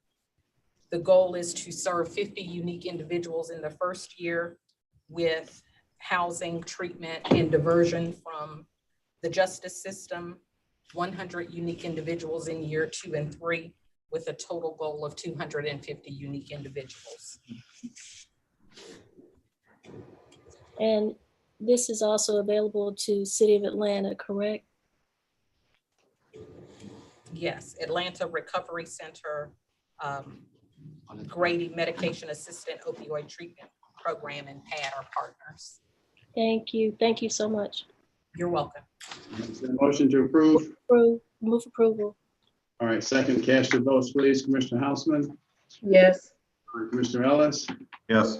Mr. Morris, Commissioner. Yes, but Mr. Chairman, I think that technically it's ratification as opposed to approval, but It's accepting, isn't it? Yes. Okay, Commissioner Hall, Yes. Vice Chair Arrington, Yes. Arn, Yes. yes. And the motion passes. Continue. On page 2 of the add-on memo, items that were added to today's recess meeting agenda. First item 20-0807, Public Works. Request approval of the lowest responsible bidder to provide airfield lighting and signage rehabilitation. Move approval. Second, let's vote, please. Commissioner House. Mr. Chairman, Yes. before we take a vote, I would like David Clark to outline a correction in the item so that the purchasing office will have a record of the correct funding for this item. Okay. I'll make this real quick. Based on the memo that was sent to your attention yesterday, we needed to revise the award to the company Precision Approach LLC to a cost not to exceed $937,014. And the total GDOT grant that we'll be getting for this project is now $751,979.33. Thank you. Thank you. Okay, there was a motion to approve, correct? Yes. All right, let's vote, please. Commissioner Houseman, Yes. Commissioner Ellis, Yes. Mr. Morris, yes. Mr. Hall, Yes. Vice Chair Arrington, Yes. Mr. Karn. Yes. Oh, yes. And the motion passes unanimously. 20-0858, sponsored by Commissioner Morris, request approval of a resolution to supplement to the Board of Commissioners December 17th, 2008 resolution to the inclusion of certain Fulton County taxes in the computation of the tax allocation increment for the City of Atlanta Tax Allocation District Number 1, West Side. Approval. Okay, Commissioner, was there? That was a move I'll approved. second. All right, properly moved in second. Any explanation needed? If not, let's vote. Ms. Houseman, Yes. Mr. Ellis, Yes. Morris, Yes. Ms. Hall, Yes. Barrington, Mr. Karn. I vote yes. And motion passes 6 yeas, 0 nays. All right. 20-0859, sponsored by Commissioner Hausman, discussion, election update. Mr. Barron, you with us? Yes, I am. Hold on. Okay. Get the slides up.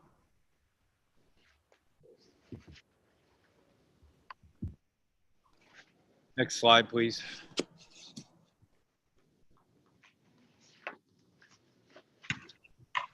So the overall numbers for the November 3rd general election, we ended up exceeding our goal of 80%, driving 80% of voters to absentee by mail and early voting. We had that 80% goal. It ended up being 88%. We had 148,319 people vote by mail, 316,838 early vote. Only 60,025 or 11% of the voters voted on election day. And then the 3,595 voters voted provisionally for a total of 528,777 voters. Next slide, please. So the absentee ballot processing completed November 5th. Most of the provisional ballots were uploaded on November 6th. We had an additional run on November 7th, Saturday, November 7th. We certified the election November 3rd. We had a risk limiting audit that began on November 14th. We are concluding the reconciliation out here on all of the data entry out at Georgia World Congress Center right now. We'll be complete with that this evening. And then the state election board will certify all the election results on Friday, the 20th. Next slide, please. So we completed the hand tally of the risk limiting audit on Sunday. We are doing all of the final paperwork today. Georgia law does have a process for candidates to request a recount after state certification. If that is required, it'll be a machine recount, and we'll conduct it here at Georgia World Congress Center. But it will be, instead of a hand tally, it will be by machines, and it'll be scanners. If we have to do that, we have 7 scanners available. Depending on the throughput that we get, if they're all running 8 hours a day, and we get the maximum throughput, which we won't on absentee by mail, I would imagine on an 8-hour day, it would take 5 to 9 days to complete that. Next slide, please. We have 7 early voting locations open right now for the Congressional District 5 runoff. Those are open through the 25th. And 3 additional locations are opening next Monday through Wednesday for the District 39 Senate runoff. And on election day, voters go to their assigned polling places. They can go to any location through during early voting. Anyone that has voted in the Congressional District 5 runoff during early voting and also lives in Senate District 39 will have to return to vote Monday through Wednesday of next week in Senate District 39 runoff. There are 2 check-ins. They are run as 2 separate elections on different equipment, different check-ins. So voters will have to check in twice, and that includes election day. Voters will have to check in twice at their polling place and vote on separate equipment. There's no way to get around separate databases because of the dates that these elections started. Next slide, please. So we've got 2 Senate races and Public Service Commissioner on January 5th. Voter registration deadline is December 7th. Absentee ballots UOCAVA, the rollover ballots, those will go out Friday, and we'll begin mailing the remainder of those all the other ballots that we're processing on the 23rd. We have to mail every voter, except for the rollover voters who are 65 and older and also or disabled. Everyone has to reapply for either the December election or for the January election. We mail no rollover ballots for the December election because those are both special elections. We have to, so everyone has to reapply though for the January 5th election unless they are one of the 2 categories of rollover voters. Election day will be January 5th, 255 polling locations. And then early voting, we have 30 locations planned for December 14th through December 30th, closed December 24th and 25th. And we will be, most of the early voting locations should be the same, except for 1, and I'll have more details on that over the next day or 2. And I believe that is it with regard to the January 5th runoff. Next slide, please. Might be it. Okay, and I can take questions. Are there questions? Yes. Ms. Arrington. Mr. Barron, thank you again for doing a great job with this last election. It was the antithesis of the June election. But thank you again to you and your staff. I know you're always presented with hardships. However, I do not understand this Senate election. It seems inherently unfair. They're only going to have 3 days of early voting for that election. Yeah, we can't start early voting until after the state certifies the election. And so we scheduled it for Monday. So why, if you can't start it until after the state schedules the election, why wouldn't that election just go to the January 5th election? Why would you cut down on the early voting time in lieu of making it January 5th? We didn't have any control over when the election would happen. I think the state wanted to move it to January 5th as well, but for some legal reason, they weren't able to do that.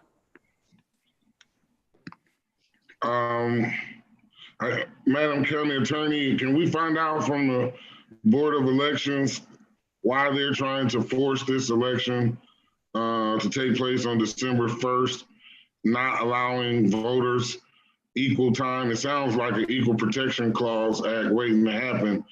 I get to vote in one election for 3 weeks early, and the other election I only get to vote for 3 days.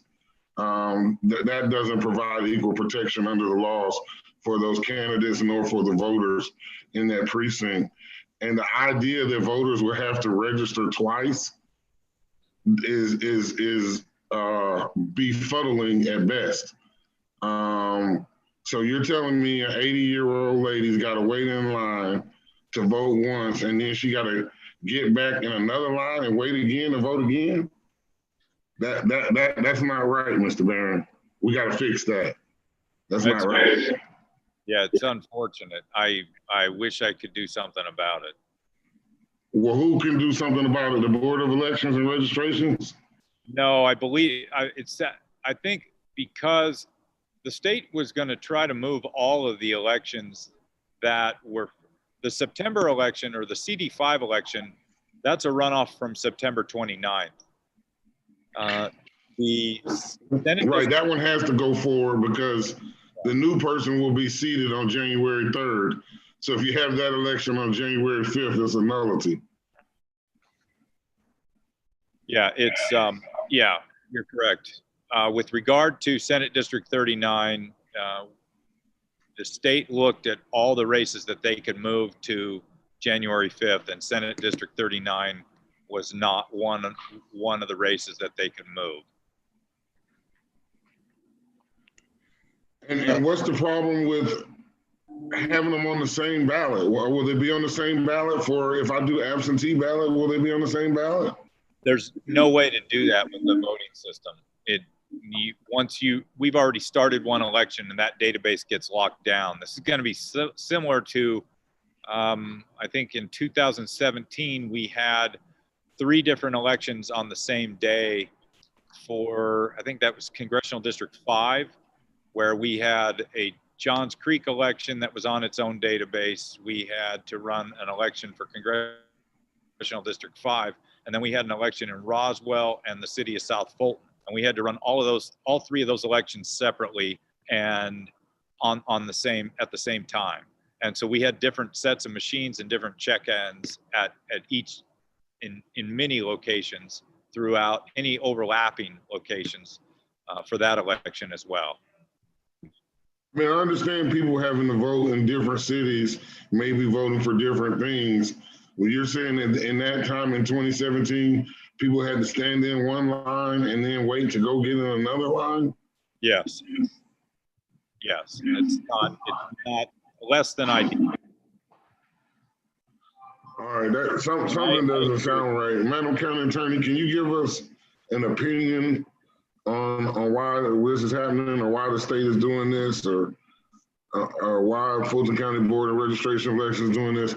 It doesn't make sense that someone would have to go wait in one line and then have to go wait in another line, or that they would have to specifically request to vote in one election, but not have to specifically request to vote in another election.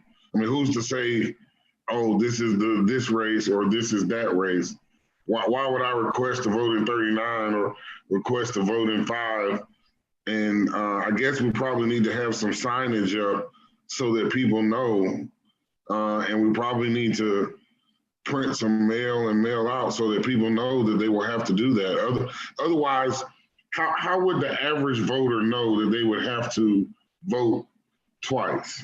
We will have we will have line managers in each of the precincts that will alert people that there are 2 separate elections happening. I agree with you that I think this is less than ideal. It is not the choice of the BRE for Fulton to run the election this way. It's just the way that the law compels us to run it. So yeah, I need to see that law. I mean, that sounds like someone's interpretation of the law, and so I need to see the law and so I can do my own interpreting. We're preparing the rest of the opinion for you, Commissioner, Vice Chair Arrington, based on your questions. Thank you. So what's the timing on this? Because I happen to agree with Mr. Barron and Vice Chair Arrington. This race has been, the voting in this race has been a disaster from day one.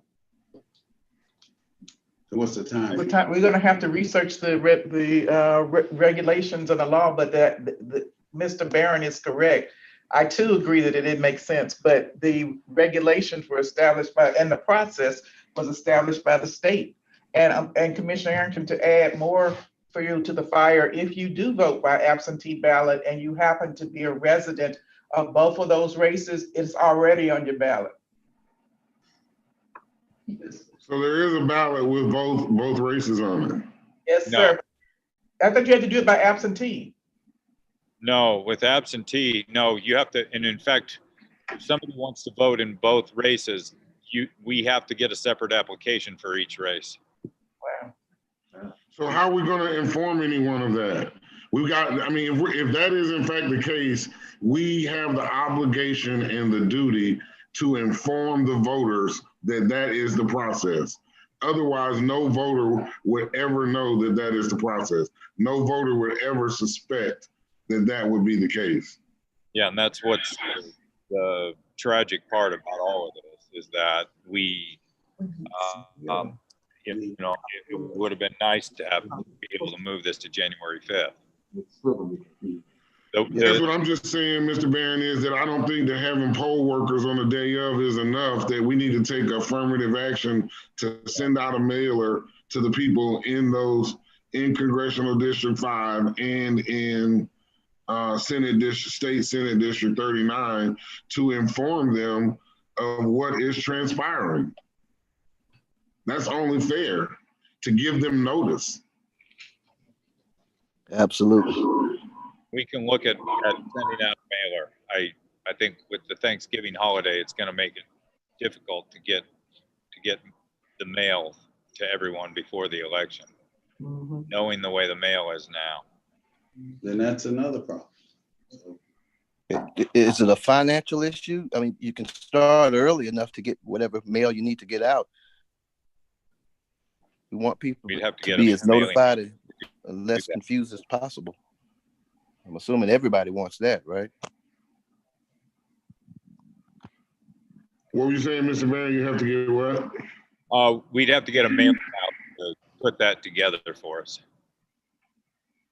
All right, well, I hope that you can do that, because I think it's only fair to inform people if the voting process is going to change and be different than what it normally is. I think it's inherent upon us to inform the voters that that process is going to change. And that should be an automatic, Richard. Anytime you have a strange situation like this, you don't want folks confused, and getting the information out where they can understand that it's not the county convoluting this, that this is because the state has these guidelines. Here's what you need to know to ease your confusion. I mean, that's the whole, yeah. So put whatever you got to put together and absolutely get it out to every single person in 39 Madam and County 5. Attorney, there may be something that exists already that the state has sent to the Board of Registration and Elections. I mean, we don't need to just be doing work just to be doing it. Perhaps the state has already sent their legal opinion to the Board of Registration and Elections. But the same people that I asked to do the opinion, help me with the opinion, Vice Chairman Arrington, are the people who supply legal services to the Board of Registration and Election And if that has already been addressed, we will, make certain that you know about it in that opinion. Okay, yeah, because I mean, there's no reason for them to have to do another brief or memo if one's already been done. Can I comment, please? Yes, Commissioner Housman. Can we put signs up in the precincts informing folks that they have to ask for both of them and make sure the poll workers are trained to ask proactively if they want to vote in both elections, and if they do, what they need to do? Yes, that's what we have. We've already started preparing signs for the precincts, and those will be going out during early voting and then on election day. Have the sample ballots hanging on the wall like we normally do? Yes. Okay, so you're going to make every effort you can when people are in the precincts to make sure they know that there's multiple things they need to do. Yes. Okay. All right. Now, Richard, when you say signage, and I know you put signage up along the walls, we need signage that's large enough for someone to read across that room, for our folks 50 and over to read without any confusion. Most people don't pay a lot of that signage any attention up there when you have a dozen signs along the side of a wall. We also need A-frame signage on the outside of the building in large lettering where they can see, clear up the confusion before they get into line, where they know what's going on exactly. So when you say signage, we need signage people can see easily, and multiple signage in multiple places. I mean, some people may consider it excessive, but nobody will. And when they go in, and they're glad they weren't confused, because they did see one of the 10 signs that are in large print that they could not miss. So there's signage, and then there's signage. Right. I agree. Okay. I just want The to be most clear. important thing would be for the poll workers to make sure that they talk to the voters. Yeah. Let them know. Mr. Barron, you'll recall that when this race early on, the signage didn't work, nor did training the poll workers work. So I'm not sure what the one difference is that in the November election within Senate District 39, the state made us ask the voters if they wish to participate in the Democratic runoff. This time, there's a separate ballot, but there's 2 check-ins. It's not a it's a little bit different situation this time, but yeah, I know what you're saying with regard to that. What I witnessed. Yeah. Okay. Can I ask some more questions, please? Yes, go ahead, Commissioner Housman. All right. So, Rick, first of all, thank you for all your extra work you've had to do. I know it's been a lot, and appreciate it. Great job on Election Day. I think I told you that already. Yes, thank you. So the turnout was 528,777. Yes. Do you have a percentage? 65.5%. 75.5? I believe it was 65.5. All right. And then you say you're almost done calculating everything from the audit? Yes, I got a team here right now sitting in front of me doing this. Have you seen any major discrepancies to this point? Well, the only thing we have is a total number of what is entered. So that's all we see. We don't see numbers between the candidates. But you haven't found, we've heard of some things in some other counties, missing cards or things that weren't scanned. You haven't found anything like that, correct? No, we don't have any compact flashcards missing. No, nothing like that. It's mostly been, it's just all the data entry we had to do, over 2,137 batches, and making sure that's all reconciled. Okay. I think we were all really surprised that we got done so quickly. Yeah, the counting went really quickly. Yeah, I think we were all surprised at that. But you did say that if there's a recount, that could take 5 days. Did I hear you say that? Yeah, because, well, the difference is where we had up to 170 teams or 174 teams at one point out here doing the hand tally. We only have 7 scanners at the county, so we won't be able to. There won't be as many people counting as we had this time. So it depends on how many ballots you feed and what the throughput is of the ballots. All right, so that's an equipment issue more than anything else. Is that what you're saying? Yes. For example, if all 7 precincts were able to, or all 7 scanners do 2,000 ballots per hour for 8 hours, that's 100 and some thousand, and we have 528,000 ballots. So like 8-hour days, you would calculate that out to be 5 days at 100. I think it's 116,000 or something per day. All right. That's at the base. That's basically the maximum throughput. So I should have asked you this first, and I apologize, just for the benefit of the public, just because there's so many questions. We did an audit Yes. last weekend, yes. And that is different from a recount. Can you just explain to the public the difference in the process and what they are? Yeah, the original, we were supposed to do a risk limiting audit, and the state establishes a threshold of the risk. And for that risk limiting audit, we would have pulled 200 to 250 ballots that voting works, who the state vendor that helps, that they contract with for risk limiting audit. They would have had us pull 200 to 250 ballots at random for that audit. And what they decided to do was to reduce that risk to 0. So that required a full hand tally of all paper ballots. And so essentially what we did was we still did an audit. So it isn't an official recount. You're auditing the number of ballots that you have and the votes in that race. And a recount that would be requested by a candidate happens after certification, after the state certifies, and then they would request that recount, and then that would be done on scanners or machines. It would be a machine count instead of a hand count.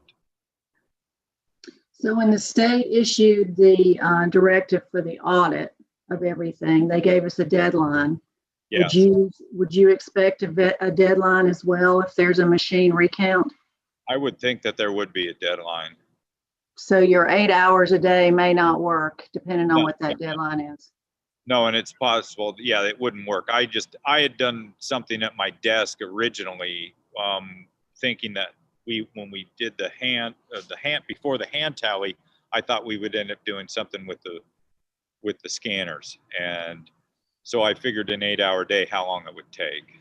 Okay, so the hand recount, a hand audit of all the paper ballots, that was just looking at what we had in our system that we had processed. That was not re-verifying any signatures or any of that sort of thing, correct? Correct. There's also a lot of questions, as you know, about that. Can you explain to the public the signature verification process? Sure. When we do signature verification, the ballot comes in, and Well, there's an application first, isn't there? Yes. Well, yeah. So a voter submits an application. We do signature verification on the application, process the ballot. The voter votes, returns the ballot. We do a signature verification on the ballot when it comes back in, and we look in ElectionNet.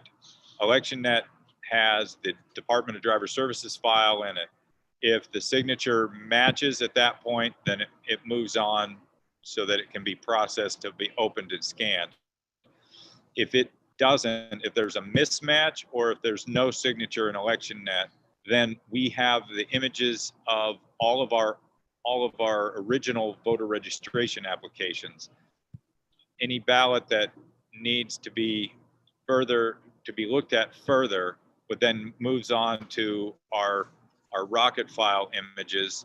We look at those to verify either that the voter signature matches the original application, or that the mismatch, we can determine whether there's a mismatch between the Department of Driver Services signature and the original voter registration application. And then we can move the ballot along at that point. Once the ballots are opened, we move them on, they get opened, ballots are extracted from those envelopes. And at that point, the ballots and the envelopes are permanently separated. And that's why a signature verification is no longer, in a recount, there's no way to pair a ballot up back to an envelope at that point, because they've been separated and it's permanent. Okay, so who does the verification in our office? Fulton County staff and our contractors. Okay, and so should they do anything that they shouldn't do? What's the penalty?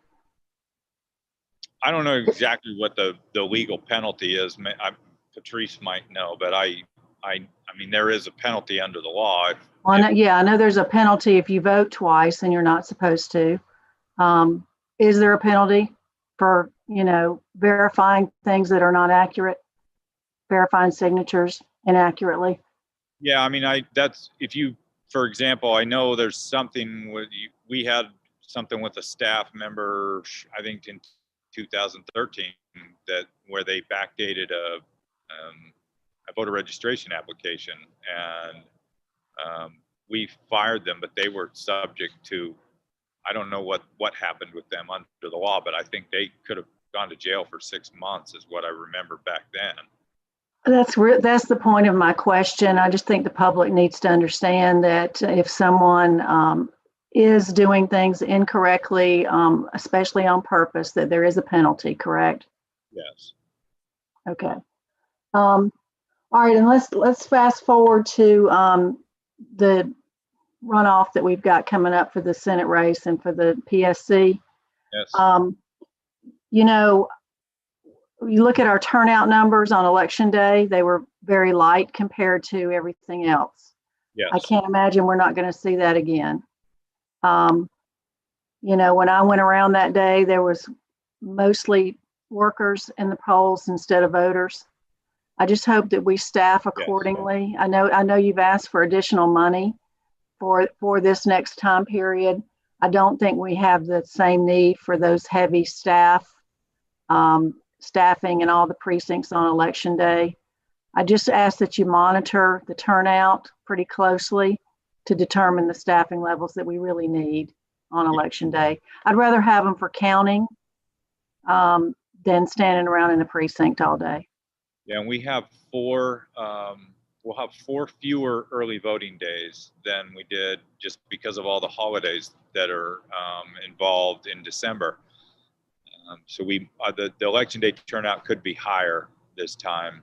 And we are seeing a number of absentee applications already. I don't know that we'll hit the 260,000 that we hit for applications this time. We will see if I think with all of the ballots that we have applications that we processed through yesterday, it was over 87,000 between rollover and current applications that we've received and processed. And we received about 148,310 ballots back that we counted. So hopefully between early voting and absentee, we'll get similar numbers for the runoff. I'm just asking that you pay close attention to it and allocate their staff where they're needed. Right.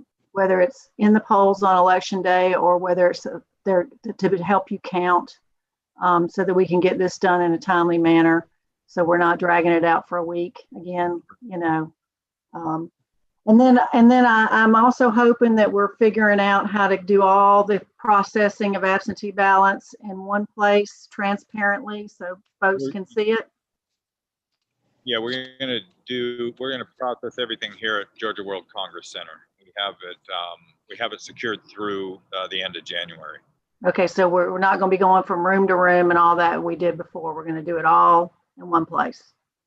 Well, we still will be doing some of the processing has to go on at the government center, but once it comes to the 2-week period where we can start scanning the ballots, that'll all be done here. We've still got signature verification, absentee ballot application processing. Those duties will still go on downtown.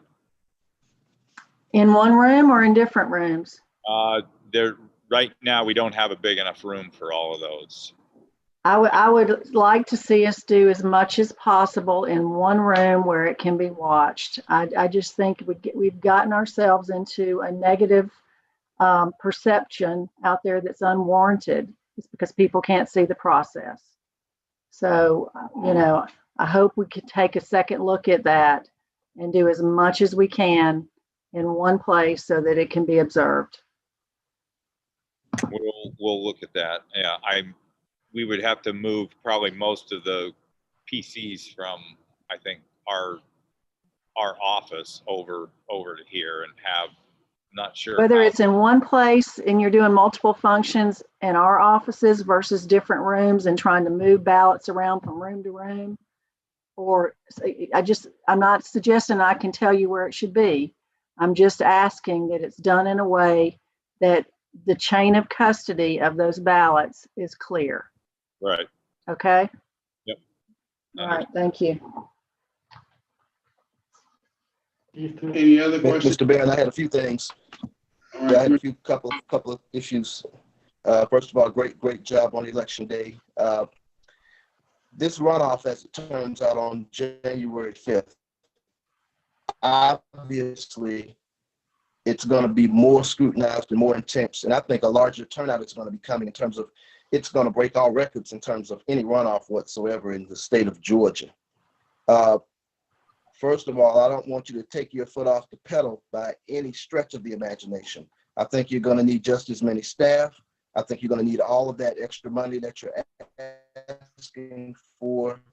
And the reasons I say that is because November 3rd was a state election, and it was very important to the state of Georgia, obviously.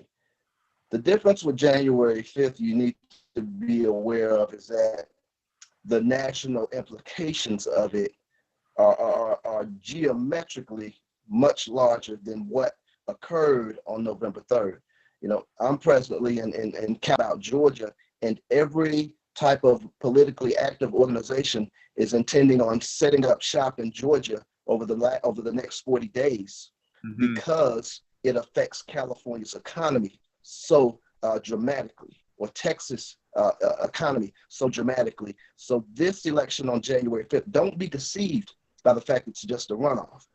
Obviously, Richard, you've done elections for years, so this is not your average ordinary runoff, obviously. One runoff in a state with actually international ramifications is probably more important than the November 3rd election itself. A good elections experience means excessive staff. A good elections experience for the public means more people standing around where they feel comfortable that things are well in hand. A good elections experience means overcompensating to make sure you're doubled over and have things well in hand, like we did on election day. So again, do not let your foot off the pedal, not for half a second, for January 5th in terms of budgeting, planning, logistics. Because it's a runoff, don't think you can't get even more people coming out on January 5th and us be caught with our pants down and not prepared for that. So I don't want you to be fooled at all or scale anything down whatsoever. So 3rd, and some people say we were overly ready on November 3rd. That's what I call a good turnout, a good showing for Fulton County. We had more than what we needed, and that's what customers want to see. So don't let up, and don't think you're overspending because this is just a runoff. It's not that simple. That's all I have. Okay, thank you. Anyone else? Thank you so much, Mr. Barron. You're welcome. Thank you. Any other matters to come before us today? No further, man. All right. No other matters to come before us today. We are adjourned. Thank you very much, Commissioners.